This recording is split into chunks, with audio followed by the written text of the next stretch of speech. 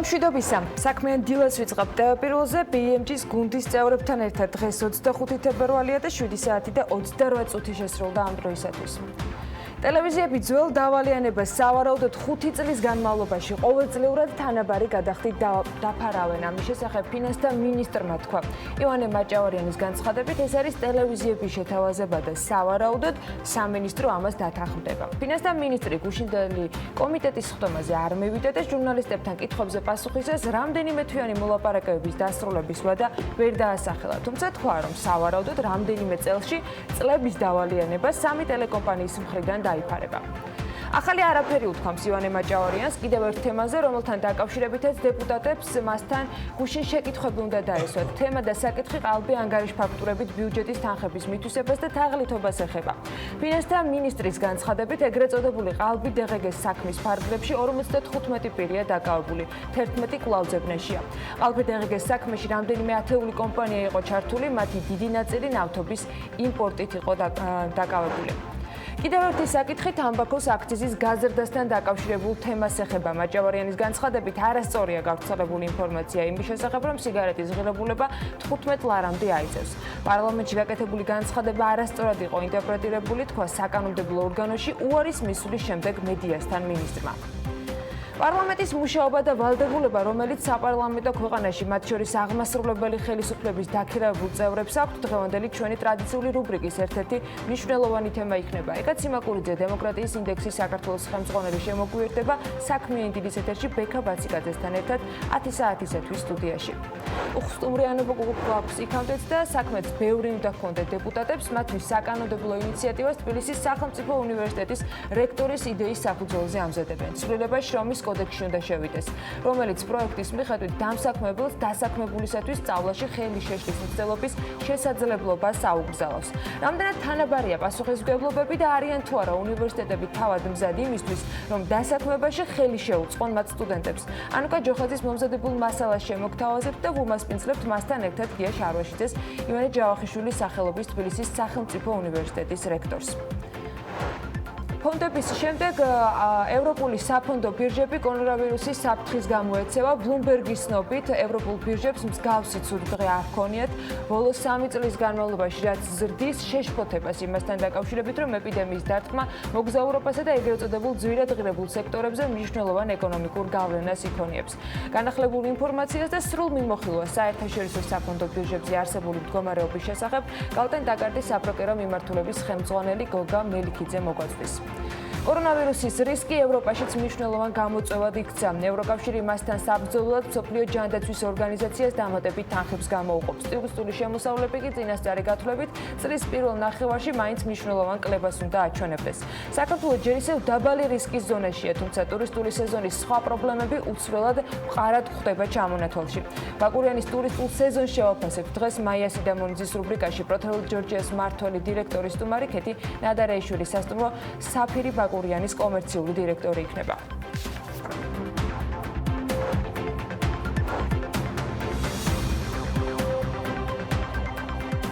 დილამშვიდობისა.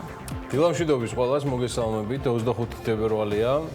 მე გიორგი ისაკაძე ვარ, ანა ლაპიაშვილთან ერთად წარმოგიდგენთ საქმიან დილას TV პირველზე BMG-ს გუნდი ქოქავს თქვენთვის საქმიან ეთერებს. სულ მალე სადღაც 11 საათიდან უკვე ჩვენი კოლეგები პოლიტიკური საინფორმაციო სამსახურიდან და ამბებს ცხელ ამბებს მოგაწვდიან, ცხელს ან გრილს, თებერვლის და დღის წესრიგის შესაბამისად. ამ შემთხვევაში ცოტა რთული განსაჯელია რა და როგორ იქნება. მე ყველა შემთხვევაში გისურვებთ ნასესხების ეს ძალიან ხშირად წამოვა ახლა ეს სიტყვები და ტერმინოლოგიები ამინდიდან გამომდინარე, სულ მალე რამდენიმე დღეში ოფიციალურად შევა უკვე ძალაში გაზაფხული და ყოველას გულში, სულში, თავში, ტვინში ყველგან. ხასიათში რაც თავარია გაზაფხულს გისურვებთ. კორონავირუსებზე და პრობლემებზე მხოლოდ გვესაუბროს, ისიც საიმისოთ, რომ ყველაფერი უკან მოვტოვოთ, თუნდაც იმის გამო, როგორც ეს მაგალითად პრევენციის სახით მოიმოქმედეს იტალიაში, სადაც ძალიან გამძაფრდა ეს ყველაფერი. გულისხმობ კორონავირუსის კერა, მილანიდან მინდა დავიწყო ამბების მოყოლა. მილანში კორონავირუსის გამო რომელიც სხვათა შორის ამ კორონავირუსს უკვე აგერ 2 კვირაა, თავისი სახელი ქვია, კონვა 19, მაგრამ შერჩა ეს კორონავირუსი და ეგ არის. მოკლედ მილანში ჯორჯო არმანის დეფილე დახურულ კარს მიღმა მაყურებლების გარეშე ჩაივლის და ჩაიარა კიდევაც მე მგონი. მისი ცქერა მხოლოდ ონლაინ რეჟიმში იქნება შესაძლებელი არმანის საიტიდან. დახურულია ლასკალას თეატრიც, რომელმაც ყველა წარმოდგენა გააუქმა, ვიდრე არ იქნება მიღებული შესაბამისი მითითებები ადგილობრივი ხელისუფლებიდან, იგულისხმება მილანის თვითმმართველობა და სხვათა შორის იმ ამავე რეჟიმით დახურეს ბრერაც, ქალაქის ერთ-ერთი ყველაზე მსხვილი საგამოფენო სამხატვრო გალერეა. არც თუ შორწყყოფი მილანიდან ტურინით, იქაც გაუქმებულია საფეხბურთო თამაშების აბსოლუტური უმრავლესობა, მათ შორის ტორინოს და პარმას შორის. მიზეზად კონვა 19-ია კორონავირუსი, რომელმაც ძალზედ სერიოზულად მოიკიდა ფეხი და იტალიაში მთლიანობაში და 132 დაინფიცირებულზე საუბრობენ. აქედან 50 ჰოსპიტალიზირებულია და 25 ინტენსიურში მკურნალობს სამწუხაროდ გარდაცვლილია იტალიის 2 მოქალაქე. ავსტრიამ მოჭარბებული ვირუსების ფონზე სარკინიგზო მიმოსვლა შეაჩერა იტალიასთან და ეს უჰანის ეფექტით ცდილობს ებრძოლოს საკუთარ ტერიტორიაზე გავრცელების საშიშროებას. 2300-ზე მეტია გარდაცვლილი ჯამში, ძირითადად ჩინეთის სახალხო რესპუბლიკაში, თუმცა თავარი 19000-ზე მეტი არის გამოჯამრთელებული და ეს პოზიტიური სტატისტიკა მზარდია ამ კუთხით, იგივე საცხადებს საფრანგეთი მათ შორის, რომელიც ამბობს, რომ დაინფიცირებულთა და ერთი გარდაცვლილის ფონზე კორონავირუსი აღკვეთილია მთლიანად საფრანგეთში. აი ამ რისკებიდან გამომდინარე, რაც ბოლო დღეებში გამოიკვეთა, მას შემდეგ, რაც იტალიაში კორონავირუსის შემთხვევები დაფიქსირდა, ევროკავშირმა კორონავირუსთან საბრძოლველად 230 მილიონი ევროს გამოყოფა გადაწყვიტა. ევრონიუსი იუწყება, რომ ჯანდაცვის მსოფლიო ორგანიზაციას 114 მილიონი евро გადაეცემა, 100 მილიონი კვლევების ვაქცინებზე მუშაობის და მკურნალობის დაფინანსებაზე, 15 მილიონი კი სხვადასხვა პარტნიორი ქვეყნების დაფინანსებაზე და დახმარებაზე, ამასთან 3 მილიონი ევროს ევროკავშირის წევრი ქვეყნები დამცავი აღჭურვილობის შესაძენად და თავიანთი მოქალაქეების სამშობლოში დასაბრუნებლად უზრუნველყოფენ და დახარჯავენ.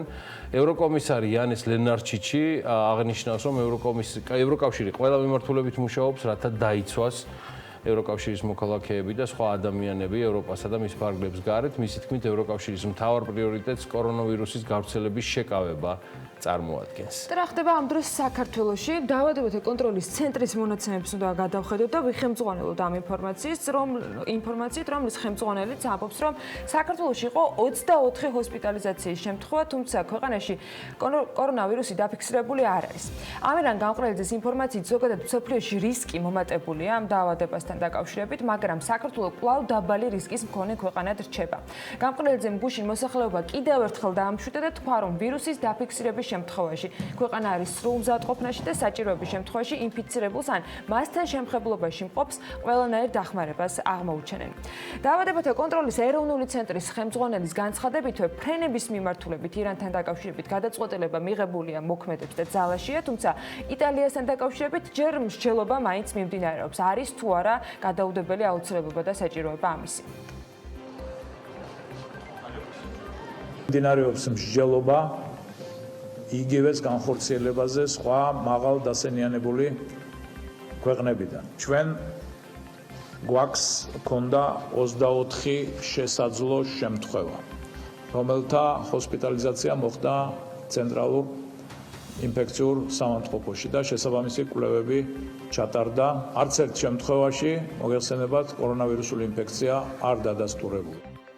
პრევენციებს რაც შეეხება, საავტომობილო გზების დეპარტამენტმა მის მართვაში არსებულ პროექტებზე დასაქმებულ ჩინურ კომპანიებს ჩინეთიდან დამატებითი სამუშაო ძალის შემოყვანაზე დროებით თავის შეკავება სთხოვა. საავტომობილო გზების დეპარტამენტის განმარტებით შეზღუდვა გაგრძელდება იმ დრომდე, სანამ შესაბამისი სამსახურები არ დარწმუნდებიან, რომ კომპანიები სათანადოდ იცავენ დაავადების პრევენციისათვის საჭირო ყველა სტანდარტს და რეკომენდაციას. ასეთი შეზღუდვის დაწესება განაპირობა 22 თებერვალს ჩინეთიდან ჩამოსული ერთ-ერთი კომპანიის თანამშრომლების ხელმძღვანელობის განთავსებასთან დაკავშირებით გაჩენილმა კითხვებმა. გვეშინოე საქართველოს საელჩომ კორეაში სხვათა შორის გამაფრთხილებელი განცხადებაც გაავრცელა კორეაში მცხოვრები მოქალაქეების მისამართით და მათ სიფრთხილისაკენ მოუწოდა. საელჩოს ცნობით, 2 დღის განმავლობაში ქვეყანაში საგრძნობლად არის მომატებული კორონავირუსით დაინფიცირებულ ადამიანთა რიცხვი და საელჩო მოუწოდებს შესაბამისად რესპუბლიკაში მცხოვრებ სასწავლო, ტურისტული, საქმიანი და სამედიცინო მიზნით მყოფ საქართველოს მოქალაქეებს გაითვალისწინონ და დაიმორჩილონ ადგილსამყოფელი ქვეყნის მიერ მიღებულ რეკომენდაციებს და თავი შეიკავონ საზოგადოებრივი თავშეყრის ადგილებში ყოფნისგან, ასევე დაიცვან უსაფრთხოების და ჰიგიენის ზომები. კორონავირუსი შესაძლოა ოპეკის ფარგლებში ქვეყნებს შორის სერიოზული ასთასხვალობის მიზეზის გახდეს, რომელიც ბოლოს მოუხდებს ერთგვარ დუოპოლიასაც, რომელიც ოპეკის ფარგლებში, ოპეკი პლუსის ფარგლებში უпростоრად ჩამოყალიბდა. საუბარია ნავთობის წარმოების დრამატულ შემცირებაზე, რომელსაც დაჟინებით ითხოვენ საუდის არაბეთი, ქუვეითი, გაერთიანებული საემიროები. მათზე მოდის ნახევარზე მეტი ნავთობის წარმოებისა პლანეტაზე, თუმცა ამის წინააღმდეგია რუსეთი და სწორედ აქ არის მიზეზები, რის გამოც სპეციალისტები და ექსპერტები ფიქრობენ, რომ ოპეკის ამ ფორმატის დაშლა იდეაში გარდაუვალია. თუმცა არ მგონია ეს ახდეს.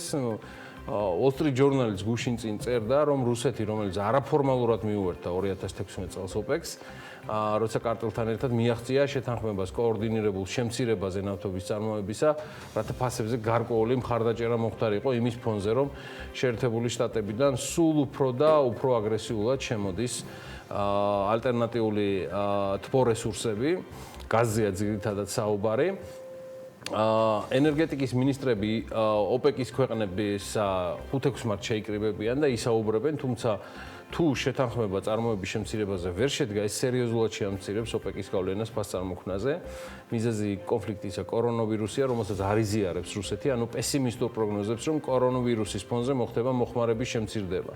და სახელდახელოდ გამართულ შეხვედრაზე, რომელიც თებერვალში შედგა, სწორედ რუსეთის მიზეზი იყო, რომ 600,000 ბარელი დღეში დაყენებული წინადადება ვერ გავიდა OPEC-ის ხდომაზე და ეს იმ ფონზე, რომ საერთაშორისო ენერგეტიკული სააგენტო ოფიციალურად აცხადებს, რომ მიმდინარე წლის პირველივე კვარტალში მოხმარება და მოთხოვნა ნავთობპროდუქტებზე დაახლოებით 450,000 ბარელით შემცირდება. რუსეთი ასე არ ფიქრობს, მას მიაჩნია, რომ მოთხოვნა შენარჩუნდება და აქ მოყავს მიზეზი, რომ ეს ვენესუელის ახალი სანქციები და მიმდინარე საომარი მოქმედებები ლიბანში მოკლედ ეს მაინც დეფიციტს ქმნისო და საჭიროა მოხმარების ესე შენარჩუნებაო. ადრეც იყო OPEC-ის ფარგლებში ბევრი შეუთანხმებლობა, იგივე აქტიურობით, ანუ რუსეთი უპირისპირდებოდა დანარჩენს და მაშინ ვერ შეჯერდნენ, როცა საუდის არაბეთი 2018 წელს ითხოვდა 300,000 ბარელით შემცირებას წარმოშობის ნავთობის წარმოებისა. თუმცა რუსეთი მხოლოდ ამის ნახევარს თანხმდებოდა. Bloomberg-ი მახსოვს, მაშინ პირველად გამოიყენა ესეთი ტერმინი, რომ OPEC პლუსი ორგანიზაცია ფაქტიური დუოპოლით ჩამოყალიბდა, სადაც რუსეთი სულ უფრო და უფრო ზრდიდა თავის გავლენებს. სხვათა შორის რუსეთმა მოახერხა და მოთაფლა ალექსანდრე ლუკაშენკოც, რომელიც ხმაურიანი გამოსვლების და ვიდეო მიმართვების გარდა კაი გაყოლა 80,000 ტონა ნავთობპროდუქტები საჩვენებლად ნორვეგიიდან შეიძინა. გუშინ გამოეცხადა გუშინ წინ საღამოს ბელორუსეთის პრეზიდენტი საზოგადოებას და ამცნო, რომ შაბათ-კვირა სასიამოვნო და გასაკვირი სიურპრიზი მივიღეო რუსეთიდანო. დეტალებში ფორმულისა ნავთობპროდუქტების მიწოდებაზე ახლა არ შეგიყვანთ დილაუთენია რუსეთ-ბელორუსეთის შორის. ეს მოსალოდნელიც იყო ეს შეთანხმება, რომ დავაგდებოდნენ და გარდულადაც არ ვიცი, შესაძლოა რაღაცები სხვა მოლოდინები ჰქონდა, თუმცა ფასიც კარგი წაიღო ბაცკომ ვლადიმერ პუტინისგან და მეტიც საგადასახადო მანევრის თუ ტრუკის ასეჯობს უფრო უხდება ბელორუსეთის პრეზიდენტის მოთქმას რუსეთთან სავაჭრო პრობლემებზე. მოკლედ აი ამ საგადასახადო ტრუკის შედეგად $420 მილიონი კარგავთო, მხოლოდ გადასახადებით სახითო მოსთქვამდა ბელორუსეთის პრეზიდენტი და აქაც არ დაახანა ვლადიმერის ძემ და ეს თანხა რუსული კომპანიის ხარჯზე იქნება კომპენსირებულიო. ასეთი გახარებულია ბელორუსეთის პრეზიდენტი და ეს ამცნო ადგილობრივ და საერთაშორისო საზოგადოებას. ესეთი ამბავია და თან იმ ფონზე, რომ მანამდე უკრაინა რუსეთის ურთიერთობით დამძიმებული რუსეთის ლიდერი გაგახსენებთ მის ბოლონდროინდელ გამონათქვამს და ფრაზას, რომ უკრაინა და რუსეთი ერთად სერიოზულად შეკრავდნენ სრულად განსხვავებულ სიმძიმის ძალას და ალტერნატიულ ცენტრს პლანეტაზეო. მაგრამ ეს არავის არ აწყობსო. ბრძანა რუსეთის პრეზიდენტმა.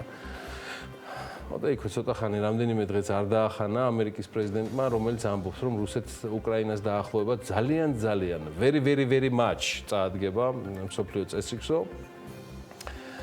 მოკლედ მე მსოფლიოს როგორც ასეც ვუგებ ხოლოდ, მაშინ როცა ვკითხულობ, ანუ ვუსმენ ბუკა პეტრიაშვილს, BMG-ს და Forbes-ის ანალიტიკოს და საერთაშორისო მიმოხილვას და თქვენც იგივეს გირჩევთ, გუშინდელი ბლოგი გადაიკითხოთ ბუკასი და ხვალინდელ მის ძალიან საინტერესო ეთერს დაელოდოთ. ყევებია და სერიოზული ცვლილებები საფონდო ბირჟაზე ანა. დღეს 9 საათიან ბლოკში ამაზე გოგამელიქიძე აუცილებლად კიდევ ბევრს მოგვიყვება. ტრადიციულად ჩვენთან წამყვანი ჩაატევს მთელ მსოფლიოს რამდენიმე წუთში და ძირითადად ინდექსებზე და პროდუქტებზე გვეცოდინება მისგან განახლებული და ბოლო ამბები თავად ბირჟების ინდექსის მდგომარეობასთან ერთად. მანამდე კი გეტყვით პროგნოზს, რომელიც სავალუტო ფონდმა განაახლა და კრისტალინა გეორგიევამ ამცნო ამის შესახებ მსოფლიოს საქმიან საზოგადოებას. სავალუტო ფონდმა კორონავირუსის ფონზე ჩინეთის ეკონომიკის ზრდის მაჩვენებელს გადახედა და შეამცირა 0.4% და 5.6%-მდე დაიყვანა.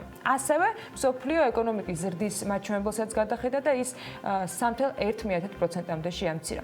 სავალუტო ფონდი მაინც პოზიტიურად იმდენად არის განწყობილი, რამდენადაც მას ბაზისურ სცენარში ჩინეთის ეკონომიკის დასტაბილურება მეორე კვარტალშივე აქვს გათვალისწინებული და იქვე დათქმა არის სხვათა შორის ფონდისგან, რომ კორონავირუსის გავლენა მსოფლიო ეკონომიკაზე იქნება მოკლევადიანი და ნაკლებ მნიშვნელოვანი.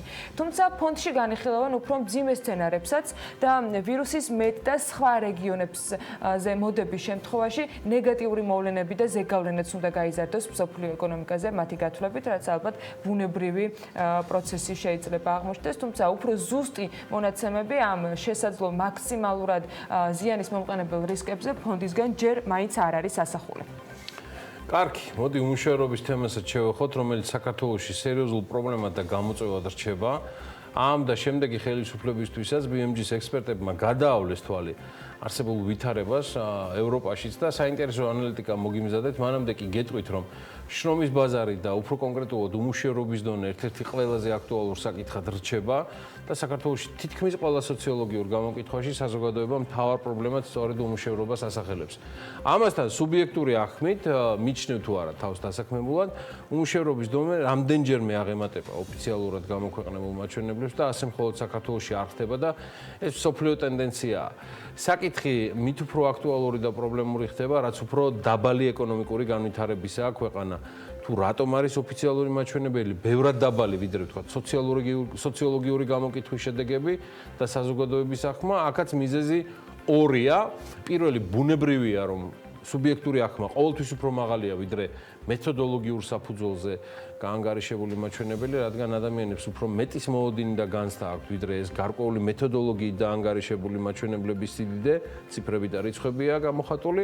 რაც შეეხება მეორე მიზეზს, ეს აიხსნება უკვე თავად მეთოდოლოგიური გაანგარიშებით. მოლოდინი ერთია, თუმცა რეალობა და შემოთავაზებული მეთოდოლოგია სხვა. მაგალითად, ადამიანი, რომელიც არ მუშაობს, ის თავს თვლის უმუშევრად. თუმცა ოფიციალური მეთოდოლოგიით თუ ეს პიროვნება არ ეძებს სამსახურს, ან ეძებს და მზად არ არის სამუშაოდ დასაწყებად, ის ეკონომიკურად არააქტიურს მიეკუთვნება და ამასთან დასაქმებულებს მიეკუთვნებიან ასევე ის ადამიანები, რომლებიც შინამეურნეობის დახმარები არიან. ისინი თვითდასაქმებულთა კატეგორიაში გადიან, მიუხედავად იმისა, რომ ანაზღაურებას შეიძლება საერთოდაც არ იღებდნენ და არც თვლიდნენ თავს საკუთრივ დასაქმებულადაც. თავაზობთ უმუშევრობის დონის მიხედვით უკაცრავად ქვეყნების რეიტინგს შრომის საერთაშორისო ორგანიზაციის მიერ მიღებული მონაცემების მიხედვით, სადაც მონაცემების ბოლო განახლება 2020 წლის 17 თებერვალს მოხდა. უმუშევრობის მაჩვენებლები აღებულია 2018 წლის მიხედვით, რადგან ქვეყნების უმეტესი ნაწილის მონაცემები სწორედ ამ წლისაა და მხოლოდ მცირე ნაწილის მონაცემებია ჯერჯერობით მიღებული შარშანდელი 2019 წლის მონაცემებით. უმუშევრობის დონე ადამიანი, რომელიც საანგარიშო პერიოდში იყო უმუშევარი, ეძებს სამსახურს და მზად არის დაიწყო მუშაობა. ხოლო უმუშევრობის დონე, ნახეთ, გამოითვლება უმუშევართა რაოდენობის შეფარდებით 15 წლისა და უფროსი ასაკის ეკონომიკურად აქტიურ მოსახლეობასთან ეკონომიკურ აქტიურ მოსახლეობასთან მიმართებაში. ანუ საუბარია დასაქმებულებს პლუს უმუშევრები. ვეცდები მომავალში კიდევ უფრო მარტივად გადმოგცეთ, მაგრამ იმედია გაგაგებინეთ და აი ეს არის 2018 წლის დაზუსტებული მონაცემები უმუშევრობის ევროპაში და ის ასე გამოიყურება. ჩეხეთი არის ამ შემთხვევაში პირველ ადგილზე და მას მოყვება ისლანდია. რაც შეეხება ამავე პერიოდში ყველაზე მაღალი უმუშევრობის დონე მაინც ჰქონდა კოსოვოს, ეს იყო 29.4% და ჩრდილოეთ მაკედონიას 20.7%, საბერძნეთი უმუშევრობის ყველაზე მაღალი მაჩვენებლები 19.3, ბოსნია და ჰერცეგოვინა, ესპანეთი, მონტენეგრო. აი ეს არის ვითარება. ეხლა რაც შეეხება ჩვენს მაჩვენებელს, საქართველოს და მის მეზობელ ქვეყნებს, აქ აი ესეთი ვითარებაა 2018 წლის მონაცემებით.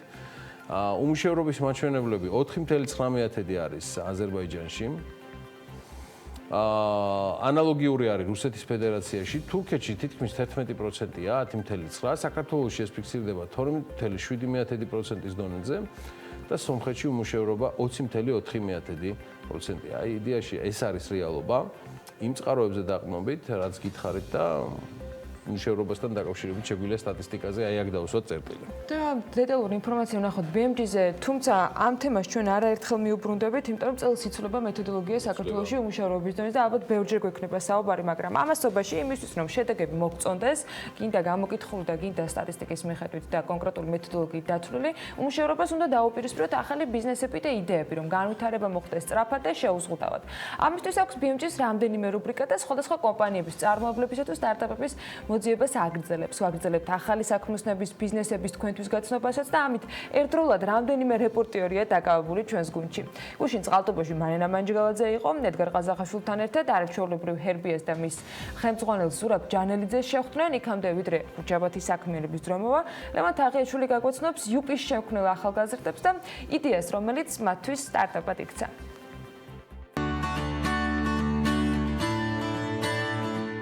იდეა გაჩნდა, როდესაც ვიყავით ტანსაცმლის საყიდლად და დამეხარჯა ძალიან დიდი დრო და ენერგია, დაახლოებით 4-5 საათი და ბოლოს იმის ყიდვით დავასრულე, რაც რეალურად არ მომწონდა, უბრალოდ გაგრძელების საშუალება და ენერგია აღარ მქონდა.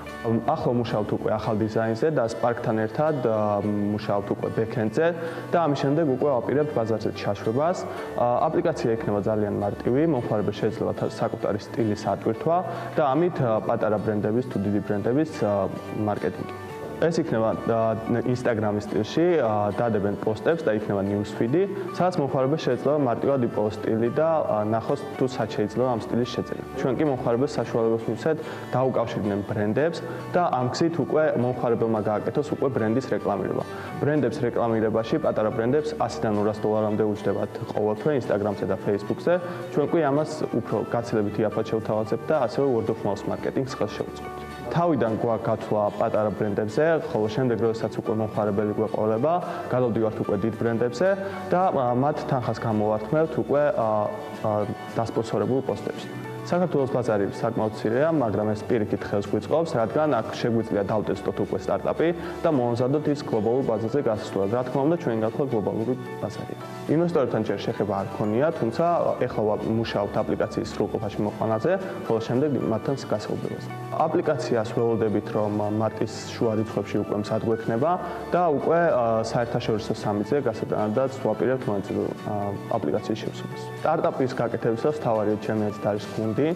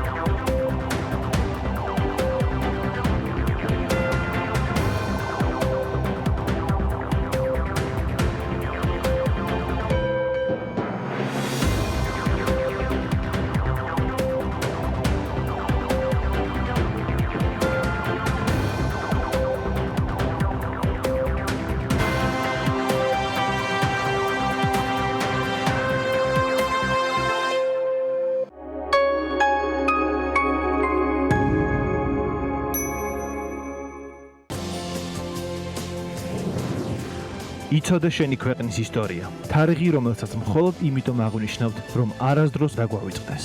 1921 წლის 25 თებერვალი. ერთ-ერთი ყველაზე ტრაგიკული დღე საქართველოს ისტორიაში. დამოუკიდებლობის გარეშე დარჩენილი საქართველო და რუსეთის კოლონიური პოლიტიკა. დღეს პირველამდე სტუდიაში ოკუპაციაზე ვსაუბრობთ. ასამდე დევნილი ოჯახი, რომელიც ყოველ დღე გადარჩენისთვის იბრძვის. თბილისში ყოფილ სასტუმრო უშბაში გატარებული ბოლო 28 წელი და საკუთარ სახლში დაბრუნებით გამოწვეული უიმედობა. ამის გახსენება ჩემთვის არის სიკვდილებება.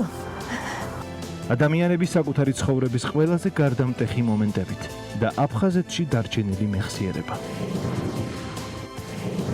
პრორუსული პროპაგანდის ნაწილი და ანტიდასავლური გზავნილები. როგორ იყენებს ქართულ საინფორმაციო საშუალებებს რუსეთი ჩვენივე ქვეყნის წინააღმდეგ? რა არის მათი ძირითადი გზავნილები, ქართული მედია და რუსული რბილი ძალა საქართველოში? ნახეთ პირველამდე.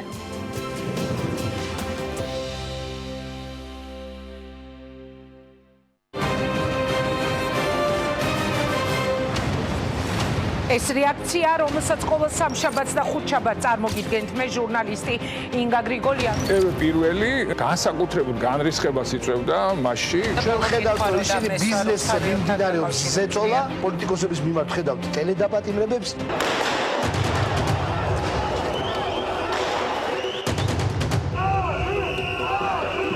ამ შვიდობიანი მომიტინგეების ინგა, ეს იყო შვიდობიანი აქცია? არავინ არ იფიქროს, რომ გახარია წადის ძახილი პოლიტიკურ გადაწყვეტილებებს მიიღებს ხელისუფლება. ისინი გრძნობენ გაერთიანებული ოპოზიციის სუნთქვას კეფაში. თუ ქვეყანა სჭირდება გადაული ყველას.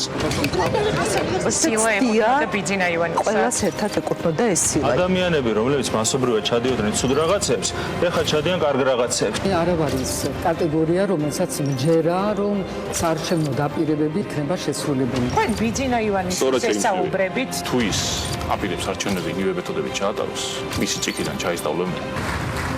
ივანიშვილი იყო პრაქტიკულად პატარა სახელმწიფო, რომელიც საქმეს არჩევდა.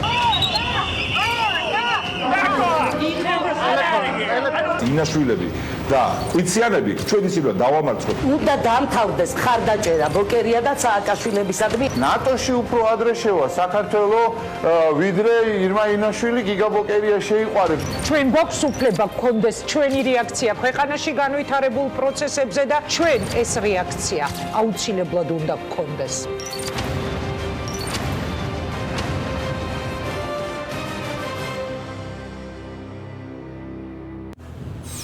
ჩვენ ვართ იქ, სადაც დუხს მოვლენები.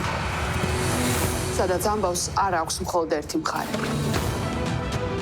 ჩვენ ვართ რეალური ცხოვრების შუაგულში და ვიცით თავისუფლების, დამოუკიდებლობის, ღირსების ფასი. ჩვენ ვართ იქ სადაც ჭირდებით და იქ სადაც საჭიროა ისმოდეს ხალხის ხმა. მთაში, ბარში, სოფელში, ქალაქში.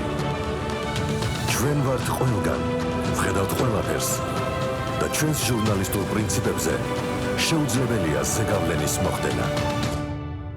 TV პირველი. გავლენების მიღმა, მოვლენების შუაგულში.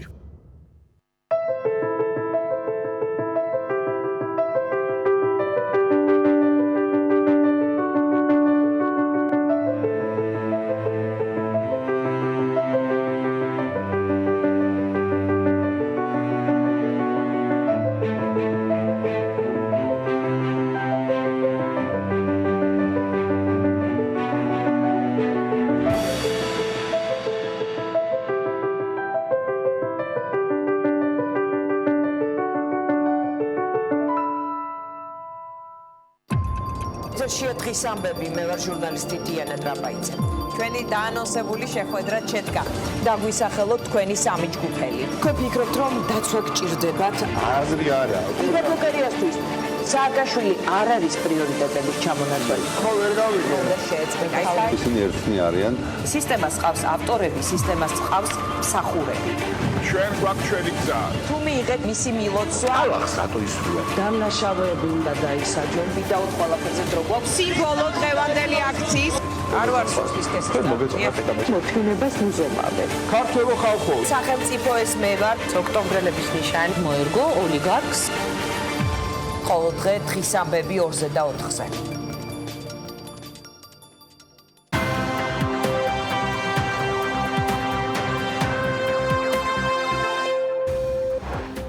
ეროვნული ვალუტა გამყარების ტრენდს ინარჩუნებს. გუშინდელი ბანკთა შორისი ვაჭრობის შედეგად $1 ღირებულება 2 ლარი და 80 თეთრით განისაზღვრა. რაც შეეხება ევროს, 1 ევროს ოფიციალური ფასი გაცვლითი კურსის მიხედვით 3 ლარი და 3 თეთრია. საზოგადოებრივი მაუწყებლის ახალი შენობა 77,200,000 ლარი დაგუჯდება. სატენდერო დოკუმენტაციის მიხედვით შენობა ანა პოლიტიკოვსკაიას 31-ში უნდა განთავსდეს და მისი ფართობი 24,782 კვადრატული მეტრია. მთავრობა ელექტროსადგურების მშენებლობისათვის გარანტირებული ხელშეკრულებების გაცემის კიდევ უფრო შეზღუდვას გეკმავს.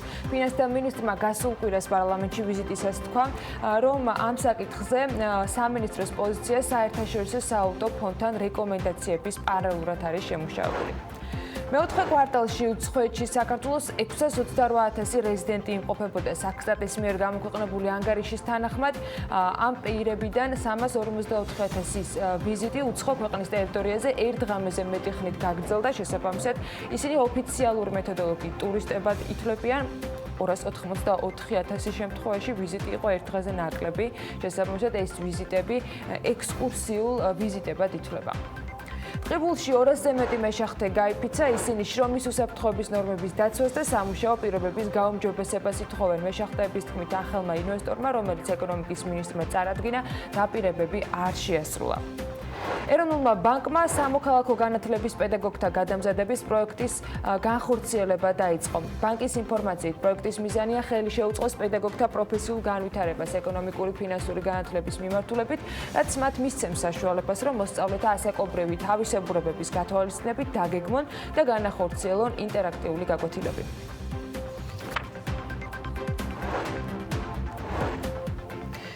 საქმიანი დილის ამ ბლოკში ლოგიკურად უნდა გიყვებოდეთ ამბებს საქართველოს ფინანსთა მინისტრის მიერ საქართველოს პარლამენტის წინაშე ანგარიშვალდებულების შესაბამისად კომიტეტში მისვლაზე და პარლამენტარების კითხვებზე პასუხების გაცემაზე, რომელიც გადაუჭარბებლად საინტერესო და მნიშვნელოვანი იქნებოდა ბიზნეს მედიისათვის. თან ისიც არ დაგვაუწყდეს, რომ საქართველოს კონსტიტუციით საპარლამენტო რესპუბლიკა ვართ, მაგრამ ეს ეთყობა ჯერჯერობით მხოლოდ ქაღალდზე, რომელიც მხოლოდ მაშინ გვახსენდება, როცა მავანთ პოლიტიკურად სჭირდებათ ხოლმე.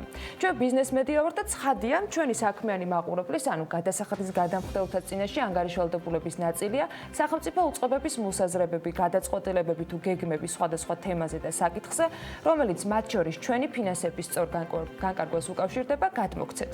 მეტიაც თავის მხრივ არის ბიზნესი და გვაქვს პრეტენზია, რომ ჩვენი კომპანია, რომელიც არანაირი პოლიტიკური ფულით ან პარტიული ინტერესით არ მაუწყებლობს, გადასახადებს ვიხდით და ვიღებთ შემოსავლებს ღია და გამჭვირვალედ. გსურს აქაც იყო სამაგალითო იმ სტანდარტის დამკვიდრებაში, რასაც მედია სუბიექტების ანგარიშვალდებულება ჰქვია სახელმწიფოს ბიუჯეტის წინაშე. მოდი, კიდევ უფრო დავაკონკრეტებთ. ვართ ბიზნეს მედია ქვეყანაში, რომელიც მინიმუმ კონსტიტუციით არის საპარლამენტო მმართველობის მოდელის და საქართველოს მთავრობა სწორედ უმაღლესი საკანონმდებლო ორგანოს მიერ არის დამტკიცებული. ანუ იმ დაქირავებულ ადამიანებს, ვისაც ამომრჩევლებმა შესაბამისი ლეგიტიმაცია მისცა. შეამჩნევდით, რომ აქაც პოლიტიკურ კონტექსტში კომენტარებს არ ურთავ შესაბამის გარემოებებს. ხო და როგორც ყოველთვის, თავისთავად გვაინტერესებდა გუშინაც რა პასუხები ექნებოდა ფინანსთა მინისტრ კითხვაზე, რაც პარლამენტართა ნაწილმა მოამზადა, რაც ღია და საჯეროდაც იყო დაანონსებული, გაცხადებული და გაგზავნილიც ივანე მაჭავარიანისათვის. ფინანსთა მინისტრი, როგორც ეს დაგეგმილი და შეთანხმებული იყო, დათქმულ დროს, ანუ 11 საათსა და 30 წუთზე საქართველოს პარლამენტში გუშინ არ მივიდა. მოგვიანებით გაირკვა, რომ მცდელობა შესაბამისი მასპინძელი კომიტეტის თავმჯდომარეს ეს გადაწყვეტილება შეცვლილი ჰქონდა, მაგრამ ტრადიციულად უშედეგოდ დასრულდა ესეც. ამ გადაწყვეტილებას შეფასებებით შესაბამისი მოჰყვა როგორც უმრავლესობიდან, ისე saparalamento ოპოზიციის მხრიდან. დღეს უბრალოდ როგორ ჩანს, ბოლო მომენტში ვიღაცამ ცუთხასიაძე გაიღვიძა და უთხრა მაჭავარიანს, რომ არ წახვიდეო, ან რავი თვითონ გაიღვიძა ცუთხასიაძე. პარლამენტის თავმჯდომარის პასუხისგებლობა, უმრავლესობის პასუხისგებლობა და იმ მინისტრის პასუხისგებლობა, რომელიც არ მოვიდა რეალურად დღეს და მე მგონი ეს ადამიანები თანამდებობიდან უნდა გადადგნენ, იმიტომ რომ ამ ქვეყანაში რაღაცის ფასი უნდა კონდეს და თუ მართლა შაპიტოს ცირკში ვართ, ნუ მაშინ არ ვიცი, მაშინ სხვანაირად უნდა მოვა, მაშინ ესეთ სახეებით კი არ უნდა, სხვა ფორმა უნდა ჩაიცვან და ისე უნდა იარა. ეს არის უმრავლესობის პასუხისგებლობა, იმიტომ რომ გასაგებია მინისტრების დამოკიდებულება ოპოზიციის მიმართ, მაგრამ ეს არის უმრავლესობის პასუხისგებლობა, იმიტომ რომ უმრავლესობა თვითონ საკუთარ თავს არცევს პატივს და შესაბამისად პარლამენტის თავმჯდომარე არცევს პარლამენტს პატივს, რომ მინისტრები ამის უფლებას თავის თავს აძლევენ, რომ არ მოვიდნენ და შესაბამისად პასუხები კითხვებს არ გასცენ. სანსაღად გამოურიცხავ იმას, რომ მაჭავანელის არ მოხდეს მიზეზი იყო ის, რომ მას არ ჰქონდა პასუხები კითხვებზე. ამას გამოურიცხავ, იმიტომ რომ მან ძალიან არგუმენტირებული პასუხები წარმოადგინა სესიაზე და იქ ნამდვილად შეიძლება და მოსმენა და შეიძლება და დაზუსტება. ჩათვალა, რომ მიზანი არ იყო, მისი აზრია ეს, მიზანი არ იყო რეალურად საქმის დეტალებში გარკვევა, არამედ ის თვლიდა, რომ აქ რაღაცა პოლიტიკურ მოტივებს უფრო მეტად ქონდა საქმე. პარლამენტში გუშინ ისიც ითქვა, რომ საკითხი საპროცედურო საკითხთა კომიტეტს გადაეცემოდა და დაუმორჩილებელი დეპუტატების ტრენდში მოქცეული საკანონმდებლო ორგანო დაუმორჩილებელი მინისტრის საკითხზე იმსჯელებდა. რთული განსასაზღვრია, რა სამართლებრივი ან და საპროცედურო ნორმები შეიძლება მოერგოს ან დაუპირისპირდეს ივანე მაჭავარიანის პარლამენტში არ მისვლას მიზეზების დასადგენად. თუმცა მოგვიანებით მიზეზები თავად მაჭავარიანმა ახსნა. დღის 2 საათზე ფინანსთა სამინისტროში უწყობის ხელმძღვანელმა კრიტიკოსების sapassuxot მედიას უხმო. პირდაპირ ეთერში ვართ. ვაი. ყველა ხარ. ბატონო, რატომ არ მიხვდით დღეს საკანონმდებლო ორგანოში მიხედავთ იმის ხო, არა ბატონო ვარ, მედიის ყველა წარმომადგენელი გუშინდელი თქვენი განცხადებისას ფინანსთა სამინისტროში ნამდვილად არ ყოფილა. იცით რა იყო ამის მიზეზი? თქვენსავე უწყებაში მყოფი თანამშრომლების შეუსრულებელი ვალდებულებები. ვალდებულება, რაც კონკრეტულ საკომუნიკაციო უნარებს და კავშირებს ავალდებულებთ თანაბარი მოცვის და საყოველთაო პრინციპით ყველა მედია საშუალებისათვის და რაშიც ხელფას იღებენ გადასახადების გადამხდელების ბიუჯეტში მიერ გადახდილი თანხებიდან. ყოველგვარი ზედმეტი პათეტიკის ან დაყოდრების გარეშე ისიც უნდა აღვნიშნოთ, რომ საქართველოს მოქალაქეები ვქირავთ მთავრობებს და შესაბამის სამსახურებს, რომელთაც პროფესიონალი კადრები სჭირდებათ მათი ვალდებულებების შესასრულებლად.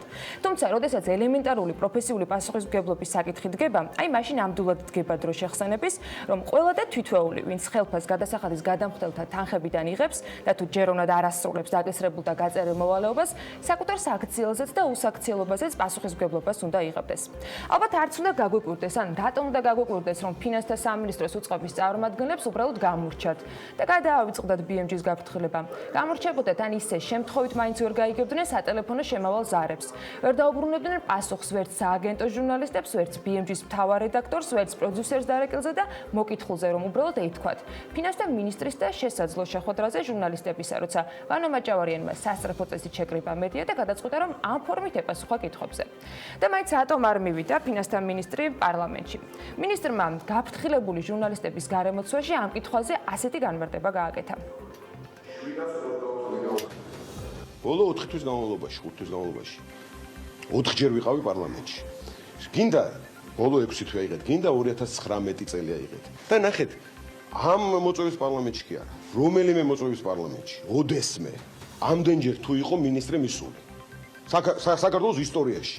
გადახედეთ და ნახავთ, რომ ყველაზე მეჯერ ვარ მისული და ყველაზე სხვადასხვა ფორმაში სტატისტიკაც.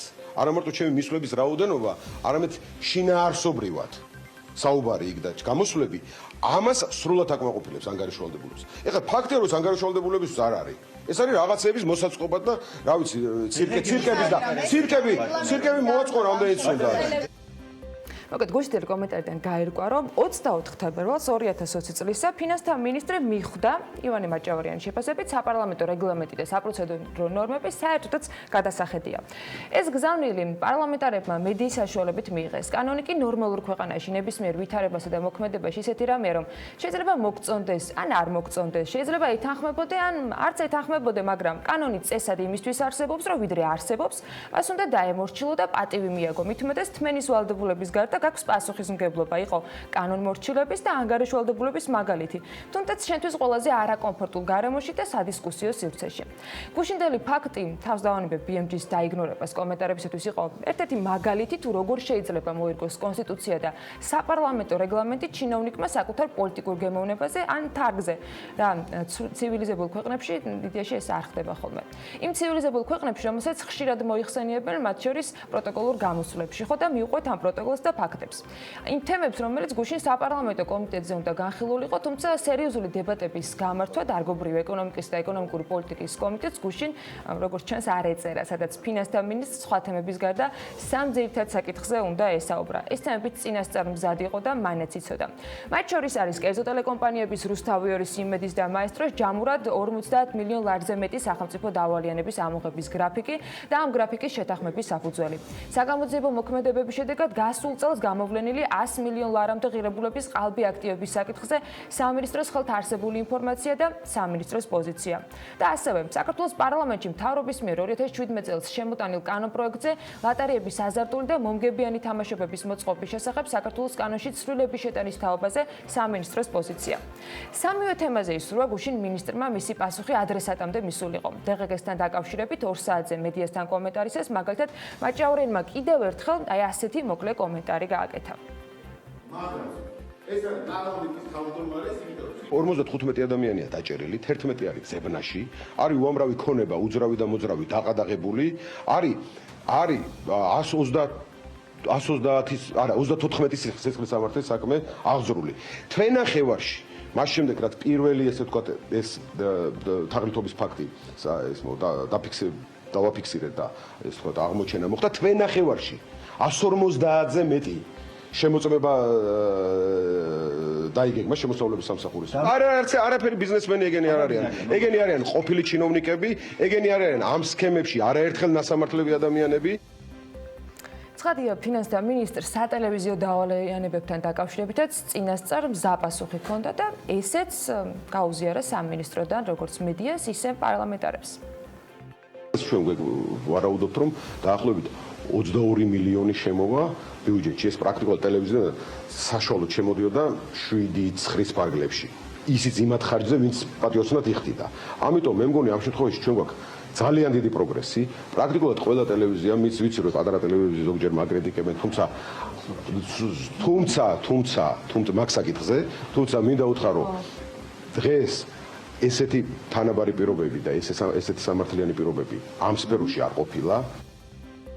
ის რას ვერ ხვდები და ვერც თავის დროზე მივხვდი პრინციპში ამბავს, რატომ უნდა გვიხაროდეს, რომ ყველა ტელეკომპანია, ანუ ყველა ბიზნესი ერთ პირობებშია. რატომ არ მოხდა ან არ ხდება დღეს იმ ადამიანების პასუხისმგებლობის დაყენება, ვინც ერთის მხრივ დაარღვია კანონები, როგორც გადასახადის გადამხდელმა და მეორე მხრივ ვერ უზრუნველყო ამის ჯეროვანი ადმინისტრირება. არადა ეს ევალებოდა. არ არის ეს სასიხარულო ამბავი, ეს ძალზედ მძიმე რეალობა, რომელიც კიდევ ერთხელ ხაზს უსვამს სახელმწიფო სტრუქტურების ვიწრო და სუბიექტურ დამოკიდებულებას კონკრეტული ბიზნეს სუბიექტების მიმართ, ზუსტად ისე როგორც ეს იყო თემა დღის წესრიგში ნაციონალური მმართველობის დროს.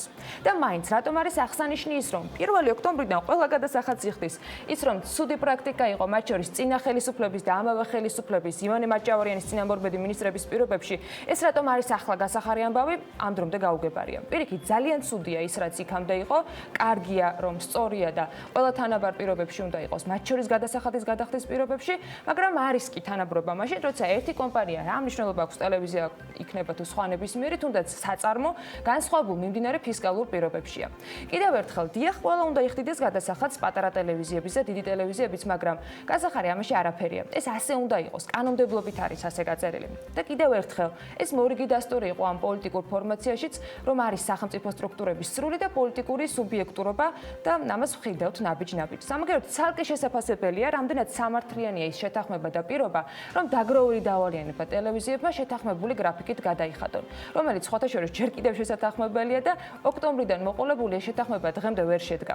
და რამდენადაც შედგება და რა ფორმა იქნება კიდევ ეს ცალკე მოსაკითხი გვექნება ალბათ ფინანსთა სამინისტროსთან. დღეის მდგომარეობით ტელეკომპანიების მიერ წარმოდგენილია წინადადებების საგადასახადო შეთანხმების გაფორმების თხოვნით. ტელემაუწყებლებს წარმოდგენილი აქვს განცხადებების საგადასახადო შეთანხმების გაფორმების მოთხოვნით, რომლის მიხედვითაც მომდევნო 5 წლის განმავლობაში შესაბამისი გრაფიკის მიხედვით მოხდება დეკლარირებული გადასახადების სრულად გადახდა. აღნიშნული გრაფიკი ტელეკომპანიებს საშუალებას მისცემს არ შეწყვიტონ მაუწყებლობა და სრულად დაფარონ დაგროვილი საგადასახადო ვალდებულებები. საშაღავათო პერიოდი მოთხოვნილი არაა. ფინანსთა სამინისტროში ამჟამად მიმდინარეობს წარმოდგენილი წინადადებების განხილვა. იმ შემთხვევაში თუ წარმოდგენილ წინადადებებზე იქნება დადებითი პასუხი, ვადი სათულად დაიწყება საგადასახადო შეთანხმების გაფორმებიდან. ეს პასუხი გუშინაც გაიმეორა მინისტრმა და ისიც თქვა, რომ დიდი ალბათობით დაეთანხმება უწყება ამ გეგმას. სამაგიეროდ კითხვაზე პასუხი როდის გაფორმდება შეთანხმება ჯერ არ აგვაქვს. ანუ როდის დაიწყება ეს 5 წლიანია თუ ეგეც კი არ ვიცით. იქამდე შესაძლოა რეგლამენტის სრულებაც მოხდეს და გრაფიკის დაგვიანების შედგენის გამო კითხვებსა და პრეტენზიებზე პასუხის მომთხოვნიც აღარავინ იყოს. რატომ არ მიეცათ ასევე პრეფერენციები სულ რაღაც არასრული 400.000 ლარის გამო, არა 5 წლიანი, არამედ თუნდაც 1 წლიანი ან 6 თვიანი პატარა ტელეკომპანიებს, რომელიც ზაფხულს სამაგალითო გადამხდელებად მოჰყავდა თავად ფინანსთა მინისტრს, მათ შორის საპარლამენტო ტრიბუნიდან. მაგრამ ეტყობა ისიც იმ სამართლიანობის და თანაბარი პირობების დაცვის თეორიებიდან არის, რომელიც ესმის მხოლოდ სახელმწიფო ზოგიერთ წარმომადგენელს და მის მიერ ლოიალურად განწყობილ გადასახადის გადამხდელს. და მესამე, ფინანსთა მინისტრისაგან განსხვავებით, ჩვენ ვაშუქებთ ყველას და ყველაფერს, მათ შორის მისთვის მტკივნეულ თამბაქოს აქციზის თემასაც. ვანა მაჭავარიანი თამბაქოს გაძვირებასთან დაკავშირებულ ინფორმაციასაც უარყოფდა და გუშინ და თქვა, რომ მომდევნო 2 წლის განმავლობაში თამბაქოზე აქციზი არ გაიზრდება. რამდენჯერ დაიყრილა ინფლაციის მამალმა ამასთან დაკავშირებით არ ვიცი, მაგრამ ვიდრე მთავრობა ამ გადაწყვეტილებას მიიღებდა, რა თქმა უნდა, ეროვნულ ბანკთან მჭიდრო და ყოველმხრივი თანამშრომლობით, ფინანსთა მინისტრის კომენტარი და შეფასება უნდა მოვისმინოთ ამ თემაზე. ჩვენ ქონდა ასოცირების ხელშეკრულებაში ესეთი ვალდებულება აღებული 2014 წლიდან თუ არ მეშლება, რომ უნდა გაუთანაბრდეთ დაბეგვრის კუთხით ევროკავშირის განაკვეთებს. ეს პირველად ესე ვთქვათ, პირველი დედლაინი, ანუ ვადა იყო 2020 წელი, 22 წელი. ამის შემდეგ რასაკვირველია იმის გათვალისწინებით, რომ არც სოციალური მდგომარეობა უწყობს ამას ხელს, იმის გათვალისწინებით, რომ ჩვენი მეზობელი ქვეყნები განაკვეთს არ ზდიან ისეთივე ტემპით, როგორიც ჩვენ, 2022 წელს მოხდა ხელახალი მოლაპარაკებები და ვადა გადაიწია 2026 წლამდე. მე გეტყვით, რომ ასევე დარწმუნებული ვარ, რომ ჩვენ 2026 წლამდე 6 წელია ჯერ დარჩენილი, ამიტომ დღეს 6 წელით ადრე მოლაპარაკებებს აზრი არ აქვს, მაგრამ მე დარწმუნებული ვარ, რომ ამ ვადას კიდე გადავწევ. მოკლედ მე მგონი ანას სრულიად ყოვლის მომცველი საავტორო პროლოგის შემდეგ ეროვნულმა ვალუტამ, რომელმაც სუპერ საინტერესო ტრიუკები დაიწყო, დაატარებს ამას ბოლო დღეებია და კვირეებია. ისეთი ცოდვამადლი ტრიალებს სხვადასხვა არგუმენტებთან დაკავშირებით ოპოზიციას და ხელისუფლების წარმომადგენლებს შორის, განსაკუთრებით პარლამენტში, რომ ყოველ არმა იფიქრა ამ გაუგებრობაში, რაიმე კონვად 19-ს არ გადავეყარო, ვინც არ იცით რას ნიშნავს კონვად 19, დაგუგლეთ და მიხვდებით რასთან გვაქვს საქმე. ისე ლარი დოლართან მიმართებაში აბსოლუტურად ლოგიკურად იქცევა, ვისაც ოდნავ მაინც გაეგება ლოგიკა წინა თვეებში განხორციელებული გადაწყვეტილებებისა, რომელიც ძირითადად უკავშირდება საქართველოს ეროვნულ ბანკს, დიახ, ეს ასეა. და ეს არის ყველა ის გადაწყვეტილება, რომელიც წინ უძღოდა, მათ შორის ეს იქნებოდა მონეტარული განაკვეთი თუ სხვა ნებისმიერი წინარე გადაწყვეტილებები, რომელმაც იბარტყა სწორედ ამ პერიოდისთვის და ამასთან დაერთო ძირითადი პარამეტრები საკმაოდ პოზიტიური მაჩვენებელი, განსაკუთრებით ტურიზმი, რომელმაც არ მისცა კლება შემოსავლების კუთხით და პირიქით აქვს მატება და შესაბამისად ამიტომაც გვაქვს ის შედეგი, რა შედეგიც არის, ლარი ადგას გამყარების, ასე ვთქვათ, ტრენდშია დოლართან მიმართებაში, დიდი ალბათობით ეს უახლოეს მომავალშიც გაგრძელდება. ჩვენ ამ პროცესს ვაკვირდებით, მაგრამ საბოლოო ჯამში ჩვენ მაინც მოვიკითხეთ ჩვენი რეპორტიორების საშუალებით, რასთან მქონდა საქმე და სწორედ ელენე გოგბერაშვილმა მოამზადა სიუჟეტი, რატომ ყარდება ლარი, რომელზეც დაახლოებით, ეხა იგივე რეგისტრში არა, მაგრამ მაინც არსებობს კითხვები, როცა მისი გაუფასურების ჟამი იდგა. ლარი ჯამრთელად არის, კონვად 19 მას არაფერს დააკლებს, პერიოდულად ისედაც ემართება სხვადასხვა მავნებლური გადაწყვეტილებების გამო, თუმცა ამჟამად იგი გამყარების ტრენდს ადგას დოლართან მიმართებაში. ნახოთ სიუჟეტი.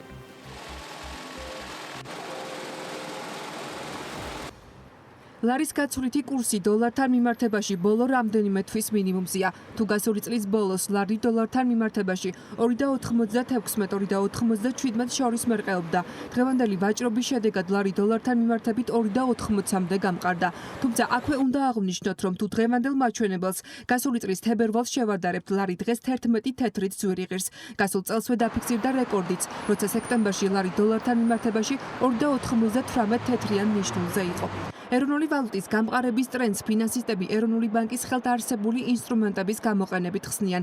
როგორც ცნობილია, სებმა მონეტარული პოლიტიკის განაკვეთი 9%-მდე გასული წლის დეკემბერში გაზარდა, რაც გასული 10 წლეულის რეკორდული მაჩვენებელია. ბოლოს ასეთი მაღალი განაკვეთი ქვეყანას 2008 წლის დეკემბერში ჰქონდა. ირაკლი კოვზენაძის შეფასებითაც ცენტრალური ბანკის ძვირი ფულის პოლიტიკამ თავისი გავლენა იქონია გაცვლით კურსზე. ცენტრალურმა ბანკმა წელს შემოდგომიდან რამდენიჯერმე ასწია მონეტარული საპროცენტო განაკვეთი და აწარმოებს ეგრეთ წოდებული ძვირი ფულის პოლიტიკას. ამან გამოიწვია, რომ ჩვენ გვაქვს უკვე საპროცენტო განაკვეთი 9-თან ახლოს. ეს ახდენს გარკვეულ გავლენას კლიანობაში საბანკო სექტორზე, მათ შორის ლარის კურსი. ეს ერთ-ერთი ფაქტორი. ცენტრალურმა ბანკმა შეამცირა საკმაოდ მაღალი საპროცენტო განაკვეთი მოზრდილ რესურსებზე და 30-25%-მდე შემცირდა. ამან რეალურად $700 მილიონ გამოუმთავისუფლა კომერციულ ბანკებს და ეს იყო მნიშვნელოვანი მათთვის. ასევე დროულად განხორციელდა გარკვეული სავალუტო ინტერვენციები, რომელიც ცენტრალური ბანკის მხრიდან და ჯამურად ამ ფაქტორებმა იმუშავა იმისათვის, რომ ლარის კურსი გარკვეულწილად დასტაბილურდა. ეროვნული ბანკის ფულად საკრედიტო პოლიტიკის გარდა რომან გოცირიძის შეფასებით ლარის სტაბილურობა მეტწილად იმან განაპირობა, რომ ბიუჯეტის დეფიციტური ხარჯვა ჯერ კიდევ არ დაწყებულა. სების ყოფილი პრეზიდენტი მოქმედს ბანკებისთვის რეფინანსირების სესხების გაცემის შეზღუდვას ურჩევს, რადგან თვლის, რომ მხოლოდ მონეტარული პოლიტიკის განაკვეთის ზრდა ლარზე დადებით გავლენას ვერ მოახდენს. მხოლოდ რეფინანსების განაკვეთის აწევა თუნდაც 9%-მდე არსებით შედეგს არ მოგვცემს, თუ კი თავად სესხები არ შემცირდა, იმიტომ რომ გინ 9% იყოს და გინ 12%, თუ კი კომერციულ ბანკებს სრულად გაუმასპინძლები ეროვნული ბანკის ასე თქვა საცავებიდან მოფული, რა თქმა უნდა, ეს არ შეუწყობს ხელს ლარის სტაბილურობას. ამიტომ მეორე ნაბიჯიც არის გადასაწყვეტილი, რომელიც ნიშნავს შეზღუდვას რეფინანსირების სესხების მოცულობისა კომერციული ბანკებისათვის. ну თავისთავად უნებრივია მან იმუშავა გარკვეულწილად რეფინანსების სესხების აწევა, მაგრამ მას მეორე უარყოფითი ეფექტიც აქვს, მაგრამ დღეს მთავარი უფრო არის სტაბილურობა და არა რაღაცა გამონდევნება იმას ეკონომიკურ ზრდაზე და ასე შემდეგ, რომელიც მსგავსი ქმედებებით ნაკლებად თუ მიიღწევა. ეკონომიკური ზრდის მთავარი წყარო არის სტაბილური ფასები და სტაბილური ლარი. ბიზნეს მიაჩნია, რომ ეროვნული ბანკის ამოცანა არა მხოლოდ ინფლაციის, არამედ ლარის კურსის მართვაც უნდა იყოს. ლევან ვეფხვაძე იმედოვნებს, რომ ცენტრალური ბანკი უკვე ინტერვენციებს არ განახორციელებს, როგორც აქამდე ხდებოდა ლარის გამყარების დროს და ეროვნული ვალუტა სტაბილურ ნიშნულზე დარჩება. პრობლემა ის არის, რომ ჩვენ ზაფხულში როცა ამობთ, რომ ეროვნულმა ბანკმა უფრო აქტიურად უნდა იმოქმედოს, გვეუბნებოდნენ, რომ პრობლემა არ არის ლარის კურსი, ნახოთ ინფლაციას დავით, მაგრამ როცა არის მცირე დოლარიზებული ეკონომიკა, სადაც იმპორტული, ასე ვთქვათ, იმპორტული პროდუქტის წილი ბაზარზე არის მნიშვნელოვანი, უნებრივია ლარის კურსის ვარდნა, რომ ხვალდაზე გამოიწვევს ინფლაციაში გარდაისახება, ეს მე მგონი 2x2 და ძალიან მარტივია, ხო? ამიტომ ჩვენ გარკვეული პერიოდის წინ განცხადებაც გავაკეთეთ, სადაც ვთქვით, რომ ეროვნული ბანკის, ასე ვთქვათ, მონეტარული პოლიტიკა დამოკიდებული უნდა იყოს არა მხოლოდ ინფლაციის მაჩვენებელზე, არამედ ასევე ის უნდა უყურებდეს გაცვლით კურსს, იმიტომ რომ ეს გაცვლით კურსი ხვალ თუ ზეგ მაინც მოახდენს გავლენას საბოლოო ჯამში ინფლაციაზე და მაინც მაგრამ მე გვიანი იქნება. PMCG კვლევითი ცენტრის ხელმძღვანელი ლარის გამყარების ტენდენციას ეროვნული ვალუტის მიმართ ნდობის გაზრდას უკავშირებს. გოგა ხიშტოვანის შეფასებით ლარის სტაბილური ტრენდი არა მაკროეკონომიკურმა ფაქტორებმა, არამედ დადებითმა მოლოდინებმა განსაზღვრა. იქიდან გამომდინარე, რომ არც ერთი მაკროეკონომიკური პარამეტრი არ გვაძლევს საფუძველს ვივარაუდოთ, რომ რაღაცა მიზეზები არსებობს ლარის გამყარების აქედან გამომდინარე.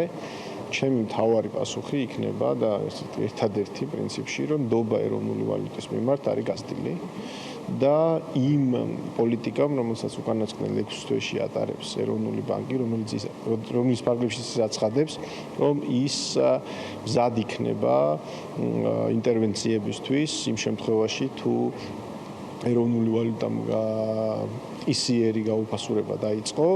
ამან იმოქმედა მაღალი ალბათობით მოთამაშეების მოლოდინებზე და შესაბამისად ეროვნული ვალუტის მიმართ ნდობა, რომელიც იყო დიდწილად შერყეული, აღდგა და ეს ნდობის აღდგენა გამოიხატება დღეს იმაში, რომ კურსი მყარდება.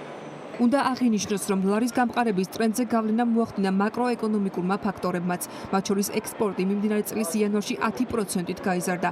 გაზრდილია ფულადი გზავნილებიც, ზრდა წინა წლის ანალოგიურ პერიოდთან შედარებით 8.6%-ია.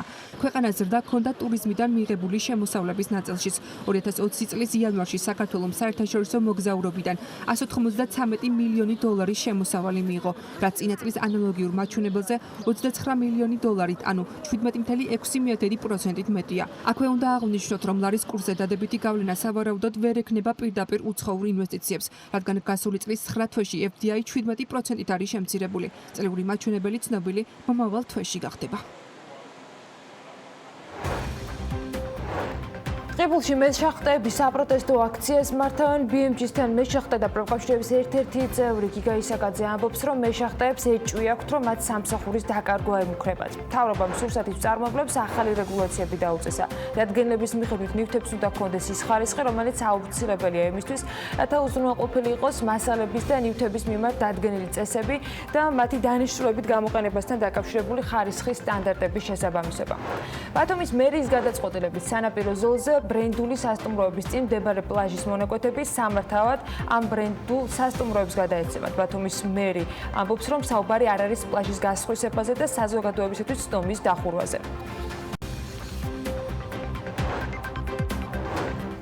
საზოგადოებრივი მაუწყებლის ახალი შენობა 77 მილიონ 200.000 ლარი დაგუჯდება. სატენდერო დოკუმენტაციის მიხედვით შენობა პოლიტკოსკავის 31-ში უნდა განთავსდეს და მისი ფართობი იქნება 24,782 კვადრატული მეტრი. უშუალოდ პროექტის მშენებლობაზე ტენდერი ჯერ გამოცხადებული არ არის. საზოგადოებრივი მაუწყებლის ახალი შენობის შესახებ იმ სატენდერო დოკუმენტაციაში ვკითხულობთ, რომელთაც საზოგადოებრივი მაუწყებელს სამშენებლო სამუშაოების ზედამხედველობის მომსახურების შეძენას სურს. ამ მომსახურებისათვის კი 2,988,868 ლარია გათვალისწინებული და ის ბიუჯეტიდან უნდა დაიფაროს. მაუწყებელი 2017 წელს აცხადებდა, რომ მშენებლობა სავარაუდოდ 2020 წლისთვის დასრულდებოდა. საპენსიო სააგენტოს მიმართ დაწესებული რამდენიმე აგრძელვა შესაძლოა გაუქმდეს. სააგენტოს უფლებამოსილება ექნება საპენსიო აქტივების ინვესტირება განახორციელოს სპეციალიზებული დეპოზიტარის მასთან აფილირებული პირის მიერ გამოშვებულ ფასიან ქაღალდებში ან ქონებაში საერთო წესების საფუძველზე. ცვლილებები დაგროვებითი პენსიის შესახებ კანონში შედის, რომლის ინიციატორიც საქართველოს მთავრობაა.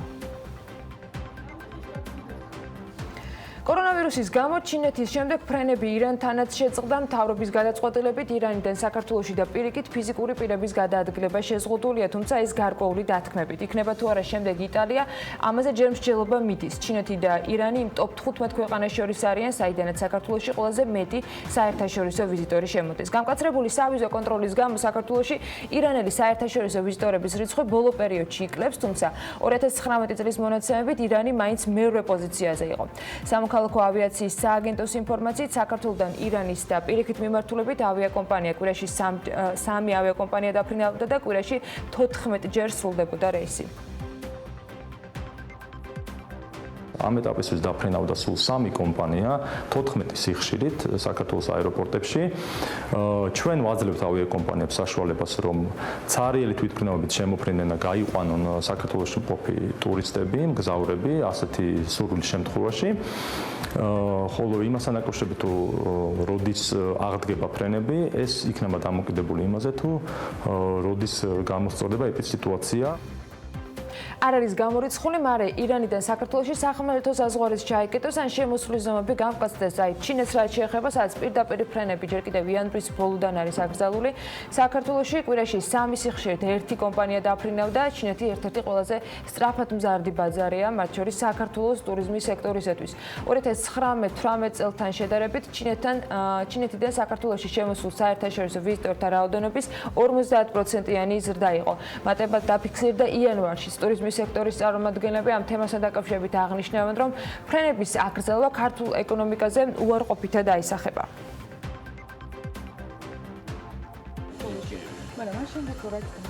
პარკების ადგილობრივი მწარმოებელი კომპანიები ახალი გამოწვევის წინაშე არიან. მათმა ნაწილმა რეგულაციების შესაბამისად გადაწყობა უკვე მოახერხა, თუმცა მიუხედავად ამისა, ქსელურმა მარკეტებმა შესაძლოა მათთან კონტრაქტები აღარ გააფორმონ. ამის მიზეზად სექტორის ნაწილი გარემოს დაცვის სამინისტროს მხრიდან შესაძლო დაჯარიმებაზე გაფრთხილებას ასახელებს. მათივე ინფორმაციით უწყებამ მათ იმპორტიორებთან თანამშრომლობისაკენ მოუწოდა. რაზე ისაუბრეს მხარეებმა 20 თებერვალს შეხვედრაზე, თათია ჩაფიჩაძე მოგვიყვება დეტალური ინფორმაციას, რომელიც ახლა პირდაპირ ეთერში გვერდება. თათია, დილამშვიდობისა. დილამშვიდობისა. დიახ, გარემოს დაცვისა და სოფლის მეურნეობის სამინისტრომ ქსელური სუპერმარკეტების წარმომადგენლებს უთხრა, რომ ადგილობრივი მწარმოებელი კომპანიებისგან პარკები არ შეიძინონ და კონტრაქტები იმპორტირებულებთან გააფორმოს. ამის შესახებ BMG-ს ინფორმაცია ადგილობრივმა მწარმოებელმა კომპანიების წარმომადგენლებმა მიაწოდეს, რომლებიც მოგვიანებით მაღაზიათა ქსელ ევროპროდუქტებშიც დაადასტურეს. კომპანიის იურისტი, რომელიც 20 თებერვლის უწყებისა და კომპანიების წარმომადგენლების შეხვედრას ესწრებოდა, აცხადებს, რომ სამინისტროს რჩევის მიზანი შესაძლო დაჯერიმებისაგან თავის არიდება იყო. როგორც თამთა ბუაჩიძემ განმარტა, მათი ინფორმაციით ადგილი ჰქონდა ფალსიფიცირებული პროდუქციის არსებობას, რის გამოც ქსელური მარკეტები დაჯარიმდნენ. შეეხება იმპორტირებული პროდუქციის სანდოობას, შეხვედრაზე უწყებამ სექტორს განუცხადა, რომ მიუხედავად ლაბორატორიის არარსებობისა, შემოსავლების სამსახური საზღვარზე პარკებს ამოწმებს და კანონთან შეუსაბამო ნაწარმი ადგილზე ვერ მოხვდება. ევროპროდუქტების იურისტი ამბობს, რომ პარკების მომწოდებელი კომპანიების გამო ისინი ამ დრომდე არ დაჯარიმებულან, თუმცა მიუხედავად ამისა არ გამორიცხავენ, რომ სამომავლოდ ადგილობრივი პარკების მწარმოებლებთან კონტრაქტები მაინც აღარ გააგრძელონ.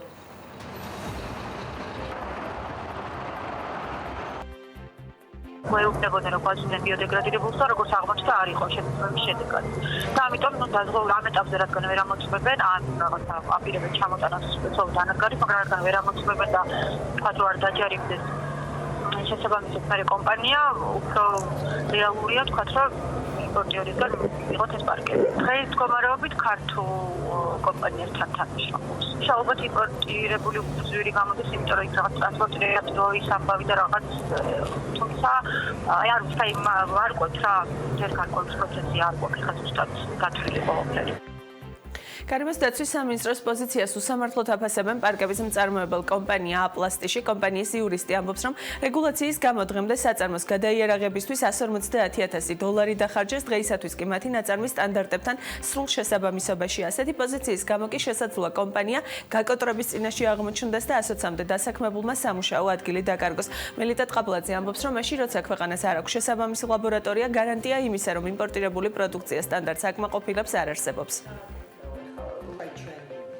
თუკი მიუხედავად ამდენი გაწეული ხარჯისა, ჩვენ არ გვექნება სახელმწიფოს მხარდაჭერა, ჩათვალეთ, რომ ეს ბიზნესისთვის იქნება დამანგრეველი, ეს აუცილებლად გამოიწვევს ჩვენი საწარმოს შეჩერებას, თუკი მხარდაჭერა არ იქნება, როგორც ადგილობრივი სამარკეტო ქსელებიდან, სააფთიაქო ქსელებიდან, ადგილობრივი შემსყიდველებს გულისხმობ, ამავდროულად ყველაზე მნიშვნელოვანი ეს გახლავთ სახელმწიფოს მხარდაჭერა. არც ერთი შემთხვევა არ ყოფილა აპლასტის მიერ წარმოებული პროდუქციის დაჯარიმებისა. მე ვერ გავიხსენებ ესეთ შემთხვევას, არ ვიცი რატომ კეთდება აღნიშნული, ალბათ თვითონ თუ რაიმე ტიპის განცხადება იქნა გაკეთებული, თავად აგებენ აღნიშნულ განცხადებაზე პასუხს, რაც შეეხება სამარკეტო ქსელებს და სხვა ჩვენს შემსყიდველ მხარეებს. ალბათ ისინი მსგავსი ტიპის განცხადების შემდგომ თანამშრომლობაზე თავს შეიკავებენ, თუკი არ მოხდება ჩვენს მიერ ბევრი ფაქტისა და დეტალის დამტკიცება, დაზუსტება თავისი შემოწმებებით, თავისი სერტიფიცირებებით და ძალიან ბევრი შრომა იქნება ხელახლა გასაწევით ჩვენს მიერ. ადგილობრივი ბიზნესის დაზარალების ან იმპორტიორების წახალისების მიზნით სამინისტროს მიერ გაჟღერებული ინფორმაციას აბსოლუტურ სიცრუეს უწოდებს გარემოს დაცვისა და სოფლის მეურნეობის სამინისტროს ქიმიური ნივთიერებების მართვის დეპარტამენტის უფროსი ალბერტ ჩანგსელიანი ამბობს, რომ შეხვედრის მიზანი კონტროლის დაწყების შესახებ ბიზნესისთვის ინფორმაციის მიწოდება იყო. ასე არ არის. ეს არის რეგლამენტში და ჩვენ მათ მივედით ინფორმაცია, რომ რა სახის დოკუმენტაციას უნდა მიაქციონ ყურადღება, რა სახის დოკუმენტაცია უნდა მიიღონ წარმოებლისგან, იმპორტიორისგან, რომ მათ ბაზარზე და მათ მთლიანად დახზე არ მოხდეს პლასტიკის პარკების. არავით არის სხვა დანიშნულება ის, რომ თქვენ არ შეისყიდოთ ადგილობრივი მეწავლისაგან, არ შეისყიდოთ იმპორტიორისაგან. ასეთი ჩარევები გარემოს დაცვის სამინისტროს მხრიდან ვერ იქნება და არ ჩაერევა, იმიტომ რომ ეს მის უფლებამოსილებას არ წარმოადგენს. რაც შეეხება ბაზარზე დღეს არსებულ მდგომარეობას, ჩანგცელიანი ამბობს, რომ ქსელში კონტროლი მუნიციპალიტეტებმა ეტაპობრივად უკვე დაიწყეს, თუმცა კითხვაზე, რომელმა მუნიციპალიტეტმა რა ხელსაწყოს გამოყენებით დაიწყო შემოწმება, ან საერთოდ როგორ ამოწმებთ პარკების შემადგენლობას, უსტი პასუხი არ არსებობს. ერთადერთი მუნიციპალიტეტი, რომელმაც კანონის სრულად ამოქმედებიდან თითქმის 10 თვის თავზე გააკეთა განცხადება შესაბამისი ხელსაწყოების შეძენაზე და ქსელში კონტროლის დაწყებაზე, როგორც ალბათ ჩვენს მაყურებელსაც ახსოვს, იყო თბილისი. 2 თვის წინ მერიამ განაცხადა, რომ შესაბამისი ხელსაწყოებზე ტენდერი გამოაცხადა და ქსელური მარკეტები ამის შესახებ ინფორმირებულები იყვნენ. ჩვენ ცოტა ხნის წინ დაგვიანების მიზეზებზე მერის მოადგილეს მაია ბითაძეს დაუსვით კითხვა, როგორც გაირკვა, ბიზნესთან ერთად კომუნიკაციისა და დროის დეფიციტი ადგილობრივი ხელისუფლებისთვისაც ერთ-ერთი მთავარი პრობლემა იყო. ალბათ მეტი კომუნიკაცია ჭირდებოდა და მეტი დროის მიცემა ჭირდებოდა მუნიციპალიტეტებისთვის, იმისთვის რომ მუნიციპალიტეტები მომზადებული იყვნენ, იმიტომ რომ ერთია დაუშვათ ის რომ აკრძალო და მეორეა რამდენად მზად არის მუნიციპალიტეტი იმისთვის რომ მოახდინოს ინსპექტირება. ზოგადად მინდა ყველამ კარგად გავიაზროთ რომ როცა ჩვენ გარემოს დაბინძურების პრევენციაზე ვსაუბრობთ, აქ არ არის ასე ვთქვათ ადგილი სპონტანური გადაწყვეტილებებისთვის, თვითონ გადაწყვეტილება რომელიც მიიღება უნდა იყოს კარგად გათვლილი და კარგად გააზრებული ხარჯსარგებლიანობისა და ხარჯეფექტიანობის კუთხით და სახელმწიფო უნდა იყოს მზად, უნდა მოემზადოს ამისთვის. ინფორმაციისთვის კიდევ ერთხელ გეტყვით, რომ 2018 წლის 1 ოქტომბრიდან საქართველოში 15 მიკრონზე ნაკლები სისქის პოლიეთილენის პარკების წარმოება, გამოყენება და იმპორტი აიკრძალა. 2019 წლის 1 აპრილს კი ეს რეგულაცია ყველა ტიპის პარკებზე გავრცელდა. ეს კი იმას ნიშნავს, რომ უკვე თითქმის 1 წელია ბაზარზე მხოლოდ ბიოდეგრადირებადი პარკებია დაშვებული, თუმცა მონიტორინგის გაუმართავი სისტემის გამო კანონი ჯერ კიდევ არ სრულდება. მიუხედავად ამისა, ბაზარზე ვითარება ბოლო თვეების განმავლობაში ადგილობრივი მწარმოებლებისთვის მაინც შეიცვალა. ჩვენ გუშინ რამდენიმე შედარებით მცირე საწარმოს მფლობელსაც ვესაუბრეთ, რომლებმაც დაგვიდასტურეს, რომ წარმოება უკვე გააჩერეს ან მომავალში აპირებენ მის შეჩერებას. მადლობა თათიას, საინტერესო მიმოხილვისთვის ამ თემაზეც რა თქმა უნდა გვექნება მუდმივად განახლებადი ამბები. ჩვენ კი ვემზადებით უკვე შემდეგი ბლოგისთვის და სტუმრების მისაღებად რამდენიმე წუთში საქმე ინდირის ეთერში შრომის კოდექსში შესატანით ცვლილების ინიციატივის მიზეზებზე და შესაძლო შედეგების მნიშვნელობაზე ვისაუბრეთ. ცვლილება განათლების პრიორიტეტულობის ამ კანონში განსაზღვრას უკავშირდება და საუბარს გვექნება თბილისის სახელმწიფო უნივერსიტეტის რექტორთან გია შერვაშიძესთან, რომელიც რამდენიმე წუთში შემოგვიერთდება, დაგვრჩებით.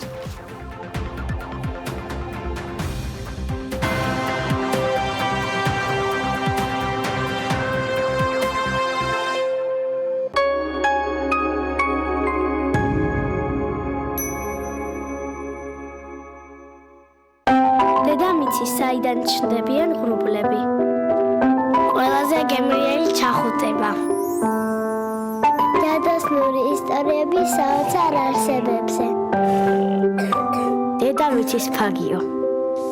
ფაგიო გამოიყენება ანგინას, სინუსიტისა და ბრონქიტის მკურნალობისა და პრევენციის მიზნით. გამოყენებისას გაეცანით ინსტრუქციას გვერდითი მოვლენების შესახებ დეტალური ინფორმაციის მისაღებად მიმართეთ ექიმს.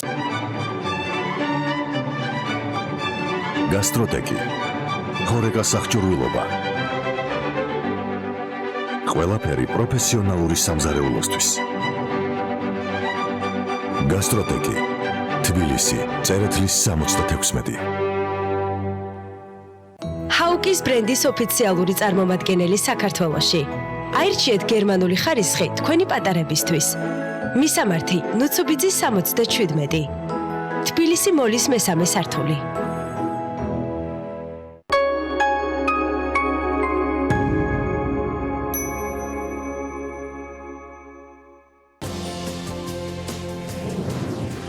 იცოდე შენი ქვეყნის ისტორია. თარიღი, რომელსაც მხოლოდ იმიტომ აღვნიშნავთ, რომ არასდროს დაგვავიწყდეს. 1921 წლის 25 თებერვალი. ერთ-ერთი ყველაზე ტრაგიკული დღე საქართველოს ისტორიაში. დამოუკიდებლობის გარეშე დარჩენილი საქართველო და რუსეთის კოლონიური პოლიტიკა. დღეს პირველამდე სტუდიაში ოკუპაციაზე ვსაუბრობთ. ასამდე დევნილი ოჯახი, რომელიც ყოველ დღე გადარჩენისთვის იბრძვის. თბილისში ყოფილ სასტუმრო უშბაში გატარებული ბოლო 28 წელი და საკუთარ სახლში დაბრუნებით გამოწვეული უიმედობა. ეს გახსენება ჩემთვის არის სიკვდილება. ადამიანების საკუთარი ცხოვრების ყველაზე გარდამტეხი მომენტებით და აფხაზეთში დარჩენილი მეხსიერება. პრორუსული პროპაგანდის ნაწილი და ანტიდასავლური გზავნილები. როგორ იყენებს ქართულ საინფორმაციო საშუალებებს რუსეთი ჩვენივე ქვეყნის წინააღმდეგ? რა არის მათი ძირითადი გზავნილები, ქართული მედია და რუსული რბილი ძალა საქართველოში? ნახეთ პირველამდე.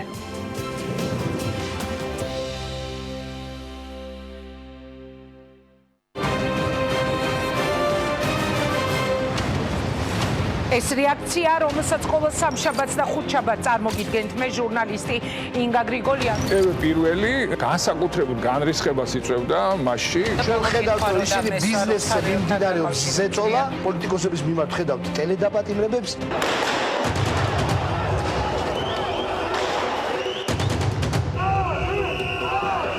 ამ შვიდობიანი მომიტინგეების ეს იყო შვიდობიანი აქცია? არავინ არ იფიქროს, რომ გახარია წადის ძახილი პოლიტიკურ გადაწყვეტილებებს მიიღებს ხელისუფლება. ისინი გრძნობენ გაერთიანებული ოპოზიციის სუნთქვას კეფაში. თუ ქვეყანა სჭირდება გადაული ყველას. ყველას ერთად ეკუთვნოდა ეს სილა. ადამიანები, რომლებიც მასობრივად ჩადიოდნენ ცუდ რაღაცებს, ეხლა ჩადიან კარგ რაღაცებს. არ არის კატეგორია, რომელსაც მჯერა, რომ საარჩევნო დაპირებები იქნება შესრულებული. თქვენ ბიძინა ივანის შესაუბრებით თუ ის აპირებს არჩევნები იგივე მეთოდებით ჩაატაროს, მისი ჭიქიდან ჩაისწავლონ. ივანიშვილი იყო პრაქტიკულად პატარა სახელმწიფო, რომელიც საქმეს არჩევდა. ინაშვილები და ყვითიანები ჩვენ ისინი დავამარცხოთ. უნდა დამთავრდეს ხარდაჭერა ბოკერია და სააკაშვილებისადმი. ნატოში უფრო ადრე შევა საქართველო, ვიდრე ირმა ინაშვილი გიგა ბოკერია შეიყვარებს. ჩვენ გვაქვს უფლება გქონდეს ჩვენი რეაქცია ქვეყანაში განვითარებულ პროცესებზე და ჩვენ ეს რეაქცია აუცილებლად უნდა გქონდეს.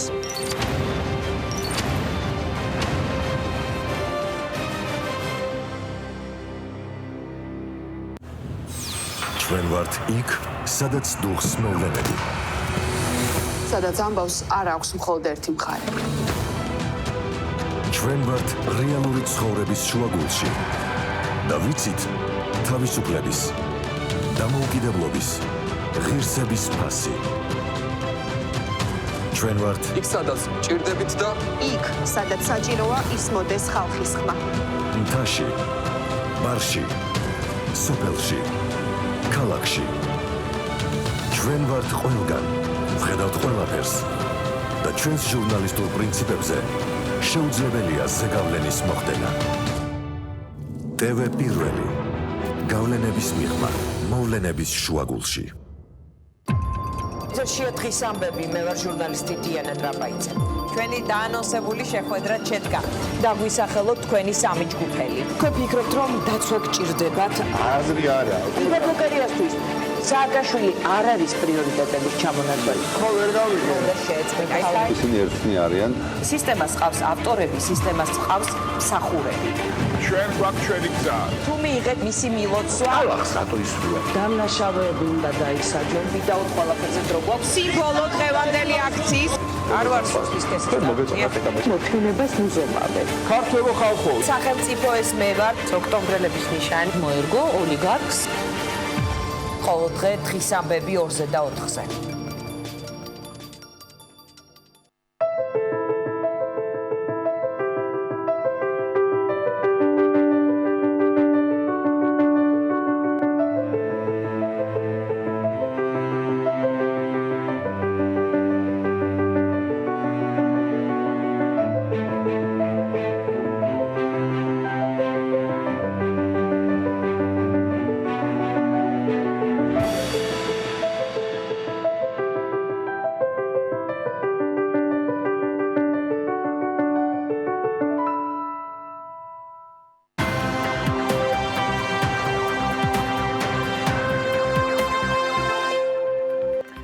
დილის ეთერების საშუალებით ხშირად საუბრობთ ხოლმე სტუდენტების დასაქმების კუთხით არსებულ გამოწვევებზე საქართველოში და მის ფარგლებს გარეთაც გიყვებით და გაცნობთ საერთაშორისო მაგალითებს, რადგან სტუდენტები საქართველოსგან განსხვავებით სოფლის სხვა ქვეყანაში გააჭვირთული გრაფიკის მიუხედავად მუშაობას ახერხებენ. რა ხდება დღეს ქართულ უმაღლეს სასწავლებლებში? რამდენად ახერხებენ სტუდენტების სწავლის და სამსახურის შეთავსებას?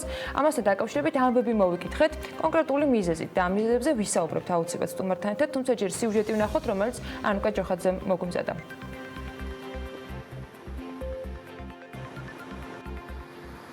სტუდენტების დასაქმების პრობლემებზე არაერთხელ გვისაუბრია. მოგვისმენია როგორც სტუდენტების, ისე სასწავლებლებისა და დამსაქმებლების აზრიც, რომელთა პოზიციები ხშირად განსხვავებულია.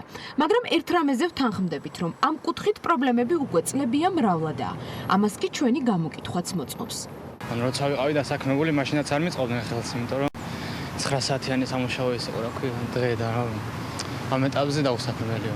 მაგის გამო, იმიტომ რომ სხვა ვარიანტი არ არის უმეტესად. ან მონური სამუშაო უნდა იყოს, ან კიდე არ. და შემთხვევაში სტუდენტებისთვის პრობლემას წარმოადგენს ეს, იმიტომ რომ მაგალითად განრეგისტრაციით პრობლემა იქნება ხოლმე, შეიძლება დაემთხეს ვთქვათ გამოცდების პერიოდი, მუშაობის პერიოდი. ამჟამად დასაქმებული არ ვარ და რაც შეეხება დასაქმებების უმეტესობას, სწავლაში ხელს არ უწყობ. ეს არის ძირითადი მიზეზი, რის გამოც ვმუშაობ. მედიცინის ფაკულტეტზე ვსწავლობ და უჭირთ სტუდენტებს თან მორიგეობები, თან ლექციებზე დასწრება, იმიტომ რომ ხშირად ღამეს ათენებენ და ანუ გამოუძინებლები არიან, შედეგ უკვე დასვენება სჭირდებათ და შესაბამისად გადაღლილ ტვინზე მე უკვე მასალასაც ვეღარ ითვისებენ. პრობლემის სიმწვავიდან გამომდინარე სასწავლებლებმა უკვე აქტიურად დაიწყეს საუბარი იმაზე, რომ გარკვეულწილად სტუდენტებისთვის ისეთი პირობები უნდა შეიქმნას, რომელიც მათ სამსახურის პარალელურად სრულფასოვანი განათლების მიღებაში დაეხმარება. კანონპროექტის მიხედვით, რომლის ინიციატორიც თბილისის სახელმწიფო უნივერსიტეტია, დამსაქმებლებს ვალდებულება ექნებათ სტუდენტები, რომლებიც მათ ორგანიზაციასა თუ კომპანიაში მუშაობენ, გამოცდაზე დასწრების მიზნით გაათავისუფლონ. სახელმწიფო უნივერსიტეტის ინიციატივას მხარს უბამენ კერძო უნივერსიტეტების წარმომადგენლებიც. თუმცა როგორც ბიზნესისა და ტექნოლოგიების უნივერსიტეტის რექტორი ამბობს, წინასწარ აუცილებელია კონსულტაციები იმ პირებთან, ვინც ამ პროცესებში აქტიურად არიან ჩართულები. შეიძლება შეშინდეს, ასე ვთქვათ, დამსაქმებელი და რაღაც ეტაპზე ვთქვათ, თავი შეიკავოს იმის გამო, რომ დამატებითი სამუშაო საათების პირობებში მოუწიოს სტუდენტის დასაქმებულის გაშვება, მაგალითად გამოცდის ჩასაბარებლად. ამიტომ სანამ ეს რეგულაცია პრინციპში ამოქმედდება, ვისურვებდი, რომ უმეტესად კარიერულ ცენტრებთან აქტიურად მიმდინარეობდეს თანამშრომლობა. სტუდენტების დასაქმების პრობლემას შეგვიძლია მეორე მხრიდანაც შევხედოთ. ერთია რამდენად უწყობს ხელს თავად დამსაქმებელი დასაქმებულ სტუდენტს, ხოლო მეორეა ის თუ რამდენად აქვთ სტუდენტებს თავად უნივერსიტეტისგან ხელშეწყობა. ანუ რამდენად არის მათ მიერ შედგენილი ცხრილები დასაქმებული სტუდენტების გრაფიკზე მორგებული. როგორც სტუდენტები გვეუბნებიან, ცხრილების შედგენის პროცესში პრიორიტეტი ლექტორსა და მის გრაფიკს ენიჭება, რომელსაც სტუდენტს ცალია თუ არა უნდა მოერგოს. ფორმალურად გვაქვს ეს ანგლების არჩევა, რომელიც ის საკმაოდ რთული პროცესია, იმიტომ რომ ელექტრონული ბაზები არ არის გამართული და ცხრილებიც არიან ლექტორები, ვინც დილის ცხრიდან, თქვათ, საღამოს 5 საათამდე მუშაობენ და არ ეშურებენ თავის შრომას და ენერგიას და არიან ლექტორები, ვინც საერთოდ არ აინტერესებთ სტუდენტის ცხრილი და ძირითადად თავის გრაფიკზე ირგებენ ამ ყველაფერს და უნივერსიტეტიც მათ უფრო მეტად უწყობს ხელს, ვიდრე ჩვენ. გარდა იმ კურსისა, რასაც გავდივარ უნივერსიტეტში, ცალკე ვეცნობ ინფორმაციას, მაგრამ ეს ყველაფერი სამწუხაროდ სამსახურის გამო ხდება საკმაოდ გვიან ღამით და პროდუქტიულობაც იკლებს, რა თქმა უნდა, სტუდენტის და ასე შემდეგ. ამავე პრობლემაზე საუბრობს კიდევ ერთი სტუდენტი, რომელიც მარიამისგან განსხვავებით მაგისტრატურის საფეხურზე სწავლობდა. მაგისტრატურის საფეხურზე თითქმის ყველა ასაკის სტუდენტი სწავლობს. შესაბამისად, სტუდენტების უმეტესობა მუშაობს. ამიტომ ამ საფეხურის სტუდენტებისთვის ლექციები ხშირად საღამოს საათებში ტარდება. თუმცა როგორც სალომე გუყობა, არ აქვს მნიშვნელობა მაგისტრანტი ხარ თუ არა. მაინც რთულია სამსახურის სწავლას შეუთავსო. სწორედ ამ მიზეზის გამო მას აკადემიური აღებაც კი მოუწია. სამსახურის გრაფიკი ესეთი მაქვს, ან ვამთავრებ 5 საათზე, ან 7 საათზე, ანუ არც ისე გვიან არ ვამთავრებ, მაგრამ გრაფიკები იყო ესეთი, ზოგი ლექცია იწყებოდა 3 საათზე, 4 საათზე, ანუ ყველა საგანი არ იყო ესა, მაგრამ რამდენიც იყო ეს საგნები რომ ამეღო, რა თქმა უნდა, ვერ მოვახერხებდი სიარულ. დასწრებაში ცქულები იწერება, დასწრების ქულები ყველანაირად ჩამომაკლდებოდა. ეს კიდევ აკადემიურ მოსწრებაზეც იქონიებდა გავლენას. ამიტომ ამის გამო გადავწყვიტე, რომ ეს წელი ან ერთი სემესტრი მაინც ამეღო აკადემიური. ეხლა ველოდები როგორი გრაფიკები დაიდება, ცხრილები დაიდება უნივერსიტეტში და იმის მიხედვით გადავწყვეტ გავაგრძელო თუ არა სწავლა.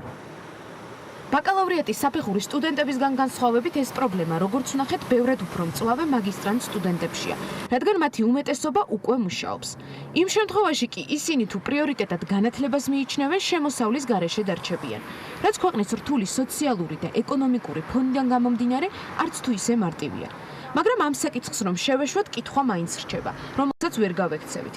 რა უნდა ვქნათ მაშინ, როცა მაგისტრატურის დამთავრების შემდეგ დამსაქმებლები ჩვენგან დიპლომთან ერთად რამდენიმე წლიან სამუშაო გამოცდილებასაც ითხოვენ. რაზე უნდა ვთქვათ ამ დროს უარი და რაზე გავაკეთოთ აქცენტი, იმისთვის რომ ადგილობრივ ბაზარზე მოთხოვნადი კადრი გავხდეთ. დასაქმების კუთხით პრობლემებს ნამდვილად არ მოვისაკლისებ, თუმცა ინიციატივა, რომელიც ჩვენი სიუჟეტი დავანოსეთ, საინტერესო ჭყარს. ანუკა ჯოხაძე გვერდება ახლა პირდაპირ ეთერში, რომელიც ამ თემას სტუმართან ერთად გაშლის და გვერდება თბილისის სახელმწიფო უნივერსიტეტის რექტორის მოგესალმებით. მადლობა, რომ ხართ ჩვენთან ერთად. როგორც სიუჟეტში ვნახეთ, უნივერსიტეტებში სასწავლო პროცესის სრულყოფისა და ეფექტური ორგანიზების ერთ-ერთი მნიშვნელოვანი დაბრკოლება იმ სტუდენტების სტუდენტურ ცხოვრებაში ჩართვის შეზღუდულობაა, რომლებიც დასაქმებული არიან სხვადასხვა კერძო თუ საჯარო დაწესებულებებსა და ორგანიზაციებში. განსაკუთრებით მწვავედ ეს პრობლემა შუალედური და ფინალური გამოცდების მიმდინარეობისას დგას. ეს კი სასწავლო პროცესს, როგორც სასწავლებლები ამბობენ, აფერხებს. მაგრამ სტუდენტები თავად უნივერსიტეტიდან წამოსულ პრობლემებზეც საუბრობენ და ამბობენ, რომ ამ პროცესებში არათუ დამსაქმებლები, არამედ თავად ლექტორები და უნივერსიტეტის ადმინისტრაციაც არ არის ჩართული. მოკლედ თემა ნამდვილად ვრცელია, ამიტომ მოდით თავად ახალი კანონპროექტის ინიციატორისგან მოვისმინოთ უფრო მეტი დეტალი. დღეს საქმიანი დილის სტუმარი თბილისის სახელმწიფო უნივერსიტეტის რექტორი გია შარვაშიძე. დილამშვიდობისა ბატონო გია და მადლობას გიხდით ამ ამინდის გათვალისწინებით, რომ მოახერხეთ და მოხვედით ჩვენთან სტუმრად. დავიწყოთ კანონპროექტით, რა თქმა უნდა, სიუჟეტში გაშღერდა თვითონ იდეა, მაგრამ თქვენგან უფრო საინტერესო იქნება უფრო მეტი დეტალის მოსმენა, რას გულისხმობთ, როდიდან იგეგმება ამოქმედება, თუ გვაქვს უფრო მეტი დეტალი. ერთი მოგესალმებით, რა თქმა უნდა, თქვენ და თქვენს მაყურებელს. რაც შეეხება კანონპროექტს, ეს არის სტუდენტური ინიციატივა, რომელიც გაშღერდა უნივერსიტეტის სტუდენტების მიერ, ქონდა შეხვედრა რამდენიმე. ძალიან საინტერესო სიტუაცია შეიქმნა. ერთ მხრივ ის, რომ უნდა ისწავლოს სტუდენტებმა და მეორე რეალობა, რომელიც გვაქვს და ამას თვალი უნდა გაუსწოროთ, ბევრი სტუდენტი მუშაობს, განსაკუთრებით მაგისტრატურის დონეზე. დასაქმებასთან რა თქმა უნდა ეს არის დაკავშირებული, რა თქმა უნდა არის დამსაქმებელთან დაკავშირებული, რა თქმა უნდა ბევრი ინტერესი არის ჩადებული.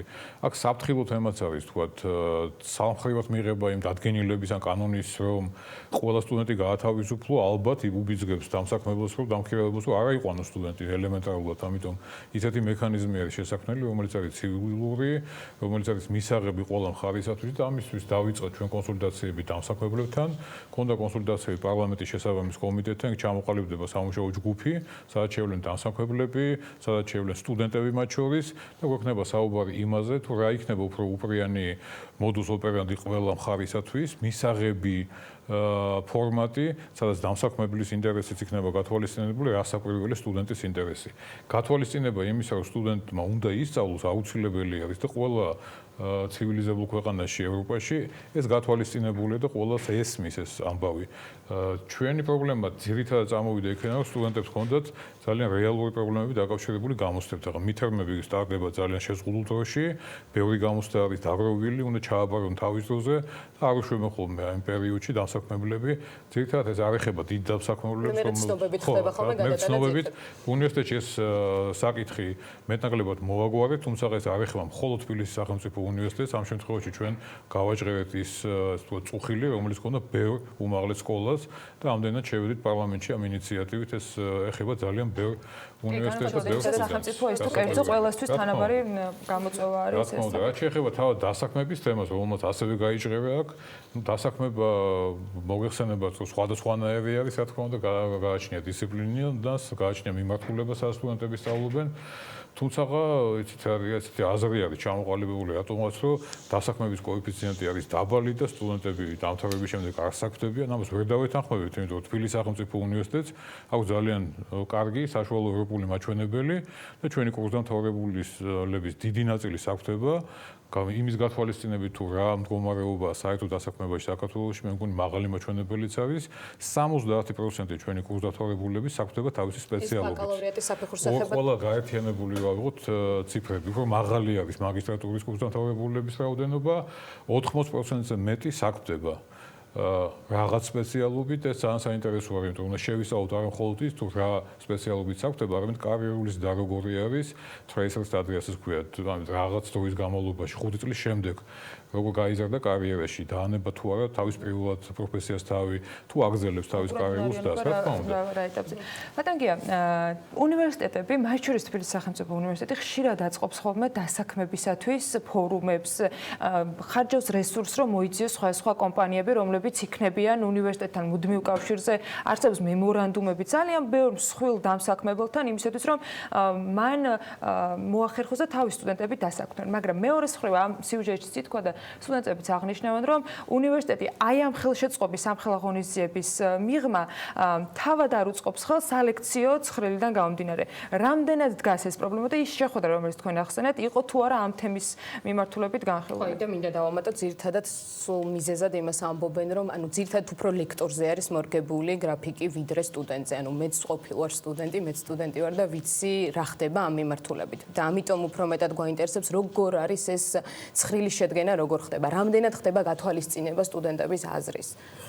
აპრიორი ყველა სტუდენტის მოთხოვნა გათვალისწინებული ვერ იქნება ელემენტარული მიზეზის გამო 22000 სტუდენტი ყავს და საკმაოდ შეზღუდული რაოდენობა პროფესორებისა და მეორე ფაქტორი პროფესორი არ არის მასწავლებელი პროფესორი არის მკვლევარი და მასწავლებელი ამდენად 50% თავის დროისა უნდა ახმარდეს კვლევას და მეცნიერებას აი რა დილიდან საღამომდე ატარებს ლექციებს თუ ვერ ატარებს ლექციებს ეს გააჩნია ინდივიდუალური ასაკურველი ყოველს აქვს თავის დისციპლინიდან გამომდინარე სამეცნიერო ინტერესებიდან გამომდინარე ასე შემდეგ რაც შეეხება უწყობ თუ არა ხელს, ალბათ ყველაზე მოქნილი გრაფიკი აქვს თბილისის სახელმწიფო უნივერსიტეტს და არა იმიტომ, რომ ჩემი ლექცია მაგალითად იწყება 6 საათზე და 10 საათამდე საღამოს 6 საათიდან 10 საათამდე მაგისტრანტები დადიან, იმიტომ სხვა საშუალება არ აქვს.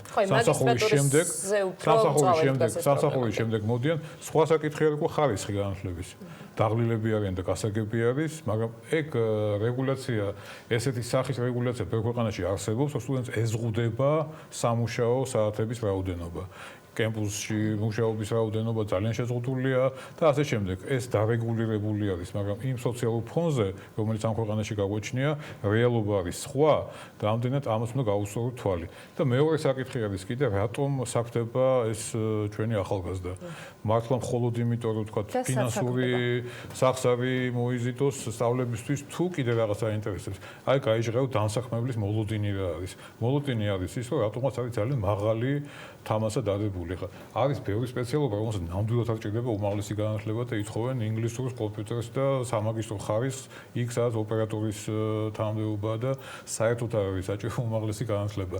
აი აქ არის სხვა სახის სამუშაო და ეს კარიერული განვითარების ცენტრები, ეს ფორუმები ხელს გვაძლევს იმაშიც, რომ ჩვენ გვაქვს ძალიან კარგი კავშირი დასაქმებელთა, რა თქმა უნდა, თუმცა აქ არის ცოტათი კულტურის ცვლილებაზეც საუბარი და იმაზე თუ დავეხმაროთ დამსაქმებელს ჩამოაყალიბოს რა ჭირდება ეს არის ძალიან რთული პროცესი ამას ჭირდება წლები ალბათ რომ ვიცოდეთ ზუსტად რა ტიპის კვალიფიკაცია გვესაჭიროება ამა თუ იმ საფეხურზე ჯერჯერობით ეს ყველაფერი ხდება ძალიან მაღალ ესე ვთქვათ რეგისტრზე დღეს თქვენ შეგიძლიათ თქვათ რომ საბაკალავროს მიღმა სამაგისტრო თქვათ კურსის ლექციები ტარდება 6 საათის შემდეგ ნებისმიერი ლექტორის 6 საათის შემდეგ არ არის რა თქმა უნდა სხვადასხვა ლექტორი სხვადასხვა ამბავი აქვს მე შემიძლია თქვა კონკრეტული кейსებიც ვიცით ეხლაც მოვისმინეთ რომ სწორედ ამის გამო 3 საათზე იწყება და ასე შემდეგ მაგრამ ერთი მომენტია კიდე ჩვენ არ აგვაქვს დაუსწრებელი სწავლების ფორმა საერთოდ არის საქართველოში და აქვს დისტანტური ჩვენ ახლა მუშაობთ სხვათა შორის იმაზე რომ შევქმნათ აპლიკაცია სხვათა შორის ჩვენს ერთ-ერთ უმსხვილეს დამსაქმებელთან ერთად მუშაობთ ნამდვილად ახლა ჯერჯერობით დაანონსება ამისა დიდი ბანკი არის უჩვენთ ერთ მუშაობს და ვაპირებთ რომ იცით აი ეს ონლაინ სერვისები შევთავაზოთ მათ ვისაც უნდათ რომ შეუძლიათ რომ მიიღონ მონაწილეობა აი ესეთი ფორმით ლექციაში ეს არის მიღებული ფორმა დაშვებული არის ნაწილობრივ იმიტომ კანონში არის ჩანაწერი ელექტრონული სწავლების შესახებ თუმცა გაშლილი ეს თემა არ არის ამაზე რა თქმა უნდა მუშაობთ თქვენს ინიციატივაზე რომელის გამოც ვართ დღეს შეკრებილები ფიქრობთ რომ დაჭირდება მას საკანონმდებლო ცვლილება თუ შესაძლოა სხვა რამე ფორმით იყოს დარეგულირებული დამსაქმებლის დასაქმებულისა და სასწავლებლების თანამშრომლობა ამ ეტაპზე როგორც ჩანს აუცილებელია რომ შევიდეთ ცვლილება შრომით კანონმდებლობაში ჩვენ შევიტანეთ ჩვენი ვერსია ესე ვთქვათ და ამაზე მშენებლობა მიმდინარეობს და იმედი არის რომ ამ სესიაზე მოესწრება ამის გავლაც და ცვლილებების მიღება ეს დამოუკიდებლად იქნება თუ იმ გეგმასთან ერთად რომელიც მათ შორის შრომის კოდექსის ცვლილებებზე მიდის აქტიურად თუ ეს იქნება ინიციატივა ის შედარებით ხმაურიანი განხილვები არის და ბევრ ბევრ პრობლემაში მოკავშირდებს, მაგრამ თქვენ დამოუკიდებლად ფიქრობთ თუ არა ამის გატანის? აი ჩვენი ინიციატივა ცოტათი სხვანაირი არის, ეხება სტუდენტს და სტუდენტის სტატუსს. და გარდა ამ ერთი მონაკვეთისა, რომელიც დამსახურებას და სამუშაო დღეს ეხება, კიდევ იქნება რამოდენიმე ინიციატივა, ეს იქნება სტაჟირებასთან დაკავშირებით, ეს იქნება ბევრი რაღაც სასიკეთო, რაც შეიძლება დაეხმაროს სტუდენტს იმისათვის, რომ ნამდვილად თავისი სტუდენტობა კარგად ჩაატაროს. დასაქმების თემასთან ერთად აუცილებლად მინდა გითხოთ რამდენიმე ინფრასტრუქტურულ პროექტზე, რომელიც ახლო მიმდინარეობს თბილისის სახელმწიფო უნივერსიტეტში და დავიწყებ მაღლევის საერთო საცხოვრებლით, სადაც იგეგმება, რომ აშენდეს ახალი საერთო საცხოვრებელი. უფრო მეტი დეტალი გვაინტერესებს, როდისთვის, რამდენ ადამიანზე იქნება გათვლილი, რა რაოდენობის თანხები დაიხარჯება და ასე შემდეგ. მაღლევის გარშემო უკეთება მუზარმაზარი ინფრასტრუქტურული პროექტი არის 3000 ადგილი იქნება ამ საერთო საცხოვრებელში, ეს არ იქნება მხოლოდ თბილისის სახელმწიფო უნივერსიტეტისთვის, ეს იქნება ბევრი უნივერსიტეტისთვის ეს საერთო საცხოვრებელი თავისი სპორტული ინფრასტრუქტურით, დამხმარე ინფრასტრუქტურით. გარდა ამისა, აქ არაფერი დაიხარჯება, სახელმწიფო ფული არ იხარჯება, ეს იქნება კერძო ინვესტიციები, რაც გვაქვს რამოდენიმე დაინტერესებული მხარე არის უკვე გამოჩნდა ინვესტორი, რაც შეეხება სხვა პროექტებს, მეორე კორპუსის რეაბილიტაცია, სრული რეაბილიტაცია მიმდინარეობს. დაახლოებით 27 მილიონი ლარი დაიხარჯება მეორე კორპუსის რეაბილიტაციაზე, ეს იქნება ძალიან თანამედროვე ინფრასტრუქტურა და სრულად სახეცვლილი მეორე კორპუსი. გარდა ამისა, იწყება კიდე მთელი რიგი ინფრასტრუქტურული პროექტებისა და დაანონსებას გავაკეთეთ იმასთან დაკავშირებით, რომ 23 წლის ჩათვლით თბილისის სახელმწიფო უნივერსიტეტის ძირითადი ინფრასტრუქტურა, ეს იქნება სასწავლო კვლევითი, იქნება სრულად აღდგენილი და იქნება სრულად შესაბამისი საერთაშორისო სტანდარტებთან. და ბოლოს გითხავთ, ბოლო კითხვა იქნება მაღლევი ვახსენე და მაღლევის საბაგიროზე რო არ გითხოთ არ შემიძლია. თქვენთან კომუნიკაცია ამ თემაზე რამდენიმე თვის წინაც მქონდა და როგორც ვიცი, მიმდინარეობდა პროცესები, რომ გადაცემულიყო ეს თბილისის სატრანსპორტო კომპანიისთვის და უკვე ამის შემდგომ სტუდენტები ისარგებლებდნენ უფასოდ, ეს იქნებოდა დათქმა. რა ხდება, რა ეტაპზეა პროცესები, თუ შეგვიძლია რომ განახლება გავაკეთოთ ინფორმაციის. საბაგიროს გადაცემა არ გადაცემა საერთოდ არ არის კავშირში ამუშავდება თუ არ ამუშავდება, რასაკვირველია უნდა ამუშავდეს და სტუდენტებს უნდა ქონდეს შეღავათი, ჩვენ თავის დროზე გადავეცით სხვათაშორის ნაკვეთი ერთ-ერთ კომპანიას, ეხლა სხვა გაჩნდა, ну ეს რაღაც ბიუროკრატიული პროცედურა არის, მაგრამ გარდა ამისა, რომ იქნება ძალიან საინტერესო და კარგი არის, რომ აღდგება ესეთ მიმოსვლა, ამის გარდა კიდევ ერთი უზარმაზარი პროექტი, რომელიც დაიგეგმა ქალაქის მერიის მიერ და ინფრასტრუქტურის სამინისტროს მიერ, ეს არის ხიდი, რომელიც დააკავშირებს მაღლევის ტერიტორიას ბაგებთან. საავტომობილო ხიდი, რომელიც ასევე დაგუხმარება იმისთვის, რომ სტუდენტებს უფრო ადვილად საბაგიროსთან დაკავშირებით ვადები არ ვიცით გარკვეული, ანუ როდესაც შეიძლება. ჩვენგან ესე თქვა ყველანაირი პირობა შექმნილი არის და შეუძლიათ დაიწყონ, ჩვენ არ ვაფერხებთ ხოლმე შემთხვევაში. ძალიან დიდი მადლობა, წარმატებებს გისურვებთ და ჯერა რომ ეს პრობლემები რაც ეხლა დგას საბოლოო ჯამში მაინც მოგვარდება და ამ მიმართულებით მივადევნებ თავს პარლამენტში განხილავს, დიდი სიამოვნებით გვექნება კიდევ ერთხელ შეხვედრა ამ საკითხზე, როგორი იქნება რეკომენდაციები და როგორ აისახება ის ცვლილებები, რასაც მათ შორის დამსაქმებლების ინტერესი გულისხმობს.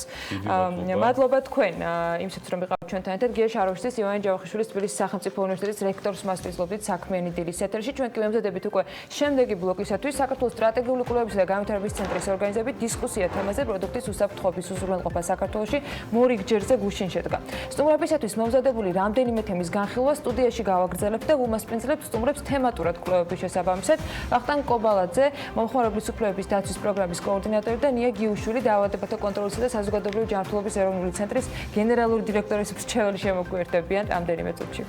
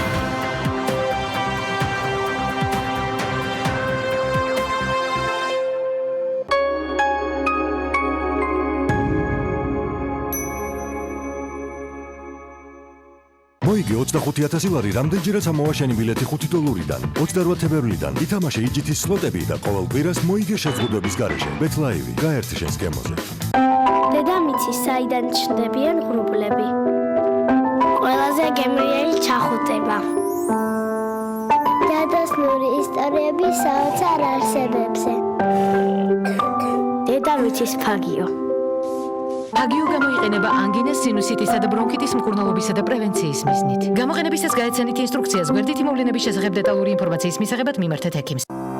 მიიღე და გააგზავნე ამანათი საქართველოს პოსტით საუკეთესო ფასად. საბერძნეთი 1 კილოგრამი 1.5 евро, იტალია 1 კილოგრამი 2 ევროდან, ესპანეთი 1 კილოგრამი 3 ევროდან. ყოველთვის შეგიძლია გაუგზავნო განსაკუთრებული ამანათი საყვარელ ადამიანებს. საქართველოს პოსტა ემიგრანტებისთვის. სიახლე ევროპაბეტზე. გამოსცადე ახალი კრიპტოთამაში DICE. აირჩიე რიცხვი, დადე ფსონი მეტი ან ნაკლებზე და მოიგე სწრაფი ფული ევროპაბეტზე. შარლის ტერორი, ნიკოლ კიდმანი, მარგო რობი, დრამაში სკანდალი. გინდა მე რა? ჩვენ შეგვიძლია ერთმანეთი გავაღიმოთ. გუგლ შემატკივროთ ერთმანეთს. ერთმანეთით ვიამაყოთ. გავახაროთ ერთმანეთი. ჩვენ გულ შემატკივროთ ერთმანეთს.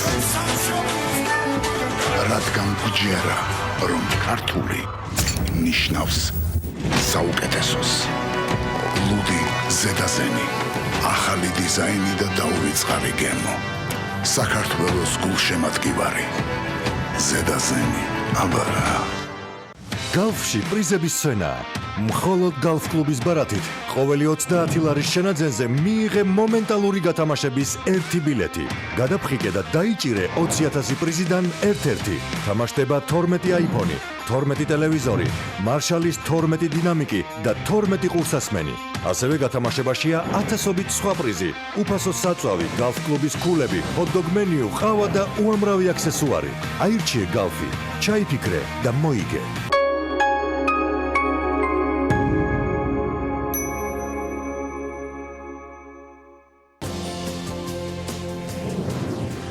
იცოდე შენი ქვეყნის ისტორია. თარიღი, რომელსაც მხოლოდ იმიტომ აღნიშნავთ, რომ არასდროს დაგვავიწყდეს.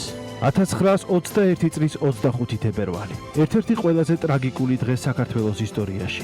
დამოუკიდებლობის გარეშე დარჩენილი საქართველო და რუსეთის კოლონიური პოლიტიკა. დღეს პირველამდე სტუდიაში ოკუპაციაზე ვსაუბრობთ.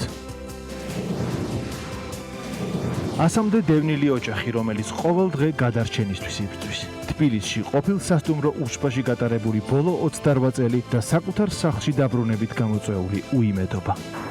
ამის გახსენება ჩემთვის არის სიკვდილი ბებო.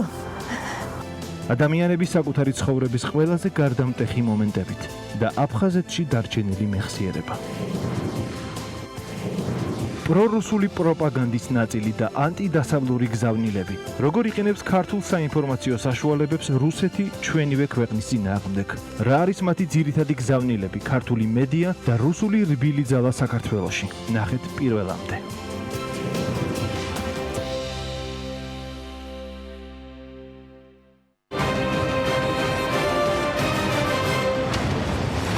ეს რეაქცია, რომელსაც ყოველ სამშაბათს და ხუთშაბათს წარმოგიდგენთ მე ჟურნალისტი ინგა გრიგოლიანი.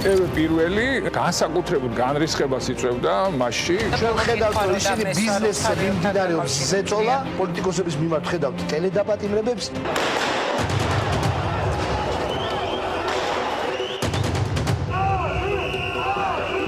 ამ შვიდობიანი მომიტინგეების ეს იყო შვიდობიანი აქცია?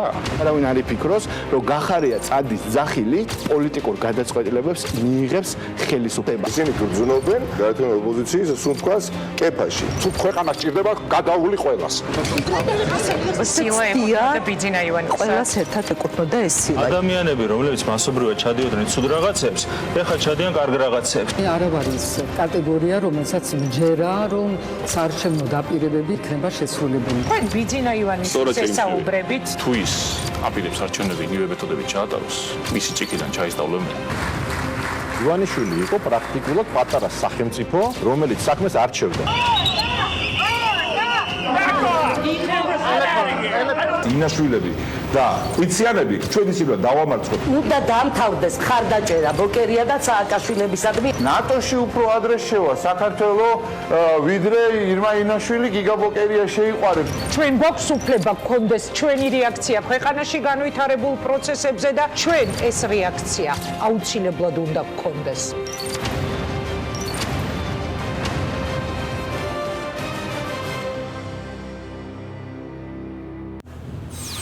ჩვენ ვართ იქ, სადაც დუხს მოვლენები. სადაც ამბავს არ აქვს მხოლოდ ერთი მხარე. ჩვენ ვართ რეალური ცხოვრების შუაგულში. და ვიცით თავისუფლების, დამოუკიდებლობის, ღირსების ფასი. ჩვენ ვართ იქ სადაც ჭირდებით და იქ სადაც საჭიროა ის მოდეს ხალხის ხმა. მთაში, ბარში, სოფელში, ქალაქში. ჩვენ ვართ ყველგან, ვხედავთ ყველაფერს და ჩვენს ჟურნალისტურ პრინციპებზე შეუძლებელია ზეგავლენის მოხდენა.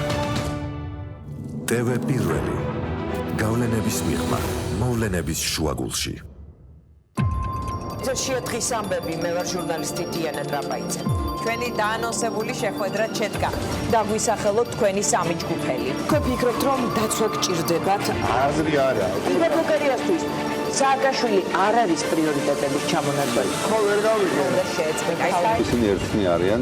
სისტემას ყავს ავტორები, სისტემას ყავს მსახურები. ჩვენ გვაქვს ჩვენი გზა. თუ მიიღეთ მისი მილოცვა, ალახს რატო ისვრია? დამნაშავეები უნდა დაისაჯონ, ვიდაოდ ყველაფერზე დრო გვაქვს. სიმბოლო დღევანდელი აქციის არ ვარ სოფისტეს. მოთმინებას მიზობავდეთ. ქართველო ხალხო. სახელმწიფო ეს მე ვარ, ოქტომბრელების ნიშანი მოერგო ოლიგარქს. ყოველ დღე დღის ამბები 2-ზე და 4-ზე.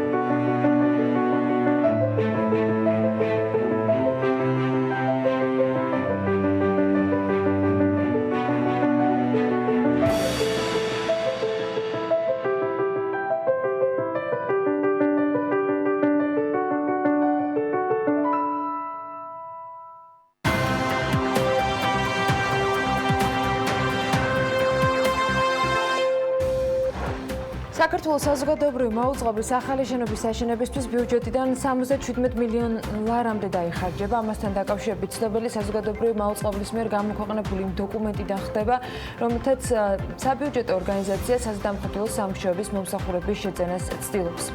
მეოთხე კვარტალში ქართულებმა უცხოეთში 505 მილიონ 400.000 ლარი დახარჯეს. საშუალო ხარჯი ვიზიტზე 804 ლარი იყო. საქსტატის ინფორმაციით მეოთხე კვარტალში გასულ წელს საქართველოს ტერიტორიიდან რეზიდენტი მოგზაურების ჯამში 890.500 გასვლა დაფიქსირდა. ეკონომიკის მინისტრი ევროპა-კავკასია აზიის სატრანსპორტო დერეფნის პროგრამის ახალ გენერალურ მდივანს შეხვდა, რომლის დროსაც სამინისტროს ინფორმაციით მხარეებმა ტრასეკას პროგრამის ფარგლებში საამავლო თანამშრომლობის პერსპექტივები განიხილეს. ევროსაბჭოს ადგილობრივი და რეგიონალური ხელისუფლების კონგრესის დელეგაციასთან ჰქონდა შეხვედრა საქართველოს ვიცე-პრემიერს მაია ცქიტიშვილს, რეგიონული განვითარებისა და ინფრასტრუქტურის სამინისტროს ინფორმაციით მხარეებს შორის საუბარი თვითმმართველობის განვითარების საკითხებს შეეხო ახლა დამტკიცებულ დეცენტრალიზაციის სტრატეგიას და ამ სტრატეგიის შესაბამისად დაწყებულ აქტივობებს. გუშინვე საქართველოს რეგიონული განვითარებისა და ინფრასტრუქტურის სამინისტროს საავტომობილო გზების დეპარტამენტის ხელმძღვანელობა და ჯანდაცვის სამინისტროს წარმომადგენელი ჩინური კომპანიების წარმომადგენლებს შეხვდა, რომელიც სხვადასხვა მონაკვეთზე საგზაო სამშენებლო პროექტს ახორციელებს და მთავრობამ ჩინელ კონტრაქტორებს შინელების საქართველოში შემოყვანის შეჩერება მოსთხოვა. თუ რამდენიმე ადამიანი ისევ შავ სიაში აღმოჩნდა და რაღაც ტრანზაქცია არ არის დასრულებული, ინდივიდუალურად უნდა გაიარონ ეს პროცედურა, თქვა ფინანსთა მინისტრმა სესხების განვლების შესახებ საოფისეს. ივანე მაჭავარიანის განცხადებით, ამ შემთხვევაში პრობლემა ტექნიკური ხარვეზია და შავ სიაში მყოფმა პირებმა კონკრეტულად უნდა მიმართონ შესაბამის ორგანოს.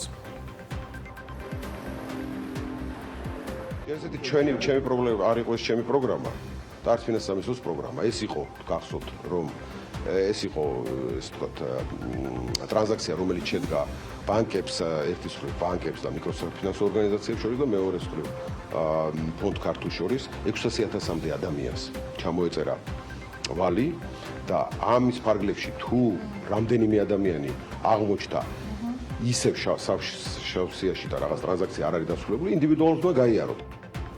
მთავრობის მიერ საგადასახადო კოდექსში მომზადებული ცვლილებები დღეგისაგან გათავისუფლების შემთხვევები განისაზღვრება პროექტის თანახმად სამედიცინო და საგანმანათლებლო საქმიანობასთან ერთად.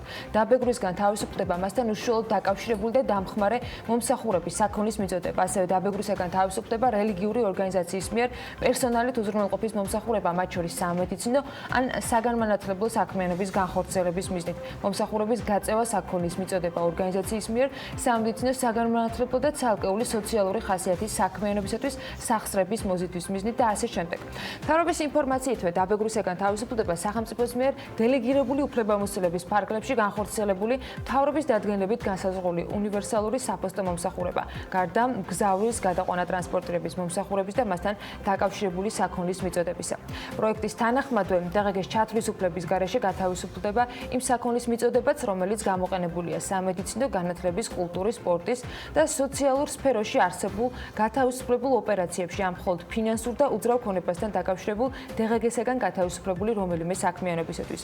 თუ ამ საქონელზე არ წარმოშობილა დღეგის ჩათვისუფლება.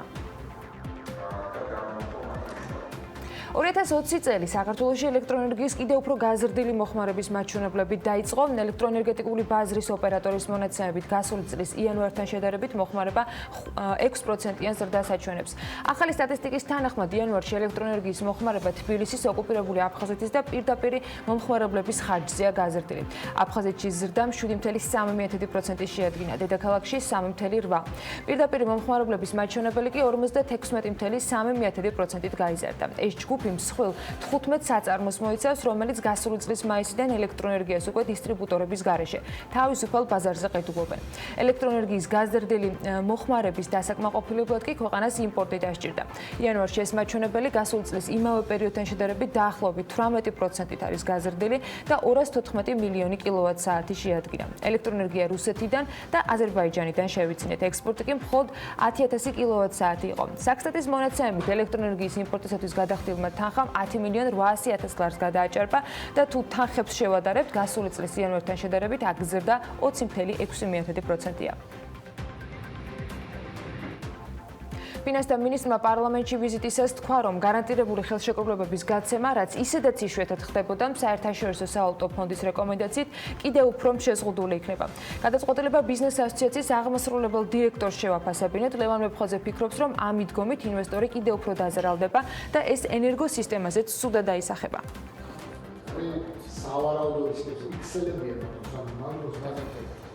ჩვენ დღეს ხვალ შეიძლება ამ ზრდის ტემპით, რომელიც დღეს გვაქვს, არათუ ფაზზე ვიკამათოთ, არამედ შეიძლება კამათი დავიწყოთ იმაზე და გქონდეს იმაზე, დენი სად ვიშოვოთ და გვექნება თუ არა დენი ამ ქვეყანაში. ეს არის მთავარი, იმიტომ რომ თუ დღეს ჩვენ გავაჩერებთ ელექტროენერგიის გენერაციის ადგილობრივი ობიექტების შენებლობას, ეს უკავშირდება ფინანსის სამინისტროს პრობლემებს, თუ უკავშირდება ადგილობრივი მოსახლეობის წინააღმდეგობებს, ხვალ შეიძლება დავბრუნდეთ 90-იან, ბნელ 90-იან წლებში, სადაც ელექტროენერგიის პრობლემა არსებობდა.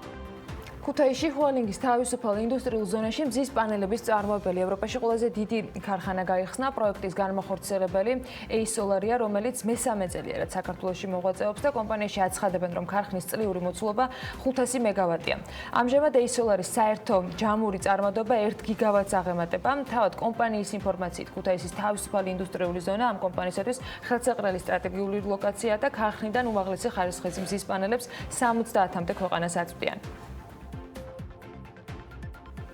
ბიზნესსა და ტექნოლოგიების უნივერსიტეტში ახალი ციფრული ასისტენტი დაინერგა, რომელიც ხელოვნური ინტელექტია დაფუძნებული მრავალფეროვანი სასწავლო მოდულები, кейსები და ამოცანები, ქართული ხმოვანი ასისტენტის, ავატარის, პოდკასტი და სხვა გადაწყვეტილებები ერთ პროგრამულ უზრუნველყოფაში გაერთიანდა და სექტემბრიდან სასწავლო პროცესში მისი სრული ინტეგრირება მოხდება. უნივერსიტეტში ამბობენ, რომ პირველი ქართული ასისტენტი იქნება ეს პროექტი, რომელიც შეძლებს ნებისმიერი ქართული ტექსტი წაიკითხოს და სტუდენტებს განათლების მიღების საშუალება ხმოვანი ფაილებით მისცეს.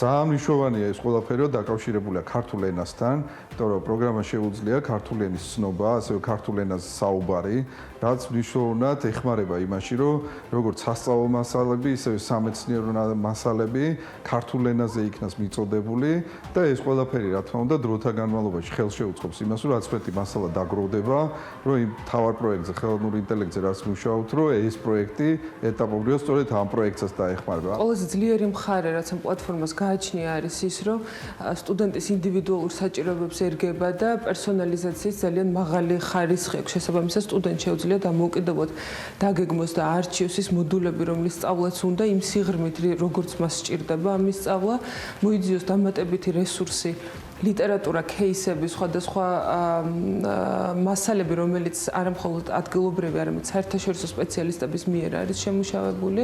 ჩემი აზრით, მოცულობითი მასალის შესწავლისას უფრო ნაკლები დროის მონაკვეთში გახდება სტუდენტისთვის გარკვეული საკითხების ათვისება შესაძლებელი. გარდა ამისა, როგორც ვიცი, უკვე მენეჯმენტი, მარკეტინგი, ციფრული ტექნოლოგიების საფუძვლების და სხვა ბევრი მოდული უკვე ინტეგრირებული და გაერთიანებულია მოცემულ პლატფორმაში და ასევე ამ პლატფორმაზე შევხვდებით, რაც ასევე ძალიან მნიშვნელოვანია სტუდენტებისთვის მოწინავე ბიზნესის გამოცემებსა და სხვადასხვა кейსებს.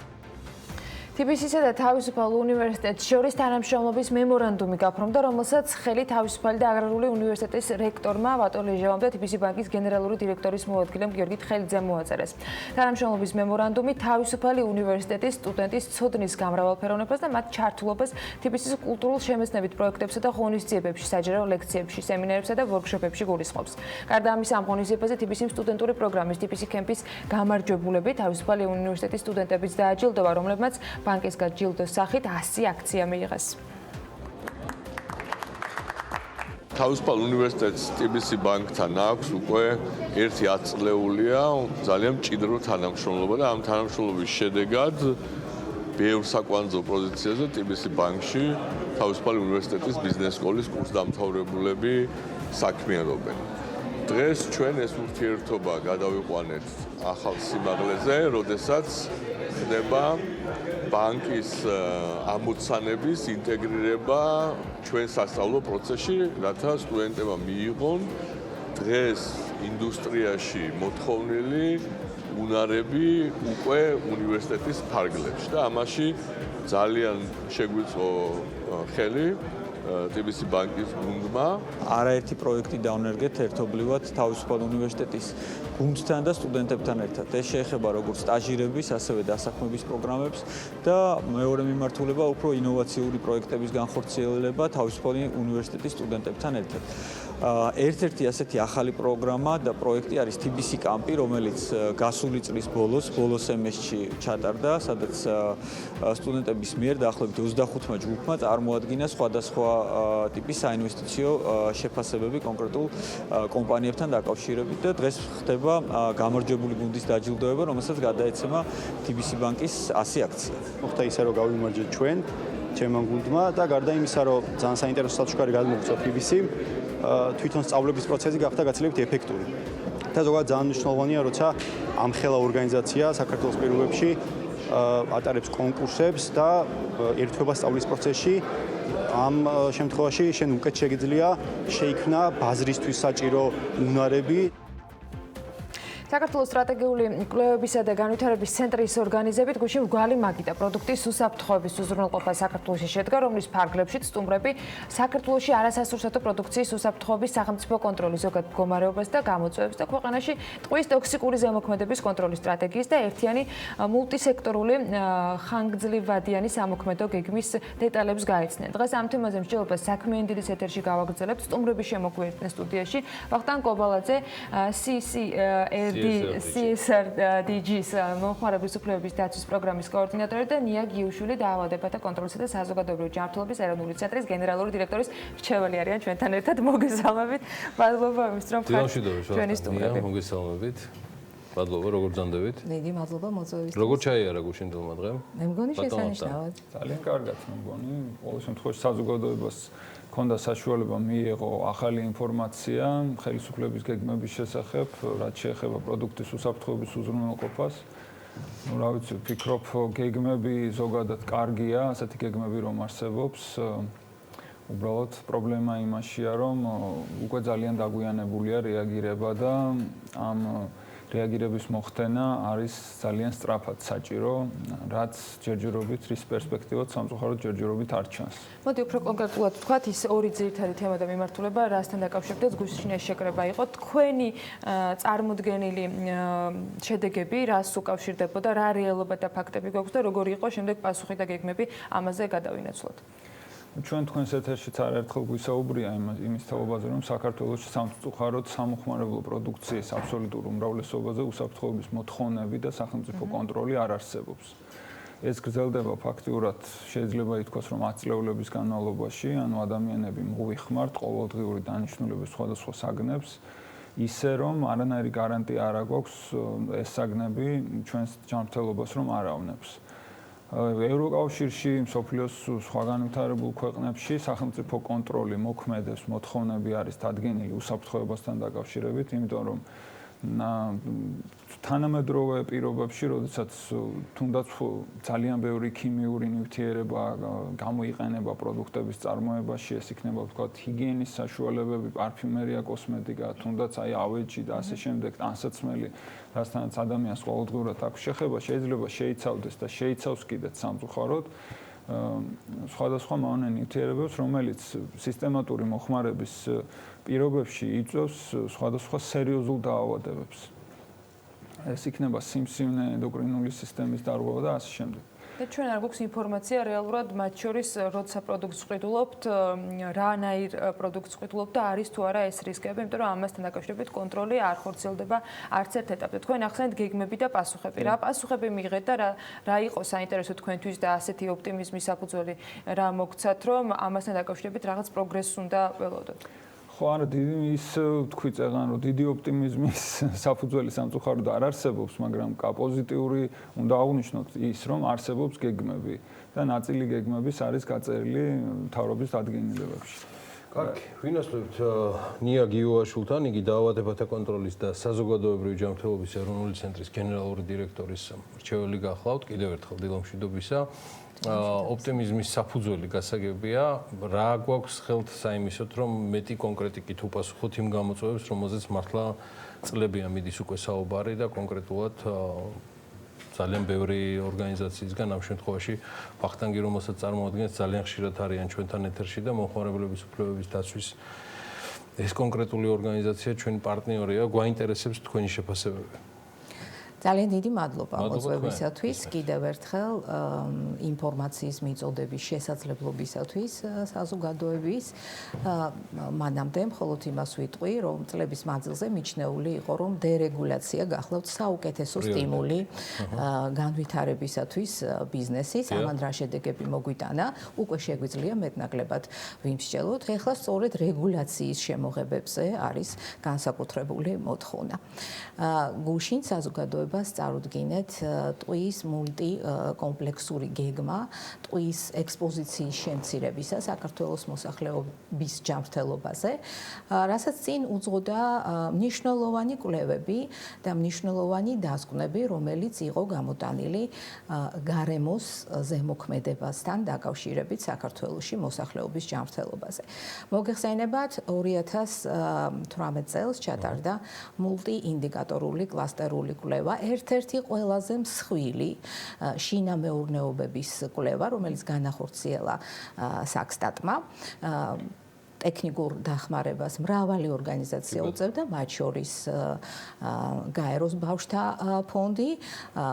იყო მოთხოვნა ჯანდაცვის სისტემისა, ჯანდაცვის სამინისტროსი და დაავადებათა კონტროლისა და საზოგადოებრივი ჯანმრთელობის ეროვნული ცენტრის, რომ ამ კვლევას გაეთვალისწინებინა მათ შორის ისეთი კომპონენტების გამოკვლევა, როგორიც არის ტყუის ექსპოზიცია ბავშვებზე, როგორც ყველაზე მოწყვლად მოსახლეობაზე და გახლავთ მნიშვნელოვანი ინდიკატორი, რომელიც იძლევა პასუხს რეალურად, როგორი შეიძლება იყოს მოსახლეობის ჯანმრთელობაზე გარემოს ზემოქმედება და ასევე სასმელი წყლის ხარისხთან დაკავშირებით.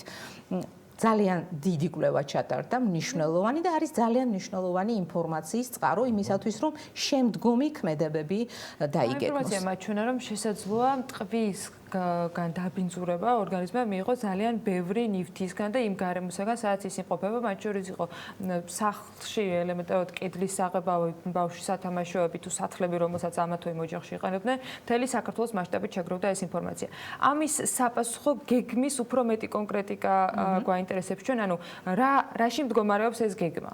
იმისათვის რომ გასაგები იყოს, რაზე ვსაუბრობთ, კვლევა მაჩვენა, რომ გამოკლეული ბავშვების თითქმის 40%-ზე ცოტა მეტს აქვს გადაჭარბებული ტყუის შემცველობა სისხლში. ეს ნიშნავს იმას, რომ არსებობს გარკვეული წყაროები, მათ შორის რაც თქვენ ჩამოთვალეთ, რომელიც შესაძლებელია იყოს წყარო ტყუის ექსპოზიციისა. თუმცა ვერ იქნა მიკვლეული წყარო, იმიტომ რომ ამ კვლევის შემდგომ იქნა ჩატარებული ჩვენი პარტნიორების დახმარებით, მათ შორის ამერიკის შეერთებული შტატების დაავადებათა კონტროლის ეროვნული ცენტრის, იტალიის ჯანმრთელობის ინსტიტუტის, Public Health England-ის, ასე ვთქვათ, თანამშრომლობით და გადაჭარბებული შემცველობა იმ გარემოში, სადაც ეს ოჯახები ცხოვრობენ, იქნა მხოლოდ და მხოლოდ სუნელებში აღმოჩენილი. ჩვენმა პარტნიორებმა ამერიკის შეერთებული შტატებიდან ისიც კი გვითხრეს, რომ ნიადაგში, სადაც ისინი ცხოვრობდნენ, ტყუის შემცველობა 10 ჯერ უფრო ნაკლებია, ვიდრე გვაქვს ცენტრალ პარკშიო. ასე რომ ეს ვერ იქნება ვერაფრით წყარო, ასე ვთქვათ, ტყუის ექსპოზიციის. ეს კვლევები გრძელდება და ეხლა არის უკვე დამატებითი ძალისხმევა ამისთვის გაწეული დამატებითი ნიმუში აღებული და ჩვენ ველოდებით ამ შედეგებს რისკის შეფასების იმ მეთოდების გამოყენებით, რომელსაც უკვე მრავალი წელია ევროპისა და ამერიკის შეერთებული შტატების ქვეყნები იყენებენ რეალურად შესამცირებლად და ამის პარალელურად კონკრეტული გეგმა გაიწერა, როგორი უნდა იყოს 2020-2030 წლებში საქართველოს მოქმედებები იმისთვის, რომ საქართველოს მოსახლეობის ჯანმრთელობაზე შემცირდეს ტყუის ზემოქმედება. კავტონი, ესეთი კითხვა მაქვს. თქვენ ახსენეთ რეგულაციების კასკადი, რომელიც არსებობდა, რამაც გარკვეული შედეგი დააყენა. არც მე ვარ დიდად დერეგულირების საყოველთაო, ასე ვთქვათ, საყოველთაო დერეგულირების მომხრე, მაგრამ არსებობს რაღაც წითელი ხაზები, როცა ადამიანის ჯანმრთელობაზე გადის და რომელსაც როცა არის გარკვეული ეს ზეგავლენები, ჩემი კითხვა მდგომარეობს შემდეგში. არსებობდა შეხედულება და ამან მოხსნა ფაქტიურად გაანულა რეგულაციების გარკვეული თემები, რამაც სახელმწიფოს გაანულა. ხო, სახელმწიფოს დისკრეცია ფაქტიურად ნულამდე დაიყვანა, ეგულისხმება, რომ ზემოქმედება მოეხდინა. მე მესმის, რომ გაუქმება გაცილებითი იოლია, ვიდრე კონკრეტული ინსტიტუციის, თუნდაც შესაბამისი გაიდლაინების ჩამოყალიბება, მაგრამ რატო სჭირდება ამდენი დრო, თუნდაც ყველაზე წვავეს რაც თქვენი ცენტრიდან პირადად თქვენგან, თქვენი მენეჯმენტისგან, სახელმწიფოსგან, არასამთავრობოებისგან მომდინარეობს, რომ იმასთან დაკავშირებით შედარებით სწრაფად იქნას მიღებული გადაწყვეტილება. აი იმაზე იყოს უკვე მსჯელობა, გეგმიდან პრაქტიკულ ნაბიჯებზე გადასვლა. აი ეს რაიმე ხო არ არის სხვა შემოფერხებელი, ანუ ხო არ უფრთხილდება ვინმე შემოსავლებს ბიუჯეტში, იმიტომ რომ დერეგულირებას სხვა ასიკეთებები მოაქვს, თქვათ ეს არის ბიზნესის მეტი აქტივობა და ბევრი სხვა რამ. აი ამაზე მინდა მივიღო პასუხი. თუ შეიძლება ერთსაც დავამატებ, გავაგრძელებ იმავე კითხვას, ის სამოქმედო გეგმა, რომელიც ქალბატონმა ნიამ ახსენა, უნდა დამტკიცებულიყო ჯერ კიდევ შარშან ზაფხულში. ანუ და დღემდე როგორც ხედავთ არ არის დამტკიცებული. უბრალოდ ეს ერთ-ერთი რეპლიკაა. გავიგე. ქალბატონია. მრავალი ასპექტი აქვს ასეთ სამუშაოებს. პირველ რიგში, როდესაც საუბრობთ რეგულაციების შემოღებაზე, უნდა გვესმოდეს, რომ იქ საუბარი არის სხვადასხვა ტიპის სიმძლავრეების განვითარებაზე. ყველა კვლევა, რომელიც ჩატარდა შემდგომ უკვე იმ ოჯახებში, ზოგადად გარემოში, საცხოვრებელში და ასე შემდეგ, ყველა ნიმუში გაიგზავნა კვლევისათვის ევროპის ქვეყნებში, იმიტომ რომ ასეთი ლაბორატორიული სიმძლავრეები არ გვაქვს. შემდგომ ანალიზი და რისკის შეფასება ასევე ხდება ჩვენი ევროპელი და ამერიკელი კოლეგების თანდასწრებით, იმიტომ რომ ასეთი ადამიანური რესურსი არ აქვს ქვეყანას. გაიდლაინები და პროტოკოლები, რომელიც ასევე იქნა სწრაფად დამტკიცებული, მათ შორის იმისათვის, რომ ექსპონირებული მოსახლეობის ჯანმრთელობის კვლევა მოხდეს და შემდეგ მართვა ამ ჯანმრთელობისა პირდაპირ იქნა გადმოღებული ასევე შესაბამისი პროფესიული ასოციაციებიდან. რა თქმა უნდა, ამას ყველაფერს სჭირდება მნიშვნელოვანი ფინანსური რესურსი.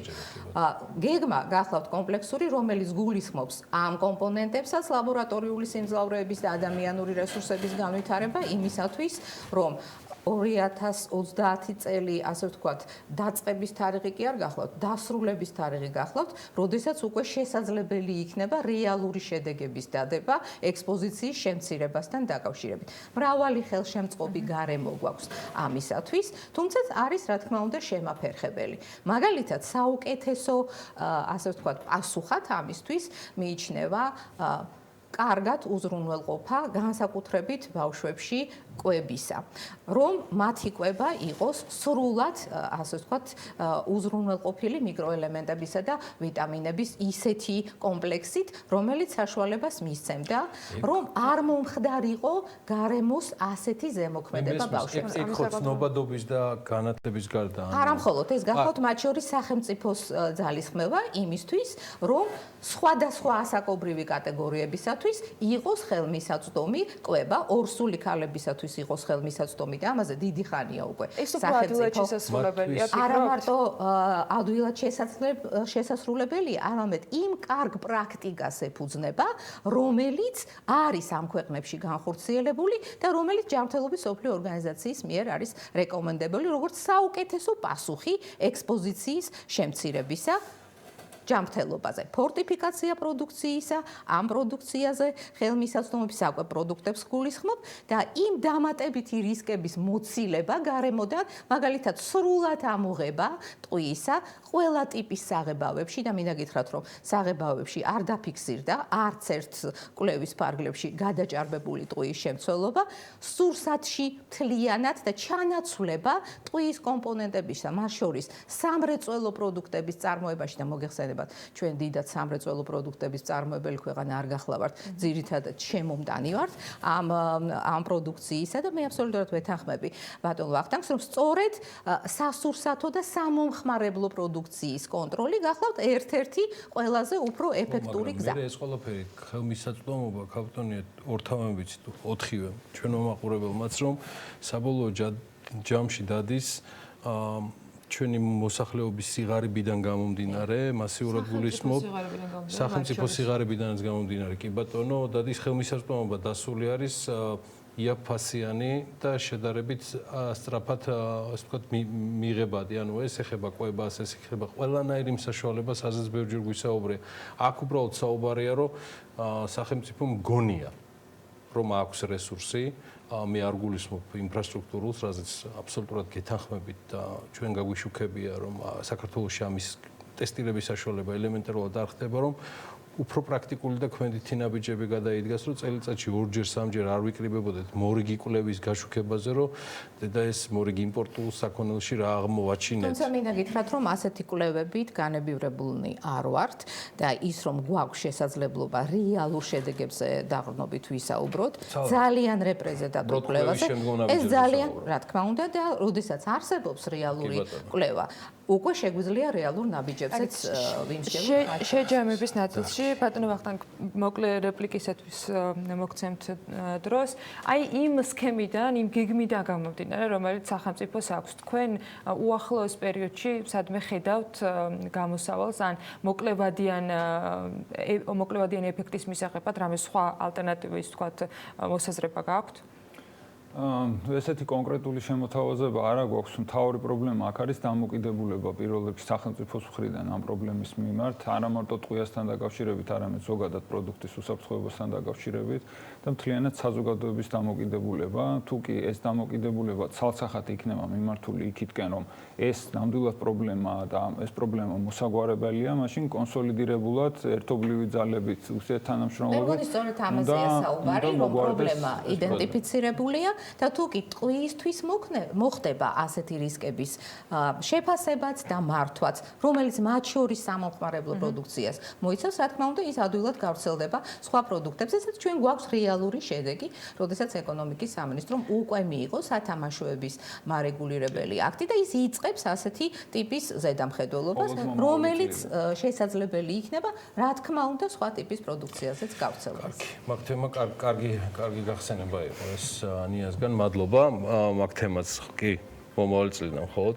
ყველა შემთხვევაში დიდი მადლობა მობრძანებისთვის, ჩვენ გავაგრძელებთ ამ თემაზე აუცილებლად საუბარს. მადლობა ვახტანგ კობალაძეს, იგი საქართველოს სტრატეგიული კვლევებისა და განვითარების ცენტრის პროგრამის კოორდინატორი. კი ბატონო, პროგრამის კოორდინატორია, ესე მიმოკლებს ხოლმე ყოველ მოსვლაზე საკუთარ რეგალიას. მადლობა ვახტანგ. მადლობა ანია გიუაშვილს, იგი დაავადების კონტროლისა და საზოგადოებრივი ჯანმრთელობის ეროვნული ცენტრის გენერალური დირექტორის მრჩეველი გახლავთ. კიდევ ერთხელ მადლობა სტუმრებს საქმეების ეთერში ყოფნისათვის. ჩვენ კი შემდეგი ბლოკისთვის ვემზადებით 2 თვე 7 შეხვედრა და ამ დრომდე შეუთანხმებელი პოზიციები ჯანდაცვის სამინისტროს და კლინიკების ნაწილს შორის. 500-ზე დადგენილებას ჯერ აქტიურად მხოლოდ ნაწილი აპროტესტებს, თუმცა დაგეგმილი ცვლილებები, რაც სამედიცინო სფეროს ყველა მიმართულებას ეტაპობრივად უნდა შეეხოს, პრემიერთან გასაგზავნილი წერილის მიზეზი კიდევ ერთხელ გახდა. სამინისტროს გეგმები, სამიზნე შედეგები და პასუხები პოზიციაზე, რომელსაც ეკატერინე ტიკარაძის არჩერა. ჯანდაცვის მინისტრის მოადგილე თამარ გაბუნია შემოგვიერთდება საქმე ენდილის სტუდიაში რამდენიმე წუთში.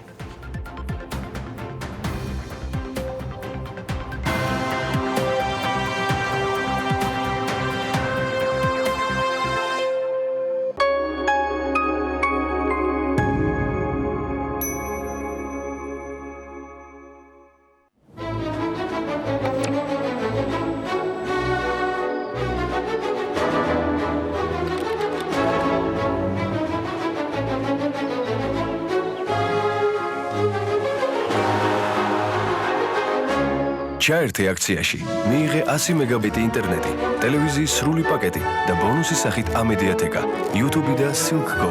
სულ რაღაც 55 ლარად. Silknet. ყველაფერი კავშირშია.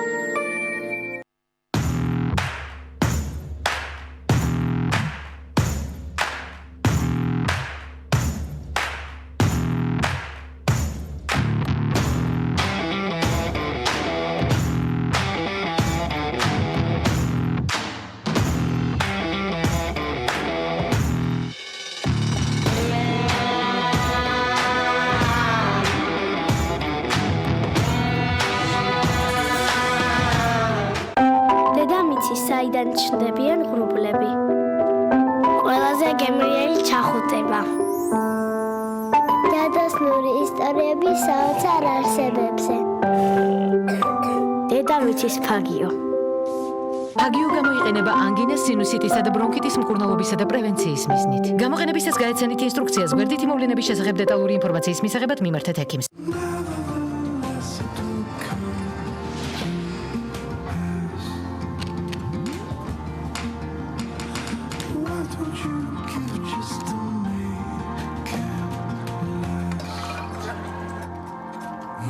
სიახლე კიტკეტ სენსისის ვარდისფერი ოქროს სერია. სიახლე ევროპაბეტზე. გამოსცადე ახალი კრიპტოთამაში DICE. აირჩიე რიცხვით დადებ სონი მეტი ან ნაკლებზე და მოიგე სწრაფი ფული ევროპაბეტზე. გადაწყვიტე დაუბრუნდე ბუნების წიაღს. მაშინ ეს შენი შანსია. ფინური კარკასული ტექნოლოგიით დამზადებულ ეკოლოგიურად სუფთა ხის სახლს ქოხი ჯიშე გიქმნის. აიშენე ოცნების სახლი სრული რემონტით, სულ რაღაც 20 დღეში. კვადრატული მეტრი 600 ლარიდან. ყუდრო და ჯანმრთელი გარემო ჩვენი მთავარი გზავნილია.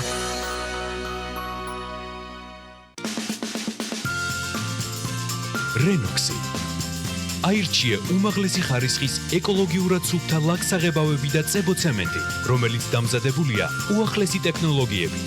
იყავი გამორჩეული და კრეატიული. რენოქსი. შეცვალე შენი სამყარო რენოქსის ფერებით.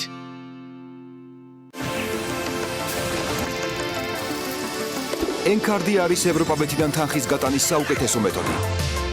გაიტანე მოგებული თანხა ბანკომატებიდან სწრაფად და უსაფრთხოდ, ან გადაიხადე პოსტერმინალების საშუალებით.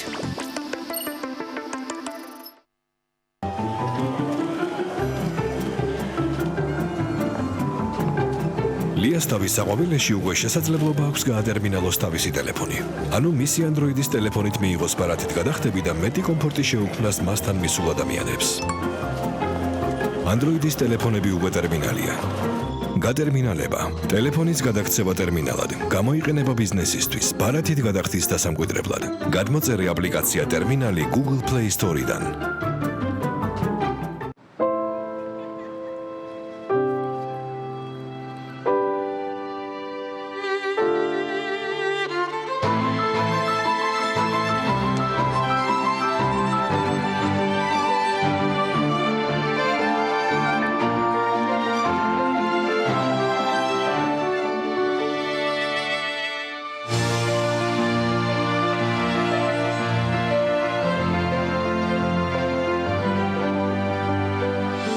Nestle განსაკუთრებული სინაზე. საქართველოს ეროვნული ლოტარი. მოხსენი ჯეკპოტი ყოველდღე 1 ლარი. ლოტო 5.35 ოქროს ბურთი. შეავსე ბილეთი სახლიდან გაუსვლელად. გაიარე რეგისტრაცია მარტივად ლოტოჯიზე და გახსოვდეს, იგებს ის, ვინც თამაშობს. მოგებადი შეუძლია ყველას. საქართველოს ეროვნული ლოტარი.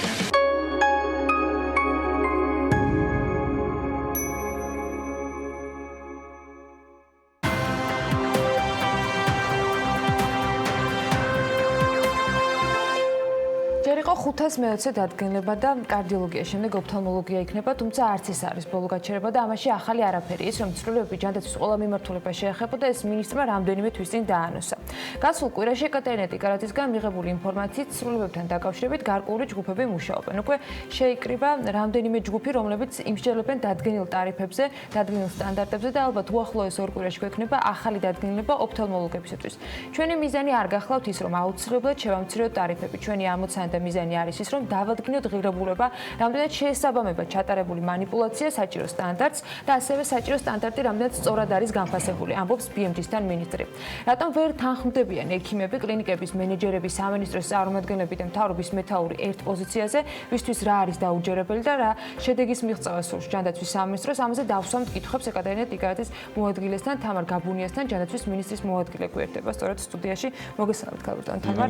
მადლობა ამისთვის რომ ხართ ჩვენთან ერთად. ბევრჯერ დაგროვდა კითხვები, იმიტომ რომ სამეცნიერო სფეროს წარმომადგენლები იყვნენ აქტიურები მედიაში. დავიწყოთ შეხვედრებით, რომელზეც ბოლოს მომავალში იქნებიან აქტიურები, იმიტომ რომ თამაშის წესები იცვლება.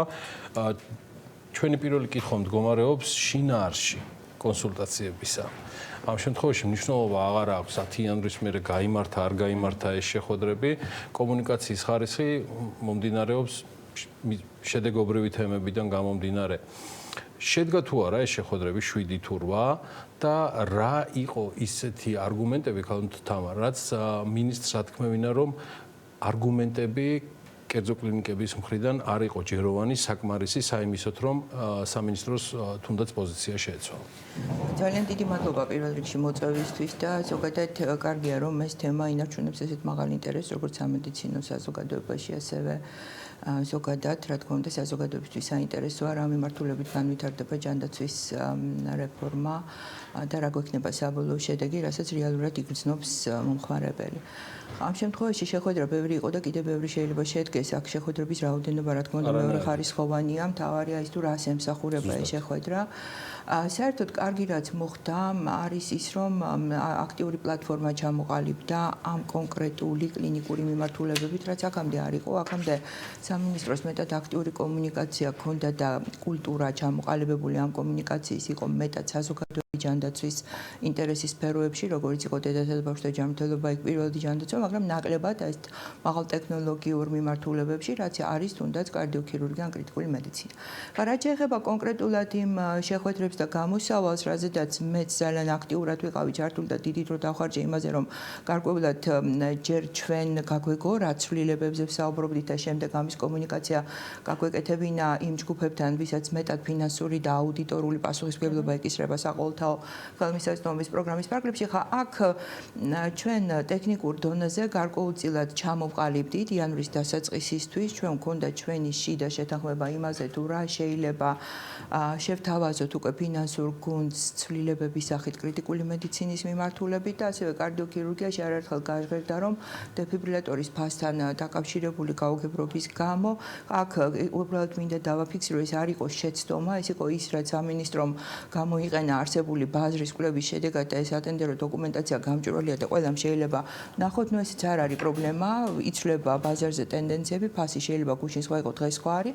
აქ დეფიბრილატორის ნაწილში ვიდრე ჩვენ დავასრულეთ კონსულტაციები, მანამდე უკვე გაჟღერდა კლინიცისტების მხრიდან წინადადებები იმის შესახებ, რომ არსებობს განსაკუთრებული შესაძლებლობების უკვე დეფიბრილატორები, რომელიც შეიძლება ღირდეს არა 15,000 ლარი დავუშვათ, რაზეც აქამდე საუბრობდით და რაზეც შევთანხმდით, რომ კი ბატონო, მოდით ეს ფაქტიური ხარჯით ავანაზღაუროთ.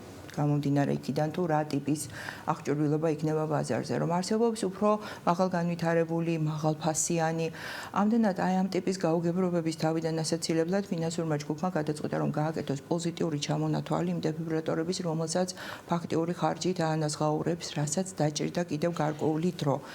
ფაქტიური ხარჯით მოხდება ანაზღაურება? ეს იყო შეთანხმება და ჩვენ ამ შეთანხმებას დღესაც ვინარჩუნებთ, მხოლოდ ჩვენ გვჭირდება ზუსტი ჩამონათვალი იმ დეფიბრილატორების, რომელიც ჩვენ ბაზარზე იქნება, იმიტომ რომ ნებისმიერ დეფიბრილატორს ფაქტიური ხარჯით გასაგებია, რომ პროგრამა ვერ ანაზღაურებს. აქაც უნდა იყოს დადგენილი გარკვეული საზღვრები. ამაზეა საუბარი. აი ამ ნაწილში სრულად მინდა რომ დაგითანხმოთ, რომ შეუძლებელია, რომ სახელმწიფოს მხრიდან განუსაზღვროდ ხდებოდეს დაფინანსების გაცემა, არ აქვს მნიშვნელობა ეს იქნება სამედიცინო მიმართულება თუ სხვა და რაღაც ჩარჩო უნდა ქონდეს, რომ მე არ დავდგეთ იმ რეალობის წინაშე, როცა წინასწორობებისას თქვა ხარჯების განუზომლობაზე გისვამდით კითხვებს. მაგრამ სამედიცინო სფეროც ადასტურებდა, რომ ეს შეთანხმება შედგა, მაგრამ დღეს აი ამ ჩამონათვალი შედგენის მიზეზით არის ის, რომ ის შეთანხმება, რაც ამ შეხვედრებისას იყო მიღწეული, არ აისახა ფორმალურად იმ დოკუმენტებში, რითიც მათ უნდა იხემწყვალნელონ? კი ბატონო, შეთანხმება ძალაშია, ანუ მეც ველოდები, ახლა ყველაფერი, ანუ ყველა პასუხისმგებლობა გადანაწილებულია სამინისტროში. მეც ძალიან აქტიურად ველოდები ამ ჩამონათვალს, რომელიც იტყვის, რომ ეს არის პოზიტიური ნუსხა დეფიბრილატორების, რომელიც აისახება პროგრამაში და ჩვენ ამ ცვლილებას აქ მუშაობს ფინანსური სამინისტროს ბაზრის კვლევა ტარდება, სტანდარტული ბაზრის კვლევა. არა მხოლოდ ქვეყანაში, დღეს მიდის მუშაობა უკვე გლობალურ დონეზე, იმისთვის რომ ეხლა დღეს რო არ არის ქვეყანაში ეს დეფიბრილატორი, გარკვეული გარანტია ჭირდება. ანუ სამინისტროს ხარეს არის ჯერჯერობით ბურთი, მათ უნდა გააკეთონ ეს საბოლოო ჩამონათვალი და შემდეგ თემა ამოიწუროს. ეს არის სამინისტროს ხარეს. და მეორე დასტებას გაქვთ, თქვენც აღნიშნეთ და ესეც ბუნებრივია, რომ ყოველდღიურად შეიძლება ახალ-ახალი შეთავაზებები გქონდეს სამედიცინო სფეროს პაციენტისათვის. მე როგორც პაციენტს უნდა მქონდეს თუ არა უფლება, რომ კიდევ უფრო ახალ დეფიბრილატორზე მქონდეს ცდომა, ანუ სახელმწიფო რაღაცა ხარჯს მიფინანსებდეს, მაგრამ მე თუ უკეთესი მინდა დამატებითი ხარჯი გავწიო იმისათვის, რომ უკეთესი ჩემი შეფასებით მომსახურება მივიღო. აი ამ ნაწილზეც იყო განსხვავებული მოსაზრებები, როცა მათ შორის პრემიერთან შეხვედრის შემდეგ ითქვა, რომ ეგრეთ წოდებული საავანსი სისტემა ჩაერთვებოდა, კლინიკების ნაწილი ადასტურებს, რომ ეს სისტემა მათ ჩართეს, ministrიც ამბობს, რომ ინფორმირებული ამასთან დაკავშირებით, მაგრამ ეს არ არის ოფიციალური. ანუ კლინიკებს აქვთ მეორეს მხრივ განცდა, რომ შეიძლება ამაზე პასუხი მოეთხოვოთ. აქაც გვაქვს თუ არა რაღაცა მოლაპარაკების ან დამუშავების რეჟიმის გამო გადავადებული ასახვა ოფიციალურ დოკუმენტებში ამ შესაძლებლობისა, რომ თანხის დამატების საშუალება ჰქონდეს პაციენტს. ხო, პაციენტის თანხის დამატების თემა ჩემთვის უფრო კომპლექსურია, ვიდრე ის, რომ ჩვენ დეფიბრილატორების ნუსხა დავადგინოთ, ან შევთანხმდეთ კრიტიკულ მედიცინაში, რომელი ტარიფი განფასდება და რა მეთოდოლოგიით განფასდება. ესეც მიმდინარე პროცესია და ესეც დასრულდება, მე ვფიქრობ, მოკლე ხანში იმისთვის, რომ ის დანაპირები, რაც გაიცა სამედიცინო საზოგადოების მიმართ შესრულდეს. რაც შეეხება პაციენტისთვის თანხის დამატების შესაძლებლობას, ახლა აქ ჩვენ საუბრობთ, ახლა ბაზარი რო ასიმეტრიულია ჯანდაცვაში, ეს ახლა ახალი ამბავი არ არის. მე როგორც პაციენტმა მეც რომ მივიდე ხვალ და დამჭირდეს დეფიბრილატორის შერჩევა, ჩემი სამედიცინო გამოცდილებით ძალიან გამიჭირდება ობიექტურად შევარჩიო და გამსაზღვრო, მინდა მაინდა-მაინც $20,000 ღირებული რომელიმე სამედიცინო მოწყობილობა თუ რაღაცა სხვა. ხა ჩვენ საუბრობთ სტანდარტულ პაკეტზე. 36 დადგენილება აქამდეც ამბობდა იმას, რომ სტანდარტული სერვისი, რომელიც მოიცავს ყველაფერს, მათ შორის სამედიცინო დანიშნულების საგან სერვის ეს ყველაფერი ფინანსდება პროგრამულად და აქ იყო გარკვეული რაციონალი ამის მიმართ, რადგან პაციენტზე ზეგავლენის რისკი არის ძალიან მაღალი და ამის ალბათობა და ჩვენ რომ პაციენტს ვერ დავიცავთ ამგვარი რისკებისგან, სწორედ ამიტომ გვიჭირს ამ გადაწყვეტილების მიღება, რომ ეს ნაწილი, რომ პაციენტს ჰქონდეს დამატების საშუალება, გახდეს თავისუფალი კლინიკებისთვის. ერთადერთი სადაც არჩევანი შეიძლება პაციენტმა მეტად თვითონ გააკეთოს, ეს არის პალატა, განსაკუთრებული მოწყობის და ექიმის ჰონორარი, იმიტომ რომ ექიმ პაციენტის ნდობა კიდე ცალკე ფაქტორია და შეიძლება პაციენტს თავისი სუბიექტური ან ნდობის ფაქტორიდან ან ვიღაც რჩევიდან გამომდინარე ისე პაციენტის არჩევანი გააკეთოს ექიმის, მაგრამ ის რომ ღრმად ეხა პაციენტმა თვითონ განსაზღვროს რომელი მწარმოებლის და ეხა ეს მწარმოებელი ძალიან საინტერესო დისკუსია იყო წინ თქვენ გადაცემაში ამ დილით ეს არასასურსათო დანიშნულების პროდუქტების რეგულაცია,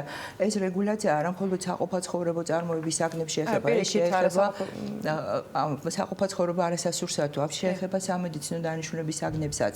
ჩვენ რომ დღეს გქონდეს გამართული მარეგულირებელი ჩარჩო სწორედ აი ამ იმპლანტირებადი საგნების რეგულირებისთვის, მაშინ ამდენი კითხვის ნიშანი, რომელი მწარმოებელი ჯობია ჩინური, ინდური, გერმანული თუ ამერიკული, უკვე აღარ დაისმენბოდა, რადგან გვექნებოდა მკაფიო ხარისხის ნიშნები. ქალბატონო, 36 დადგენილება ახსენეთ და ზუსტად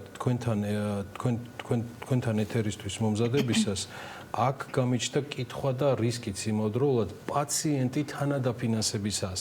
მნიშვნელობა არ აქვს ეს 30%-იანი, ის ცალსახად ნებაყოფლობითია, ის ამატებს თავად, ავსებს იმ მინიმალურ ხარჯს, როგორც ეს წარმოუდგენია, ვთქვათ, კლინიკას. წარმოვიდგინოთ ეს რამდენად კანონგარეშია კლინიკა, მე აი აქ ვხედავ რისკს, რომ ეს ხომ არ დაუბრუნდება კლინიკებს ბუმერანგად, გამომდინარე იქიდან, რომ სამართლებრივი სივრცე აქ ჯერ აი ამ თანადაფინანსების, აი ამ ნებაყოფლობითი თემიდან გამომდინარე, არჩევანიდან გამომდინარე, ამაშიც გეთანხმებით, ეს მთლად ბოლომდე მოწესრიგებული სამართლებრივად არ არის. მე ვთვლი, რომ კლინიკები ერთის მხრივ აკეთებენ თავის საქმეს, აკეთებენ იმ განფასებით, რაც თავად აქვს წარმოდგენილი, ივსება ის მინიმალური მათი გათვლით თვითღირებულება, მაგრამ ეს მთლად კანონის ფარგლებში იურისტი არა ვარ, მაგრამ ის რაც განცდა მაქვს როგორც ეკონომისტს და ფინანსებში შედარებით განსწავლულს, ვხედავ რომ აქ პრობლემაა. თქვენ იგივე სამჩნევთ თუ ხო, ეხლა თანადაფინანსება დაშვებული მექანიზმია, ანუ თანადაფინანსება, რომელიც ჩაშენებულია პროგრამაში, ეს არის დაშვებული მექანიზმი და ამას პროგრამა ასე ამ დიზაინზე აწყობილი. ხა თანადაფინანსებას ბევრი ხარვეზი აქვს, ანუ თავის ტექნოლოგიური ხარვეზი, რაც ჩვენ გვინდა რომ დაფინანსების ჭეშმარიტი დაფინანსების რეფორმის პარაგრაფში და არა აი ესეთი დათვლის დონეზე მოხდეს ამის ყველაფრის რევიზია და ეს იქნება შემდეგი ნაბიჯი, რომელიც შეხედავს მთლიანად დაფინანსების პოლიტიკას. მაგრამ დღეს ეს ხარვეზიანია, მათ შორის ის ნაწილი. დღეს არის ეს ნაწილი თანადაფინანსების, რომელიც პაციენტისთვის, აი სწორედ ტარიფების გათანაბრება, ხა თანადაფინანსება აქ ორი მხარე შეიძლება იყოს. თანადაფინანსება ერთი, რომელიც პროგრამული თანადაფინანსებაა და პროცენტულად არის განსაზღვრული, რომელ ბენეფიციარს ეს შეუძლებელია. მეორე, ანუ დამატებითი გადასახადი ჩვენ თუ ამას ასე დავარქმევთ, რომელიც შეიძლება დაუშვით ჰონორარზე. ხო, ესეც იცით რა არის, პაციენტს აქ არჩევანი და მეორე მხრივ პაციენტს აქვს ბენეფიტი, რომელსაც მას სახელმწიფო ანიჭებს პროგრამის ფარგლებში. ხა, ამ შემთხვევაში, როცა პაციენტი ამბობს, რომ მე ჩემი არჩევანის უფლება მინდა გამოვიყენო და მინდა გადავიხადო ამ არჩევანის უფლებას იმის საპირწონეთ, რომ ჩვენ მას სარგებლის უფლება შევუზღუდოთ, ვერ გავაკეთებთ ამდენად, ეს ორი ამ ორის თანაარსებობა გარკვეულ პერიოდში შესაძლებელია, თუმცა ძალიან ბევრი სენსიტიურობა ამ პროცესს აქვს და გეთანხმებით იმაში, რომ აქ ძალიან რთულია გარედან თუ იქ არ არის, იმიტომ რომ ჩვენ გვაქვს ინფორმაცია პაციენტებისგან, რომლებიც ჰონორარზე სვამენ შეკითხვას, ანუ ჰონორარზე შეკითხვა პაციენტმა არ უნდა დასვას. დაშვება არის ის, რომ ჰონორარი პაციენტმა მოითხოვა და იმიტომ გადაიხადა ამ კონკრეტული ექიმისთვის, თუმცა როცა უკვე პაციენტის შეკითხვას სვამს, რომ ეს ჰონორარი რამდენად მას უნდა გადაეხადა, აქ რა თქმა უნდა ჩვენ ვიწყებთ ამ საკითხის შესწავლას, რადგან ეს არ არის სწორი მიდგომა. ფაქტია, რომ რაღაცა პერიოდის შემდეგ ჩვენ კიდევ მოგვიწევს განახლება ინფორმაციის, იმიტომ რომ დღეს სამუშაო რეჟიმი გრძელდება. კითხავთ ოფთალმოლოგებთან დაკავშირებით და იმ სხვა დანარჩენ მიმართულებებთან დაკავშირებით, რომელზეც სამინისტრო ასევე სამუშაო პროცესში არის. მინისტრმა გითხრა, რომ 2 კვირის ვადაში გვეცოდინებოდა პირველადი ვერსია, რა სთავაზობს სამინისტრო ნოზოლოგიის ამ მიმართულებას. შეგიძლიათ თუ არა გითხრათ, რა ცვლილებები შეიძლება დაიგეგმოს და ის სამუშაო ჯგუფი, რომელიც ოფთალმოლოგებისთვის მომზადდა და კომუნიკაცია დაიწყო, დღეს რა ეტაპზეა? კი ბატონო, ეხლა ერთი წუთით მინდა დავასრულო უბრალოდ კრიტიკული მედიცინის ნაწილი, რადგან აქაც ჩვენ პროცესში ვართ და უნდა დავასრულოთ ის ცვლილება, რაზეც შევთანხმდით, რომ განსაკუთრებით ძვირადღირებული ნოზოლოგიები, რომელიც შეიძლება და ვერ მოხვდა და ესეთი არის სულ ის კოდები, რომელზედაც ამ ჯგუფებმა იმუშავეს და რაც ჩვენ შემოგთავაზეს მათი მოსაზრებით, რომ არ შეიძლება მოხვედრილიყო ამ ტარიფში, იყო 4 ნოზოლოგია, ეს 4 ნოზოლოგია საერთო რაოდენობაში არის სულ 6%, აქედან 4% გახლავთ დაუზუსტებელი კომა და რატომ შეიკავა თავი ფინანსურმა ჯგუფმა, ეს არის ხარჯთეფექტურობის კომისია მუშაობს ამ მინისტროში, რომელიც რამდენიმე წელია უკვე მუშაობს და რატომღაც ამაზეც კითხვის ნიშანი დაისვა და კოლეგებმა თქვეს ეს რაღაცა მითიური კომისია, რომელიც საერთოდ ბუნებაში არ არსებობს და ალბათ დროიდან გამომდინარე, ხო? არ ვიცი, ეს არის კომისია, რომელიც კი მესმის, მეც ველოდები, მართალი გითხრათ, მე ძალიან გული დამწყლა, როდესაც ამ კომისიამ გითხრა, რომ არა, იმიტომ რომ ვერიფიკაციის მექანიზმები ამ ცვლილებების აღსრულებისთვის არ არის საკმარისად მყარი და ჩვენ ვერასდროს ვერ გავიგებთ, რას ნიშნავს დაუზუსტებელი კომა და უშუალოდ შეიძლება დღეს რო ეს 4%-ია, ხვალ 84% გახდეს. ამდენად აი ეს 1%-ზე იყო თავიდან საუბარი, როდესაც არის ძალიან მძიმე სეპტიური მდგომარეობა, მაღალი ღირებულების ანტიბიოტიკოთერაპია პაციენტს ჭირდება, აი ამაზე შევთანხმდით. ეხლა მოხდა რა, გასულ კვირას დამტკიცდა გაიდლაინი სეპსისის და სეპტიური შოკის და ეხლა უკვე ზუსტად დეტალურად ამ გაიდლაინზე დაყნობით მოხდება უკვე ქვემოდან ზემოთ ამ სტანდარტის დათვლა, რომ უკვე ფინანსისტებსაც აღარ ქონდეთ ამდენი შეკითხვა. ხა სხვა დანარჩენ ჯგუფებს რაც შეეხება პროცესი გრძელდება, მიმართულება იქნება მოცული ყველა, ხა აქ არის ეტაპობრიობის თემა, უკვე 7 სამუშაო ჯგუფი ჩამოყალიბდა და დიდი მადლობა მინდა უთხრა კოლეგებს, რომლებმაც ძალიან დიდი ინტერესი გამოხატეს და ჩვენ მივიღეთ ძალიან ბევრი წინადადება იმისთვის, რომ ჩაერთონ სამუშაო ჯგუფებში. ჯგუფების შეხვედრები უკვე შედგა ოფთალმოლოგიის, ოტოლარინგოლოგიის და ნეიროქირურგიის მიმართულებით გასულ კვირას. ამ კვირაში ეს შეხვედრები გაგრძელდება და უკვე პირველი ის პროფილური ასოციაციებით ჩართული იყო კომუნიკაცია. ეს არის პროფილური ასოციაციები, ასევე კლინიკებიდან წარმომადგენლები, დიახ, რომლებიც არიან მეტად ესეთი აქტიურები და ქმნიან გარკვეულწილად პროფესიულ მიმართულებას ამა თუ იმ დარგში.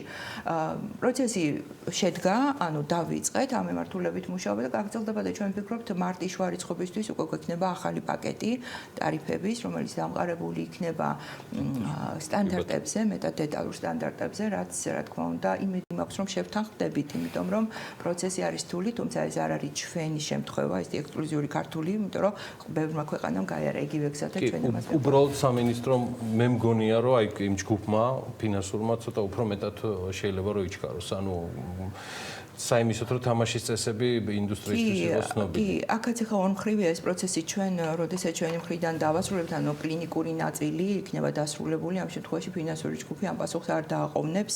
ამდენად ახლა ეს პროცესი ძალიან ინტენსიურია და იმედი მაქვს რომ მალე ეს საკითხები დალაგდება. და ჩვენც გავაგრძელებთ შესაბამისად კომუნიკაციას როგორც კლინიკებთან, ასევე სახელმწიფოს წარმომადგენლებთან, ჯანდაცვის მინისტრის მოადგილეს უღრმესი მადლობა მობრძანებისთვის. ქალბატონი თამარ გაბუნი აქვს სტუმრობდა პირდაპირ ეთერში და ჩვენ სულ რამდენიმე წამში ახლა გვექნება ჩართვა გალტენტაგარტის სათავო ოფისიდან გოგა მელიქიძე ემზადება ჩართვისთვის და გვეტყვის სიახლეებს საფონდო ბირჟების ძირითად ინდექსებზე.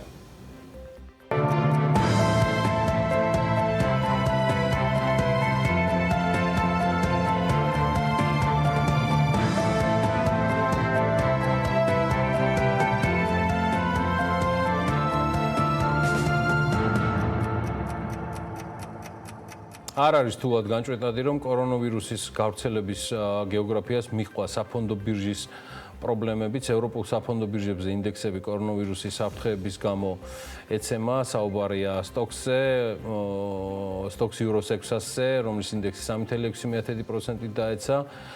ეს 2016 წლის შემდეგ ყველაზე მაღალი მაჩვენებელია მაკლებისკენ. ძვირადღირებული, ეგრეთ წოდებული ფეჩენებელური კომპანიები ცდილობენ, შიშობენ და აფიქსირებენ პრობლემას, რომ ეს ეპიდემია, რომელზეც არსებობს გარკვეული შიშები, მათ შორის მსოფლიო ჯანდაცვის ორგანიზაციისგან საუბრობენ რისკებზე პანდემიისა, საკმაოდ დიდ გავლენას იქონიებს ყველა მიმართულებით.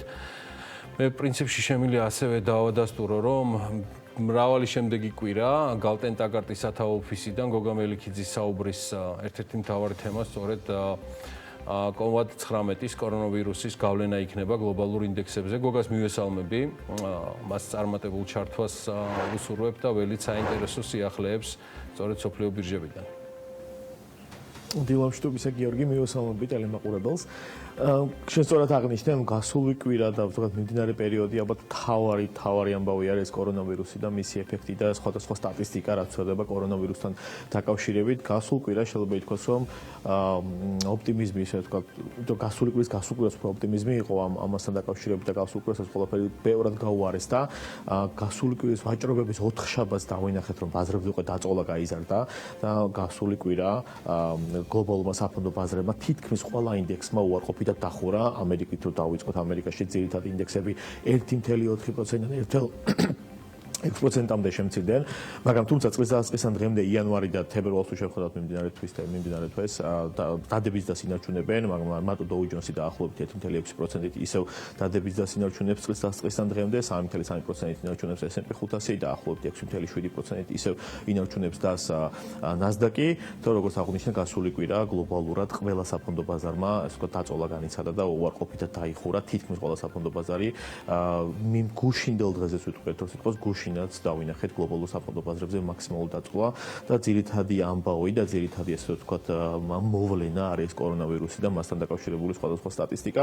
გლობალური კომპანიები, მაგალითად Apple იძახის, რომ იგი ვეღარ შეასრულებს თავის გლობალურ გაყიდვებს, ისე როგორც ეს წლის დასაწყისში დაგეგმილი იყო და ამ განცხადებაში სხვადასხვა გლობალური კომპანიებიც შეუერთდნენ და ბუნებრივია ის, რომ კომპანიები თავის გლობალურ გაყიდვებს ვერ შეასრულებენ, ამას მათ აქციის ფასე ეს პრევია მოლოდინების მინიმუმ მოლოდინების თვალსაზრისით აისახება. მეორე კრიტიკული ასე ვთქვათ ინდიკატორი, რამაც გამოიწვია გასულ კვირას საფონდო ბაზრებზე განსაკუთრებით ამერიკის შემთხვევაში და წოლა არის ეგეთი PMI ინდექსი, რომელიც ზომავს ბიზნესის აქტიურობას და კერძო სექტორის აქტიურობას და გასული კვირის პარასკევს შეხედეს ამ ინდექსს და ნახეს, რომ საკმაოდ შემცირებულია და ეს არის ეგრეთ ინდექსი ინდიკატორი ეკონომიკური და საკმაოდ ესე ვთქვათ მნიშვნელოვნად უყურებენ მას ინვესტორები და ეკონომისტები როგორ ვითარდება და ამერიკის შემთხვევაში არის საკმაოდ ისეთი ბოლო 2013 წლის შემდეგ ესეთი შემცირებული არ ახსოვთ PMI ინდექსი, რაც კიდევ ერთხელ ვიტყვი, ნიშნავს იმას, რომ ბიზნესის და კერძო სექტორის აქტიურობა არის შემცირებული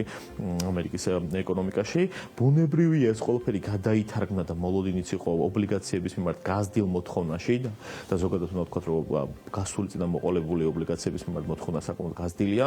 10 წლიან სახელმწიფო ობლიგაციებზე ამერიკის შემთხვევაში საკმაოდ მაღალი ფასი დაფიქსირდა, რაც ნიშნავს, რომ მაღალი მოთხოვნა იყო, ბოლო 5 თვეში ესეთი მაღალი ფასი არ ყოფილა, ხოლო 30 წლიან ამერიკის სახელმწიფო ობლიგაციებზე მათი ისტორიის მანძილზე, ანუ მათი არსებობის მთელი ისტორიულად თუ შევხედავთ, ესეთი მაღალი ფასი არ დაფიქსირებულა, ძალიან მაღალი მოთხოვნა იყო ამერიკის სახელმწიფო ობლიგაციებზე 30 წლიან სახელმწიფო ობლიგაციებზე. რაც შეეხება ბუნებრივ ობლიგაციებზე მაღალი მოთხოვნა გადაიდო ვთქვათ კორპორატიულ ობლიგაციებსაც, დაბალ რისკიანი ეგრეთ წოდებული investment grade ობლიგაციებზეც მოთხოვნა ძალიან მაღალია, ასევე მაღალი მოთხოვნა დაბალ რისკიან, მაღალ რისკიან ობლიგაციებზეც შედარებით ესე თუ რომელსაც მაღალი საკრედიტო რეიტინგი არ აქვს და გლობალურად შეიძლება ითქვას, რომ ობლიგაციები მთელი ესე ვთქვათ აქციების კაპიტალიდანაც თანხები გამოედინება, გადაედინება ობლიგაციების ბაზარზე. აქვე ვიტყვი, რომ მოსაოდ ოქროზე ერთი-ორი სიტყვით, იმიტომ რომ ოქროს წარმოადგენს შეიძლება ითქვას ერთ-ერთ დაცულ აქტივს ობლიგაციებთან ერთად და მოსაუნელი იყო ოქროს ფასის დაც, გასულ კვირას მარტო გასული კვირას ოქროს ფასი გაიზარდა დაახლოებით 4%-ამდე და წლის მანძილზე 8%-ზე მეტით არის ოქროს ფასი გაზრდილი. რაც შეეხება ნავთობს, ნავთობის ფასი ოდნავ გაიზარდა გასულ კვირას, თუმცა გუშინ იყო დაწოლა ნავთობის ფასზე და თუმცა ნავთობის ფასი წლის მანძილზე სადღაც 12-13%-ით არის შემცირებული. რაც შეეხება ევროზონას, შენ სწორად აღნიშნე, ევროზონაშიც იგივე ტენდენციები დავინახეთ, ევროზონის ძირითადი საფონდო ინდექსები, STOXX-ი, DAX-ი, ესე ვთქვათ გერმანული ინდექსი, ფრანგული ინდექსები, CAC 40, ყველა მათგანზე იყო დაწოლა, STOXX-ი შემცირდა დაახლოებით 0.6%-ით, 1.2% შემცირდა, DAX-ი გერმანული ინდექსი 0.6% შემცირდა, ფრანგული ინდექსი თუმცა წლის თვალსაზრისით, როგორც ამერიკული საფონდო ინდექსები, ასევე ევროზონის საფონდო ინდექსები ზრდას ინარჩუნებენ.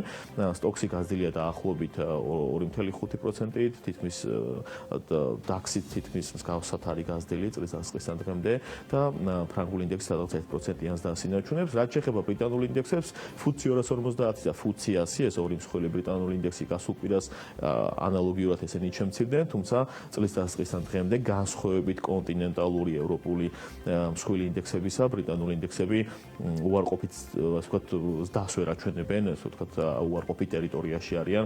FTSE 250 სადღაც 0.5-0.6% არის შემცირებული, დაახლოებით 1.8% არის წლის დასაწყისთან დღემდე შემცირებული FTSE 100. რაც შეეხება ევროზონაში, განსხვავებით ამერიკისგან, ეს PMI ინდექსი, ასე ვთქვათ, წარმოებას რაც ზომავს, შედარებით კარგად გამოიყურება, თებერვლის მაჩვენებელი უფრო კარგი იყო ვიდრე იანვრის მაჩვენებელი, რაც ასე ვთქვათ, მოწონთ ინვესტორებს და ანალიტიკოსებს და ეკონომისტებს, ხოლო რაც სხვა ეკონომიკურ მაჩვენებლებზე ბუნებრივია თავიდან ბოლომდე მოქმედებს ის ყველა ის ნიუსი, რაც კორონავირუსს უკავშირდება და განსაკუთრებით ჩინეთის გარეთ ფიქსირდება ის სტატისტიკა ევროზონის საფონდო ბაზრებზე და კომპანიებზე, ასევე ბრიტანეთში ინფლაციის მაჩვენებელი გაზომეს, ინფლაციის მაჩვენებელი გამოვიდა იანვრის და საკმაოდ კარგად გამოიყურება 1.8%-ია წლიური ინფლაცია და იგივე მაჩვენებელი დეკემბერში იყო 1.3%. ეს რაღაც ოდნავ დამაიმედებელ პროგნოზებს იძლევა, რომ შეიძლება ეკონომიკა გამოცოცხლდეს, თუმცა ეკონომისტები აღნიშნავენ, რომ შეიძლება ერთჯერადი ფაქტორიდან იყოს გამოწვეული და ასევე ასე ვთქვათ მოეწონათ უმუშევრობის მაჩვენებელი ბრიტანეთში, უმუშევრობა საკმაოდ შემცირებული, თუმცა ეკონომისტები აღნიშნავენ, რომ ერთი მხრივ უმუშევრობა შემცირებული, თუმცა მეორე მხრივ,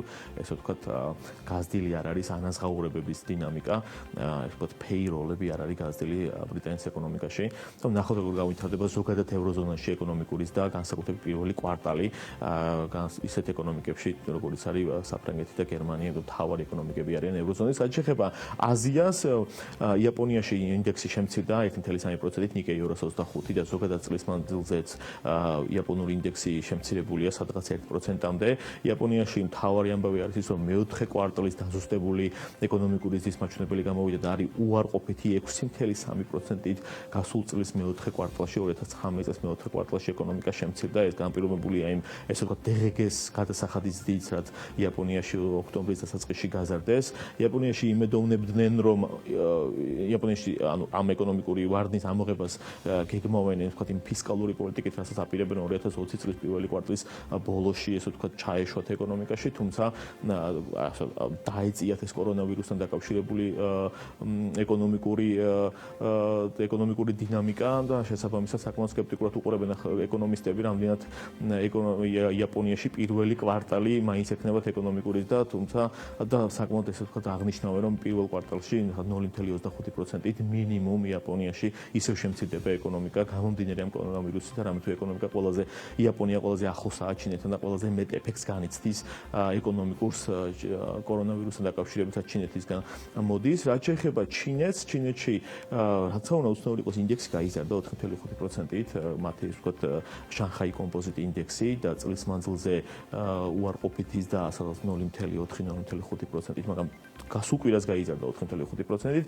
ძირითადი და განაპირობა იმ თელმა ეკონომიკურმა მოვლენებმა, რაც ჩინეთის სახელმწიფო ანხორციელებს, ჩვენ ვიცით, რომ ჩინეთის სახელმწიფო და ჩინეთის ცენტრალურ ბანკმა შეამცირა მინიმალურ საპროცენტო განაკვეთი, ასევე ბანკებს გაუზარდა ლიკვიდურობა, ასევე რამოდენიმე ავიაკომპანიას, რომლებიც დეფოლტის პირას არიან, განუცხადა, რომ იგი ესე ვთქვათ, კაპიტალს ჩაასხავს და მათ ეს ვთქვათ, დეფოლტს არ დაუშვებს. ასე ვთქვათ, ჩინეთის სახელმწიფო მთელ რიგ მოვლენებს აკეთებს, რომ მაქსიმალურად ხელი შეუწყოს ეკონომიკას და მაქსიმალურად მინიმალური ესე ვთქვათ, ეფექტი ქონდეს ამ კორონავირუს ჩინეთის ეკონომიკაზე, ასევე იქ რაღაც ადრეულ ლიცენზიას იძლევა, რომ გაიღოს კარანტინის ქვეშ არის წარმოებები, მთელი ფაქტორებს ანხორციელებს, რომ მინიმალური ეფექტი ქონდეს ამ კორონავირუსს ჩინეთის ეკონომიკაზე. ნახოთ, როგორ გამოვითარდება მოვლენები. ფაქტია, რომ დღესდღეობით თავარი ესე ვთქვათ, ეკონომიკური მოვლენა, რომელიც გადადებულია მთელ გლობალურ საფონდო ბაზრებზე, არის კორონავირუსი და მასთან დაკავშირებული ეკონომიკური შედეგები, რასაც სხვადასხვა ეკონომისტები და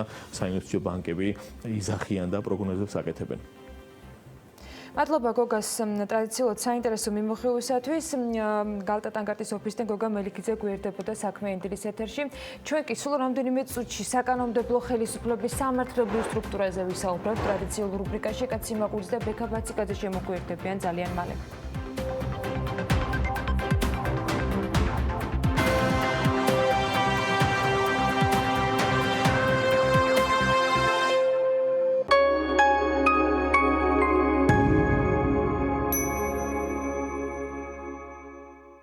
რა სიზამთე ყოველდღე 1000 ლარი რომ გერიცხებოდეს ანგარიშზე. აჭარაბეთის დიდ გათამაშებაში შეგიძლია მოიგო ყოველდღიური ხელფასი, ითამაშე სლოტები ან ავიატორი და მოიგე ერთმანეთზე უკეთესი პრიზები. ბინა, მანქანა 200.000 ლარი, ყოველდღიური 1000 ლარიანი ხელფასი და მთავარი პრიზი. ყველაფერი ერთად.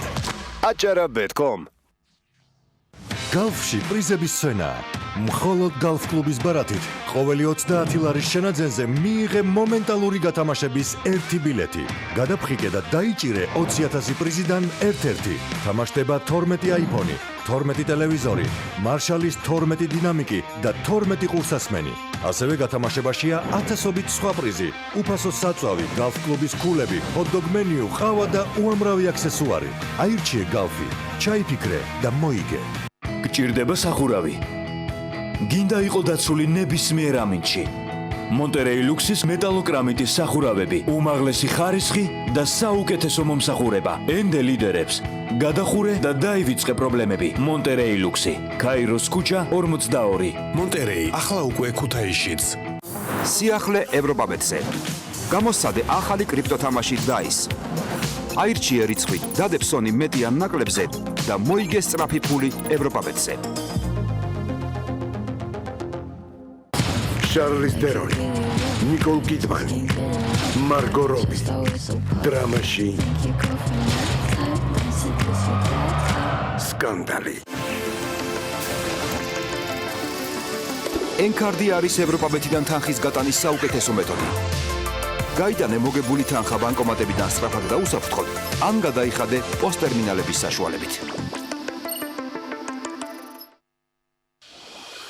სამზარეულოს პროფესიონალური დანადგარები და ელექტრომოწყობილობები, ჭურჭლის და აქსესუარების მრავალფეროვანი არჩევანი, მაგიდი სერვირება სასტუმროებისთვის და რესტორნებისთვის. გასტროტეკი, ყველაფერი პროფესიონალური სამზარეულოსთვის. დაგვიკავშირდით ნომერზე 2-35-66-23. წინასააღალწლო გრანდიოზული შეთავაზება NBG Beach პანორამაში. ბინები წინასწარი შენატანის გარეშე. ბინები ზღვის და მთის ხედებით. კეთილმოწყობილი ეზო, საბავშვო ინფრასტრუქტურა, ფიტნეს დარბაზი, გასართობი ცენტრები, კაფე რესტორნები და პანორამული აუზი სახურავზე. NBG Beach პანორამა, თქვენი ზღვისპირა აპარტამენტი. საქართველოს მთებში ყველაფერი სრულყოფილია. მაპატიო ლამაზო, ამ სრულყოფილებაში შენ ერთზე უთუოდ მოიაზრება. სანტინოს რძე იქმნება იქ, სადაც მეფობს ბუნება. სწორედ ამიტომ ინარჩუნებს მთის ყველა სიკეთეს და ეს სრულყოფილება იგრძნობა მის თითოეულ წვეთში. სანტინო შექმნილია საქართველოს ბუნების მიერ.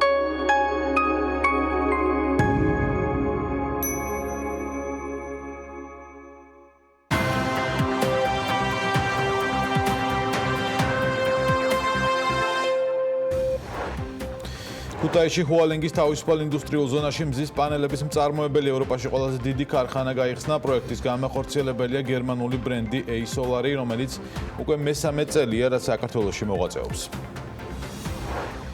საპენსიო სააგენტოს მიმართ დაწესებული რამდენიმე აკრძალვა შესაძლოა გაუქმდეს. საპენსიო სააგენტოს უფლებამოსილება ექნება საპენსიო აქტივების ინვესტირება განახორციელოს სპეციალიზირებული დეპოზიტარისმასთან აფილირებული პირის მიერ გამოშვებულ ფასიან ქაღალდებში ან ქონებაში საერთო წესების საფუძველზე. შესაბამისი ცვლილებები დაგროვებითი პენსიის შესახებ კანონში შედის, რომლის ინიციატორი საქართველოს მთავრობაა.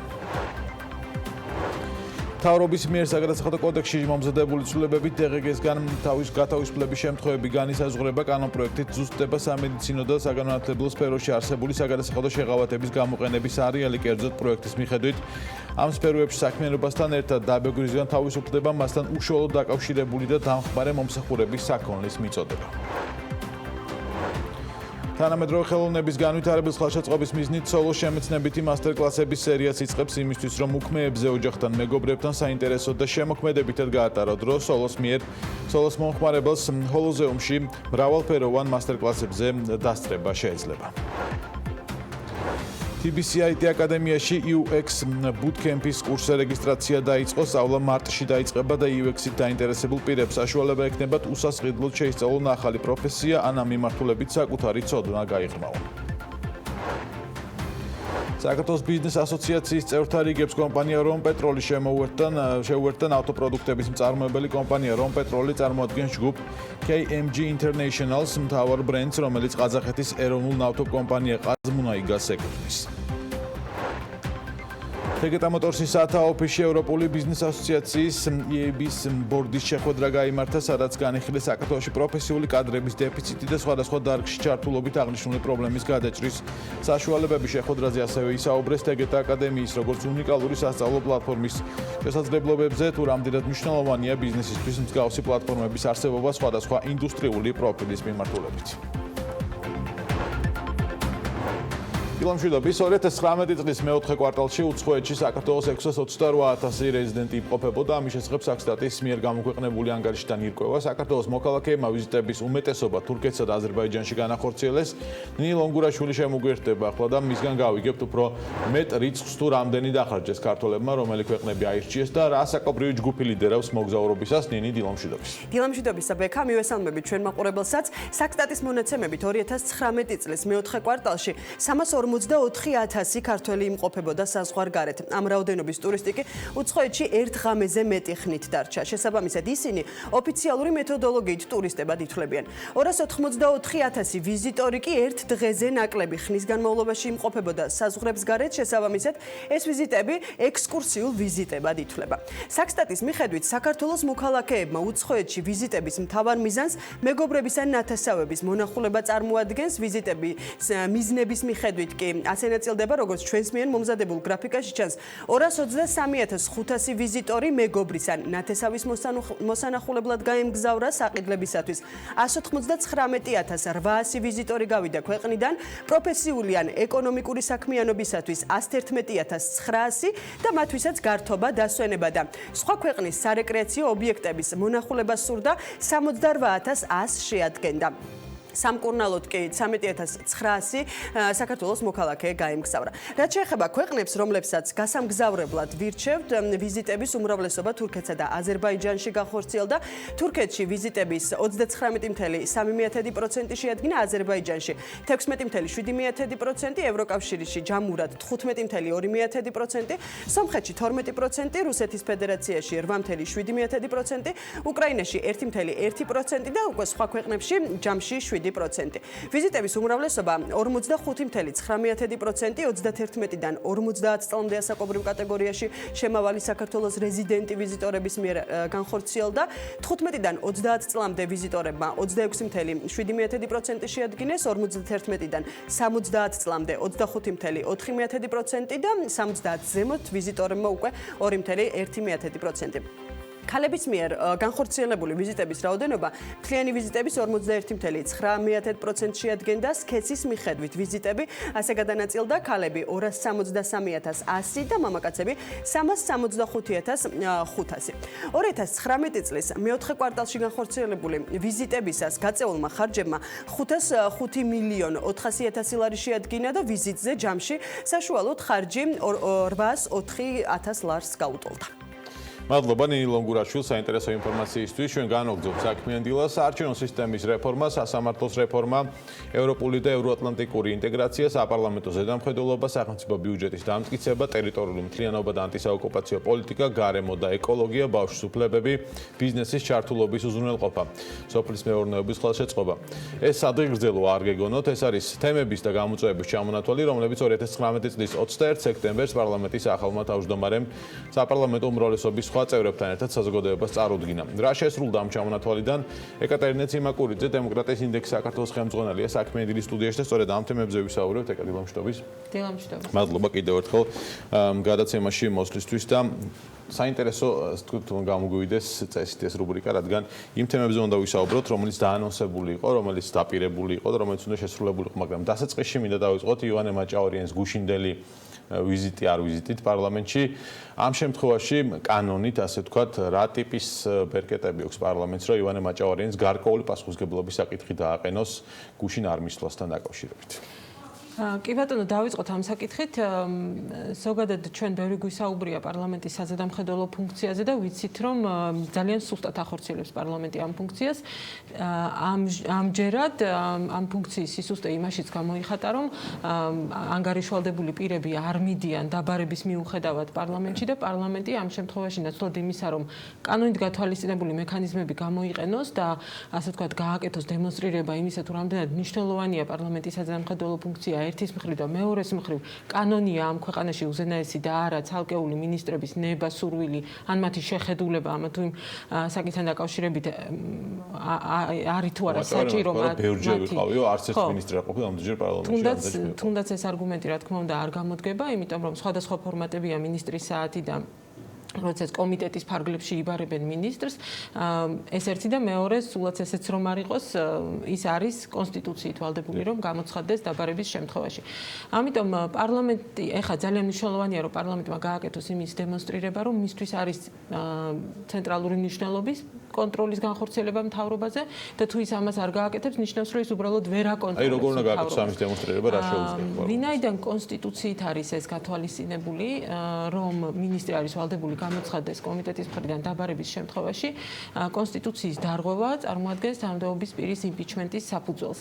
პარლამენტს შეუძლია დაიწყოს იმპიჩმენტის პროცედურა, ამისთვის მას სჭირდება პარლამენტის წევრთა 1/13-ის თანხმობა და საინტერესო ის არის, რომ როგორც წესი ჩვენ ზოგადად ჩვენ დაკვირვების შედეგად, რასაც ვუყურებთ, საპარლამენტო უმრავლესობის წარმომადგენლების მხრიდან არ არის ხოლმე დიდი ენთუზიაზმი მთავრობაზე კონტროლის განხორციელებისა და ის მექანიზმები, რომელიც ოპოზიციის ხელშიც არის, მათ შორის და მათ ცალკე აღებულ საპარლამენტო ოპოზიციის წარმომადგენლებს შეუძლიათ რომ გამოიყენონ, ერთ-ერთი არის მაგალითად იმპიჩმენტის პროცედურის დაწყების მექანიზმიც. დღევანდელი ძალთა გადანაწილებით პარლამენტში, იმის გათვალისწინებით, რომ 50 ხმა არის საკმარისი, ამ პროცედურის დასაწყებად საპარლამენტო ოპოზიციას პრინციპში შეუძლია ასე ვთქვათ გაერთიანების შემთხვევაში და ამ საკითხთან დაკავშირებით ერთიანი მიდგომის შემთხვევაში შეუძლიათ რომ დაიწყონ ეს პროცედურა. შემდეგ უკვე საკონსტიტუციო სასამართლო იმსჯელებს ადგილი ჰქონდა თუ არა მინისტრის მხრიდან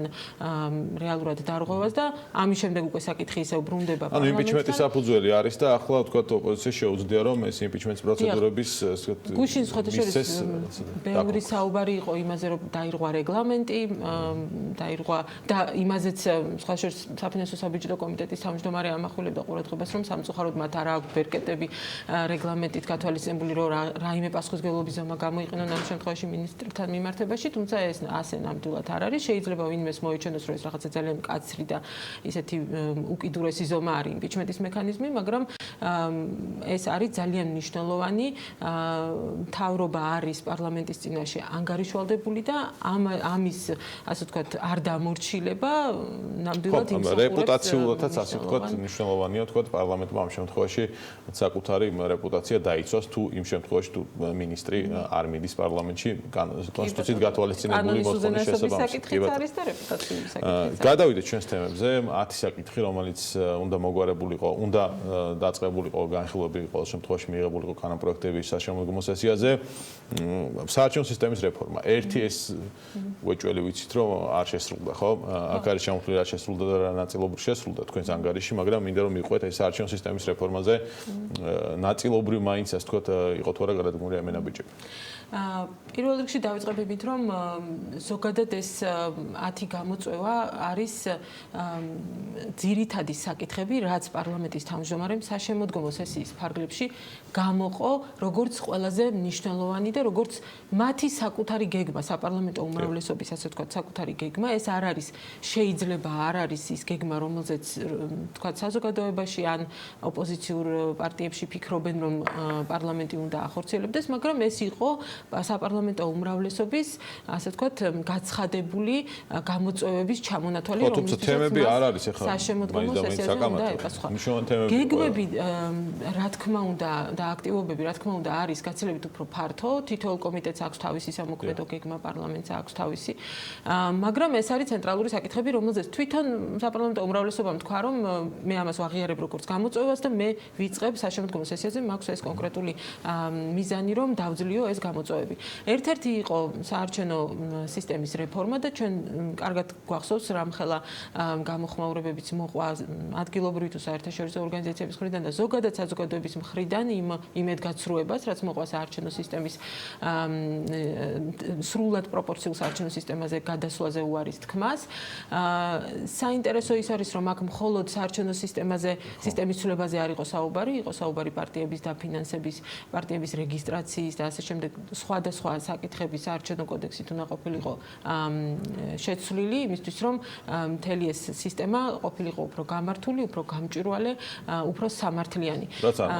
და არც ამ ნაწილებში არ განხორციელებულა ცვლილებები. ამიტომ, როდესაც ჩვენ შევაფასეთ ზოგადად შესრულდა თუ არა ამათი მიმართულებით უპასუხა თუ არა პარლამენტმა გამოწვევა, ზუსტად ეს მაჩვენებელი ავიღეთ, რომ როცა ვამბობთ, რომ არ შესრულდა, ეს ნიშნავს იმას, რომ საერთოდ არაფერი არ გაკეთებულა ამ მიმართულებით. თუნდაც უმნიშვნელო მცირე ნაბიჯებიც კი თუ გადაიდგა, მაშინ ეს შემთხვევაში ჩვენ ჩავთვალეთ, რომ სასამართლო რეფორმა, რომელიც მეოთხე ტალღა მიმდინარეობს, აქ არის ნაწილობრივი შესრულება, რაღაც ნაწილს თქვა პარლამენტმა იმუშავა და მიიღო შესაბამისი ცვლილებები.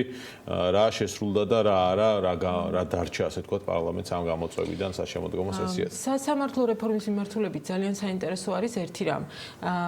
გამოწვევად დასახელდა და ძალიან ბევრი წლის განმავლობაში იყო საუბარი ძალიან მარტივ რამეზე, რომ მოსამართლეების დანიშვნა უნდა საბუთდებოდეს. ანუ რატო ინიშნება ესა თუ ის ადამიანი მოსამართლის თანამდებობაზე, ამას ჭირდება დასაბუთება, ამას ჭირდება ღია კენჭისყრა იმისთვის, რომ საკითხი იყოს გამჭვირვალე და თავის მეორეს მხრივ დასაბუთება იყოს შესაძლებელი, დახურული კენჭისყრის პირობებში ეს ტექნიკურადაც ცოტა შეუძლებელი იქნებოდა. ეს იყო, ასე ვთქვათ, ყველაზე ცენტრალური საკითხი, რაც ძალიან ბევრი წლის განმავლობაში იდგა, მოითხოვდნენ როგორც ადგილობრივი ორგანიზაციები, ისე საერთაშორისო ორგანიზაციები, ასოცირების დღის წესრიგის ნაწილი იყო და ეს არ სრულდებოდა.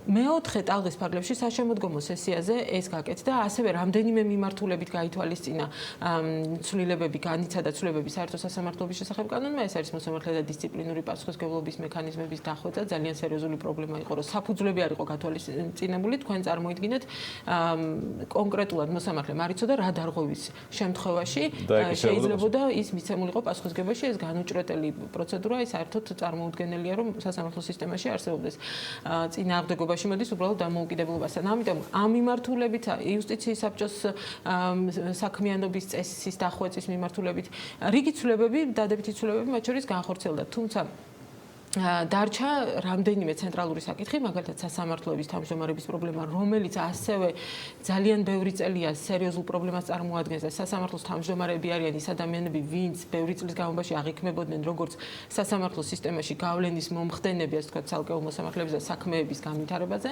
იყო ასევე სხვა, მაგალითად უზენაეს სასამართლოს მოსამართლეების დანიშვნის კუთხით ზუსტად ის პროცესი მიმდინარეობდა უზენაეს სასამართლოს მოსამართლეების დანიშვნის და ამ დროს გაუმართავი იყო მოსამართლეთა დანიშვნის სისტემა. მაგრამ მთავარი პრობლემა, რაც საერთო სასამართლოების შესახებ კანონს ჰქონდა ყოველთვის და არასდროს არ გამოსწორდა, ეს არის ის, რომ რეფორმა არ გატარდა დროულად.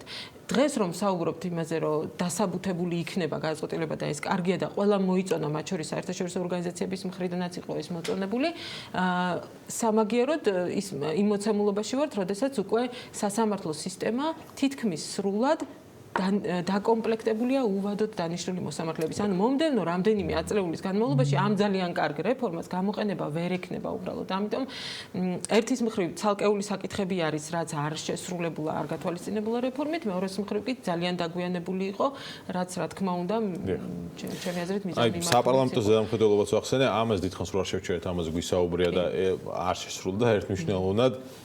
იყო გარკვეული, ასე ვთქვათ, მინისტრის საათის ფორმატში მათ შორის დაბარები, მაგრამ მარტო ეს ინსტრუმენტი არ აქვს პარლამენტს და ბევრი ინსტრუმენტი აქვს, შეუძლია კანონის ზედამხედველობას და ასე ვთქვათ, შესრულების ნაწილში, კანონის აღსრულების ნაწილში ზედამხედველობას, რაც არ აკეთებს პარლამენტი და ამაზე ქონდა ანგარიში და მათ შორის საქმეების მაყურებელ საშუალება ქონდა, რომ მოესმინა ევროპული და ევროატლანტიკური ინტეგრაცია, ერთი ნაწილი, რომელზეც თქვენ ასე ვთქვათ, იმუშავეთ, რა გაკეთდა ამ ნაწილში, ჩვენ ვიცით, რომ ჰარმონიზაციის პროცესი მიმდინარეობს ევროპასთან ასოცირების ხელშეკრულების შემდეგ, რამდენად ჩანსაღი იყო და ჩქარი იყო ეს პროცესი საშემოდგომო სესიაზე.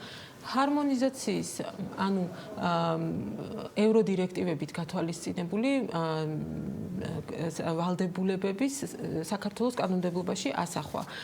ეს იყო გათვალისწინებული პარლამენტის სამოქმედო გეგმით და კონკრეტულ რიცხვებზე არის აქ საუბარი, რომ მაგალითად 2019 წლის საშემოდგომო სესიაზე მხოლოდ პარლამენტს ჰქონდა გეგმაში 33 დირექტივის ასე ვთქვათ საქართველოს კანონმდებლობის ჰარმონიზება 33 დირექტივის გათვალისწინებულ ვალდებულებებთან. და აქედან შესრულდა მხოლოდ 7. მნიშვნელოვანი იყო, რაც შესრულდა შრომის უსაფრთხოების საკითხებს ეხებოდა მაგალითად და ზოგადად შრომით უფლებების დაცვას და კიდევ რამდენიმე სხვა საკითხს, მაგრამ წარმოიდგინეთ, რომ 26 საკითხი ფაქტობრივად არ არის შესრულებული. ეს რაზე მიანიშნებს, რომ სისწრაფე როგორ მივყვებით ჩვენ ასე ვთქვათ ევროკავშირში და ევროატლანტიკურ სივრცეში ინტეგრაციის გეგმას არის აბსოლუტურად საქართველოზე დამოკიდებული პროცესი. რამდენადაც ჩვენ ვიქნებით ეფექტური ამ პროცესში, იმდენად მეტი და იმდენად უფრო სწრაფად ვიქნებით მზად ევროკავშირის სტრუქტურებში გაწევრიანებისთვის, როდესაც ამის პოლიტიკური ნება და მოცემულობა იარსებებს. მეორეს მხრივ, თუ ჩვენ ჰარმონიზებას არ ვაკეთებთ დროულად, ეს ნიშნავს იმას, რომ ჰარმონიზებული კანონმდებლობის იმპლემენტაციასაც ვაგვიადებთ.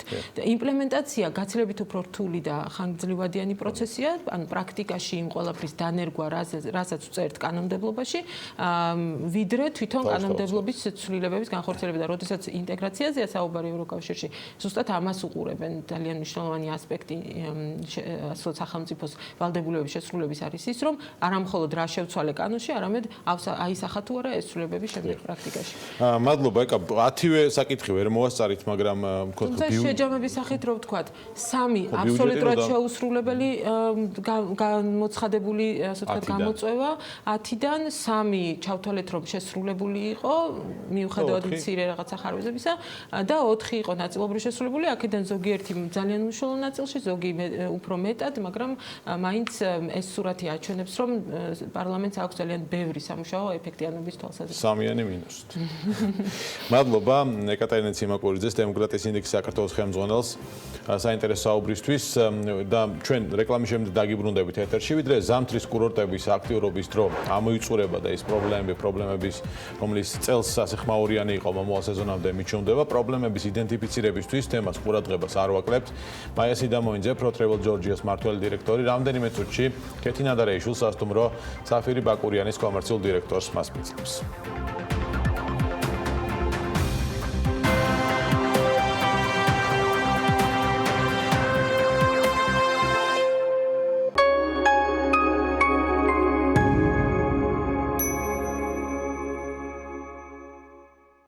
Nestle Good Mix-ის ბატონში ყველაზე ჩვეულებრივი ინგრედიენტებია. ვერაფრით გაგაოცებთ. თუმცა მოიცა, ის ხომ უგემრიელესია. გინდა მე რა? ჩვენ შეგვიძლია ერთმანეთი გავაღიმოთ. Google შემატკივროთ ერთმანეთს. ერთმანეთით ვიამაყოთ. გავახაროთ ერთმანეთი. ჩვენ გულშემატკივრობთ ერთმანეთს. რადგან გვჯერა, რომ ქართული ნიშნავს საუკეთესოს. ლუდი ზედაზენი, ახალი დიზაინი და დაუვიწყარი გემო. საქართველოს გულშემატკივარი. ზედაზენი, აბარა. სიახლე ევროპაბეტზე. გამოსცადე ახალი კრიპტოთამაში DICE.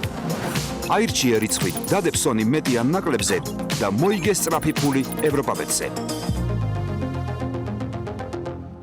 შაბათობით მარი და მისი დედიკო გემრიელ საუზმეს ამზადებენ. ხოლო მარტივი რეცეპტით ამზადებული არაჟანი პრეზიდენტი ყველაზე მნიშვნელოვანი ინგრედიენტია. ნოღიერი, ნაზი, მათი საღმძვრელი, უმაღლესი ხარისხის ნაღებისგან დამზადებული საოცრად გემრიელია. არაჟანი პრეზიდენტი, ახლა უკვე ახალი შეფუთვით. N-Card არის ევროპაბეთიდან თანხის გატანის საუკეთესო მეთოდი. გაიტანე მოგებული თანხა ბანკომატებიდან სწრაფად და უსაფრთხოდ, ან გადაიხადე პოსტერმინალების საშუალებით. TV პირველის ინტერნეტ პარტნიორია MyVideoG. იხილეთ ყველა ვიდეო MyVideoზე. Hauck-ის ბრენდის ოფიციალური წარმომადგენელი საქართველოში. აირჩიეთ გერმანული ხარისხი თქვენი პატარებისთვის. მისამართი ნუცუბიძის 77. თბილისი მოლის მესამე სართული. 1 მარტის ჩათვლით ისარგებლეთ კვირის აქციით სუფთა სახლში. პერსილი 3 კილოგრამი, 12 ლარი და 35 თეთრი. Colgate 4 ლარი და 90 თეთრი. სტუდიო თმის აღებავი 3 ლარი და 50 თეთრი. ვიცხოვროთ სუფთა სახლში.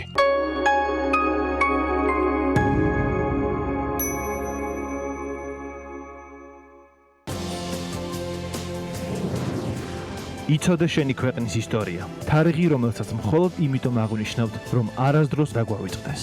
1921 წლის 25 თებერვალი. ერთ-ერთი ყველაზე ტრაგიკული დღე საქართველოს ისტორიაში. დამოუკიდებლობის გარეშე დარჩენილი საქართველო და რუსეთის კოლონიური პოლიტიკა. დღეს პირველამდე სტუდიაში ოკუპაციაზე ვსაუბრობთ. ასამდე დევნილი ოჯახი, რომელიც ყოველ დღე გადარჩენისთვის იბრძვის. თბილისში ყოფილ სასტუმრო უშბაში გატარებული ბოლო 28 წელი და საკუთარ სახლში დაბრუნებით გამოწვეული უიმედობა. ამის გახსენება ჩემთვის არის სიკვდილება.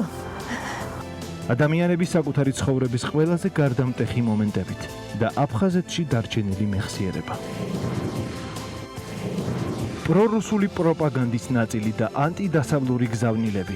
როგორ იყენებს ქართულ საინფორმაციო საშუალებებს რუსეთი ჩვენივე ქვეყნის წინააღმდეგ? რა არის მათი ძირითადი გზავნილები, ქართული მედია და რუსული რბილი ძალა საქართველოში? ნახეთ პირველამდე.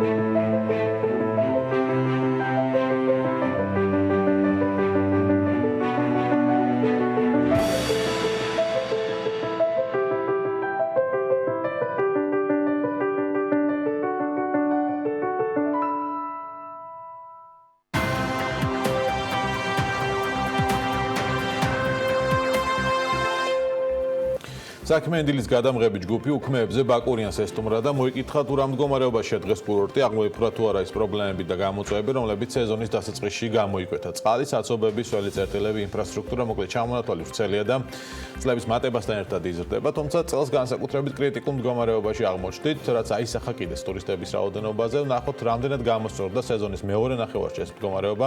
თემაზე მარიამ ადამია მიმუშავა და ცოტა ხნით ბაკურიანში გვამოგზაურებს.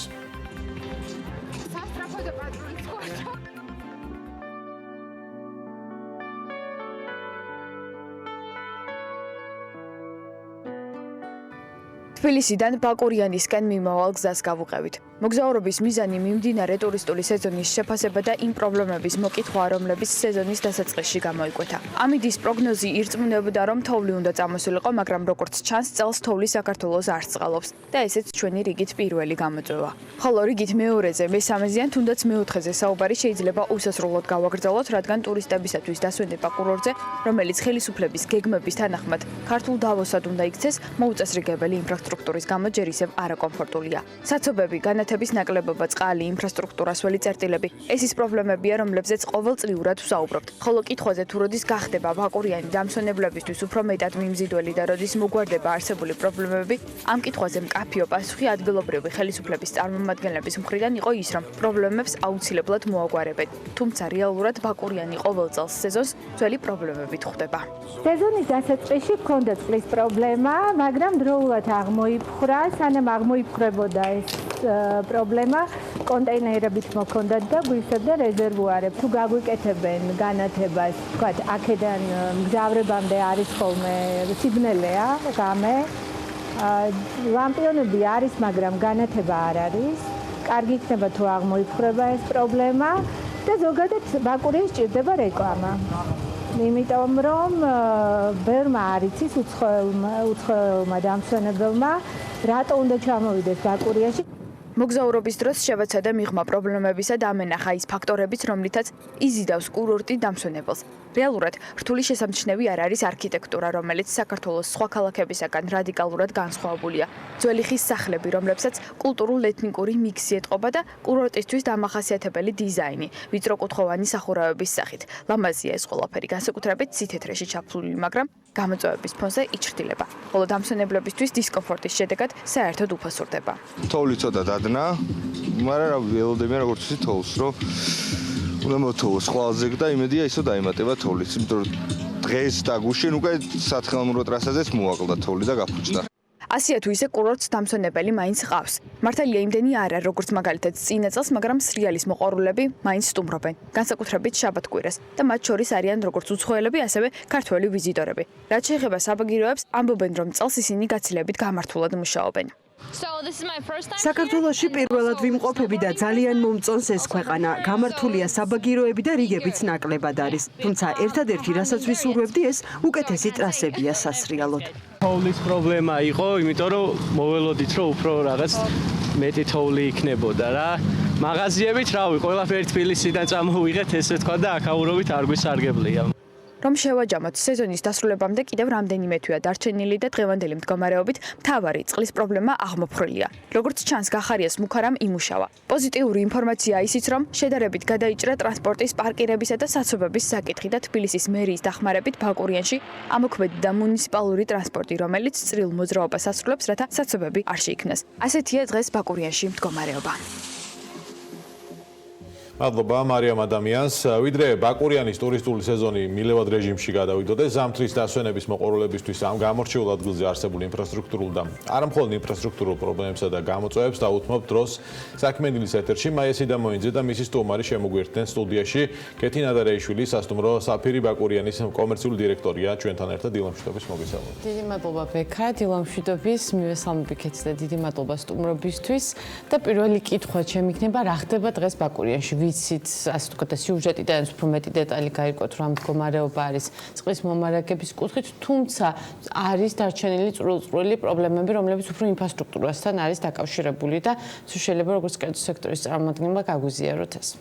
კი ბატონო, მოგესალმებით. მე გახლავართ დეველოპერული კომპანია ბინადარის საინვესტიციო პროექტის სასტუმრო და სპა საფირის კომერციული დირექტორი. წლის დასაწყისში ნამდვილად დიდი პრობლემა შექმნა წყალმომარაგების სისტემის გაუმართავობამ ამ შემთხვევაში, შემდეგ უთოვლობამ. ამ ეტაპზე წყალმომარაგების პრობლემა ნამდვილად არ გვაქვს სასტუმროში. თუმცა უამინდობა პერიოდულად თავს მაინც გვახსენებს. გარდა ამისა, ტრანსპორტირებას რაც შეეხება საბაგიროებამდე, ყველა სასტუმრომ იპოვა გზა და ჩვენ ტრანსპორტირებას ვთავაზობთ ჩვენ სტუმრებს აქედან გამომდინარე. ამ მხრივ თუ იქნება საზოგადო ტრანსპორტი, ხო მით უკეთესი, ბევრად უფრო ისეთი ბიუჯეტური ვარიანტი იქნება ყველა მომხმარებლისთვის თავისთავად. თუმცა ეხლა კიდევ ახალი პრობლემა დაგვემატა, ეს არის აი კორონავირუსით გამოწვეული პრობლემა, რაც სამწუხაროდ ძალიან ამცირებს დიდ გავლენას არა მხოლოდ ბაკურიანზე, არამედ საქართველოს და არა მხოლოდ საქართველოს მსოფლიოს მასშტაბით ტურისტულ ნაკადებზე. და ეს პირდაპირ კავშირში არის უცხოელი ტურისტის რაოდენობის შემცირებასთან. მაგალითად მოლოდინი არის, რომ ჩინელი ტურისტები ცხადია, რომ მათი შემცირება არ მხოლოდ საქართველოში, მსოფლიოში იქნება ეს 2/4, მაგრამ ანუ იყო თუ არა, თქო სხვა ქვეყნიდან ჩამოსული ტურისტების ნაკადის შემცირება ამის გამო ზუსტად, რომ რაღაც კორონავირუსის საფრთხეა, თუ ჩინელებიც ბევრი ჩამოდიოდნენ ბაკურიანში? ჩინელები იმდენად ბევრი არა, როგორ არის იცით, იმოქმედა, ეხლაც უქმდება ჯგუფები ირანიდან, მოგეხსენებათ, ეხლა მათ ეწყებათ ზუსტად ეს დღესასწაულები მუსულმანურ ქვეყნებს აქვს დღესასწაულები, რომლებიც მარტის შუა რიცხვებში იწყება. შესაბამისად ამ ნაკადს ჩვენ ველოდებოდით და გათვლილი გქონდა. შესაბამისად ეს შეწყდა. სამწუხაროდ ტაილანდმაც დაიწყო გაუქმებები. ანუ სამწუხაროდ იკავებს მოგზაურობისგან სავარაუდოდ. მოლოდინი გვაქვს, რომ მხოლოდ და მხოლოდ აი ამ სამი ქვეყნით არ შემოვიფარგლებით. თქვენ ძირითადად თქვენი სტუმრებისგან რა, ასე ვთქვათ, გესმით ხოლმე რა ჩივილები, რა შეიძლება მომავალში გაუმჯობესდეს, რომ უფრო ბზად შევხვდეთ იმედია ახლა მომავალში კორონავირუსის პრობლემა გადაწყდება მსოფლიოში და შემდეგი ასე ვთქვათ სეზონისთვის, რომ უფრო მომზადებული ვიყო და კომფორტული გარემო შევქმნათ სტუმრებისთვის. თვითონ ლოკაციიდან გამომდინარე, კურორტი უნდა იყოს ინფრასტრუქტურულად განვითარებული ისე, რომ შესაძლებელი იყოს სეირნობა ფეხით, ანუ უნდა იყოს აუცილებლად ბილიკები და უნდა იყოს განათება. უნდა იყოს ტრანსპორტირების პრობლემა აბსოლუტურად მოხსნილი, უნდა კონდეს ადამიანს საზოგადოებრივი ტრანსპორტით გადაადგილების საშუალება და არ იყოს ტაქსის კომპანიებზე დამოკიდებული და გამოძახებაზე. ეს ყველაფერი თუ მოგვარდა ამ კურორტზე რა თქმა უნდა აღარ ვსაუბრობ სულ წერტილებზე და წყალზე ეს საერთოდ პირველად საკითხი არის. ეს თუ მოგვარდა შესაბამისად სხვა ბევრად უფრო გადამხდელუნარიანი მომხმარებელი განიხილავს ბაკურიანს როგორც მიმართულებას. მომხმარებლების მხრიდან თუ ფიქსირდება ჩივილი თუ ისინი ასე ვთქვათ ამ ტანობით იცით არის ჩვენი ქართველი მომხმარებელი მაინც უკვე მიჩვეულია და ბენეფიტი რაც აქვს ბაკურიან სუფთა ჰაერი ბუნება ხო ტყეში გასეირნების საშუალება ჯერ კიდევ არის აქედან გამომდინარე თავისთავად ნაკლებად მაგრამ უცხოელებს ცოტა სხვა მოლოდინი აქვთ რეალურად და მეორე ადგილზე რო ეჯახებიან იმ პრობლემებს რაც არსებობს თავისთავად არ მოქმედებს დადებითად თოვლის პრობლემა დღეს რაც არის და ხელს უშლის რა თქმა უნდა სეზონის წარმატებულ მიმდინარეობას რამდენად შეიძლება გადაიჭრას ხელოვნური გათოვლიანების, რომელიც ჩვენ პრინციპში შევიძინეთ როგორც ქვეყანა. რა თქმა უნდა, ანუ ეს არის მუდამ ყოველ შემთხვევაში იმ ხარისხით მე რასაც ვხედავ არა როგორც უნდა ყოფილიყო, ანუ რაღაც თადარიგი უნდა ყოფილიყო დროულად დაჭერილი ჩემი აზრით და ჯერ ნახეთ ტელევიზიაში საკოორდინაციო ჯგუფები, სამუშაო ჯგუფები, სხვადასხვა სახელმწიფო სტრუქტურებიდან, რომლებიც პასუხისმგებლები არიან ამას თქვა პრობლემებს მოგვარებაზე, მაგრამ აქვს თუ არა მათ თვითონ კერძო სექტორთან დიალოგი ადგილობრივ, ასე ვთქვათ, სერვის პროვაიდერებთან, რომ მაქსიმალური კომუნიკაცია იყოს, რა პრობლემებია თუნდაც პრიორიტეტული. კომუნიკაცია არის პერიოდულად რაღაც შეხვედრები ნამდვილად ტარდება, განსაკუთრებით ტურიზმის ადმინისტრაციასთანაც ტარდება ასეთი შეხვედრები, წყლის პრობლემას რაც შეეხება ფაქტ რამოდენიმე დღეში ჩვენს ლოკაციაზე ბევრად უფრო სწრაფად მოგვარდა ვიდრე სხვა ლოკაციებზე თვითონ ბაკურიანში. ანუ არის, მაგრამ კარგი იქნება თუ წინასწარ დაიჭერენ თადარიგს და ამ პრობლემის წინაშე არ დავდგებით, იმიტომ რომ ეს ყველაფერი მოქმედებს კურორტის რეპუტაციაზე. არის ინიციატივა კურორტის მენეჯერის პოზიციის შესახებ, რომელიც ასე ვთქვათ, სავარაუდოდ ყველა პრობლემა შემდგომში განაინაცვლებს კურორტის მენეჯერს. თქვენ როგორ ფიქრობთ, რამდენად ესეთი ასე ვთქვათ, ახალი სტრუქტურა არის საჭირო, რამდენად შეიძლება თქვენთვის კერძო სექტორის წარმომადგენლებისთვის იყოს გარკვეულწილად რაღაც ბიუროკრატიის გადამჭრელი რომ არიაროთ სხვადასხვა მუნიციპალიტეტებში და ასე ვთქვათ სტრუქტურებში სხვადასხვა პრობლემებზე. აზრი, ჩემი აზრით შვენიერია, კარგი იქნება არის ხოლმე კურორტებზე რაღაცა მერის მსგავსი ადამიანი, რომელიც თუნდაც როდესაც ჩამოდიან ინფოტურებზე, ხვდება ადამიანებს აუცილებლად არის ხოლმე ადგილობრივი, რომელიც რაღაც ისტორიას ქმნის თვითონ კურორტის, რაც ძალიან კარგია და რეპუტაციაზე დადებითად მოქმედებს თუ კვალიფიციური ფუნქცია და პასუხისმგებლობა რა უნდა იყოს თუ მომავალში ჩვენ გვაყოლება კურორტ მენეჯერები, აი რას ისურვებდით რომ პირველ რიგში კომუნიკაციას კერძო სექტორთან, შემდეგ უნდა იყოს ცნობადობაზე, კურორტის ცნობადობაზე მომართული ადამიანი და უნდა ესმოდეს ზოგადად ბაზარზე რა მდგომარეობაა და როგორ გახადოს ეს კურორტი ბევრად უფრო პოპულარული როგორც საქართველოს მოქალაქეებს, ასევე მსოფლიო ბაზარზე. ეს არის ყველაზე მნიშვნელოვანი.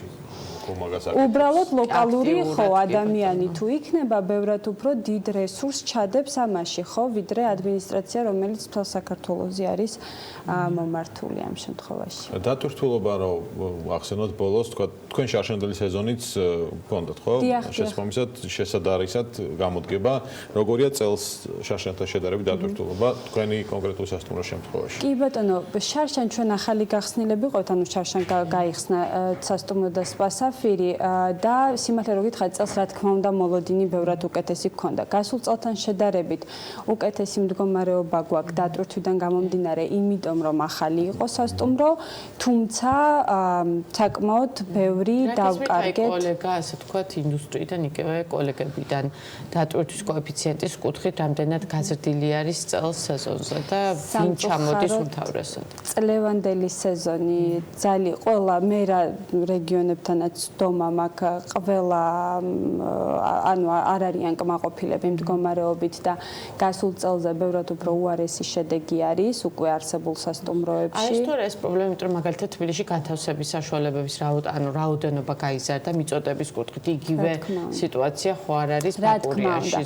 ანუ საწოლების რაოდენობა მთელი ქვეყნის მასშტაბით გაიზარდა და ტურისტების ნაკადი იმ რაოდენობით არ გაზრდილა, როგორც გაიზარდა საწოლების რაოდენობა ზოგადად ქვეყანაში. და ეს ჯერ კიდევ არ ჩერდება, ანუ ეს რაოდენობა იზრდება და იზრდება, უამრავი ადამიანი კიდევ აპირებს სასტუმროების გახსნას როგორც თბილისში, ასევე რეგიონებში. ეს თქვენი გამოცდილების ძირითადი დამსვენებლები რა ქვეყნებს, ასე ვთქვათ, მიეკუთვნებიან? სავარაუდოდ ყველაზე დიდი წილი მოდის ადგილობრივებზე, თუმცა შემდგომში ვინ არიან ის ტურისტები, რომლებიც ბაკურიან სტუმრობენ? ანუ ეს არის დამოკიდებული სეზონურობაზე. ამ სეზონზე ჩვენ გვქონდა მოლოდინი, რომ იგივე არაბეთის ქვეყნებიდან იქნებოდა ნაკადი მარტის თვიდან, იმიტომ რომ მათი დღესასწაულებიდან გამომდინარე. ძალიან გააქტიურდა ბოლო დროს გერმანული ბაზარი, რაც გადასარევი არის ჩვენთვის. ასევე სკანდინავიამაც დიდი ინტერესი გამოიჩინა, თუმცა რაოდენობრივად მაინც იმხელა ნაკადი არ არის, როგორიც ჩვენ გვჭირდება. კორეა, სამხრეთ კორეა, ჩინეთი თუ ბოლო მოვლენებს არ ჩავთვლით, სინგაპური, ტაილანდია, ეს ბაზრები ძალიან გააქტიურდნენ ბოლო 2 წლის განმავლობაში, რაც ძალიან კარგია. თუმცა როგორც ხედავთ, ეს ისეთი სფეროა, სადაც აბსოლუტურად დაცულები არ ვართ არაფრისგან. ყველანაირ გლობალურ შემთხვევას ძალიან დიდი გავლენა აქვს. ეს გარე შოკები ახდენს გავლენას, კი ბატონო, გეთანხმებით.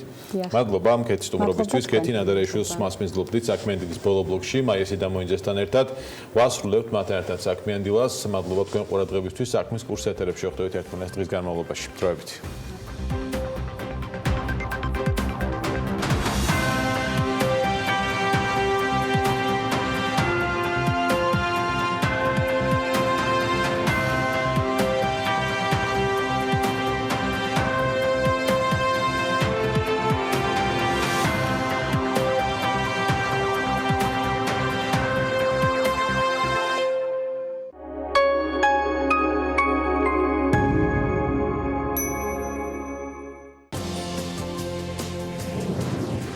იცოდეთ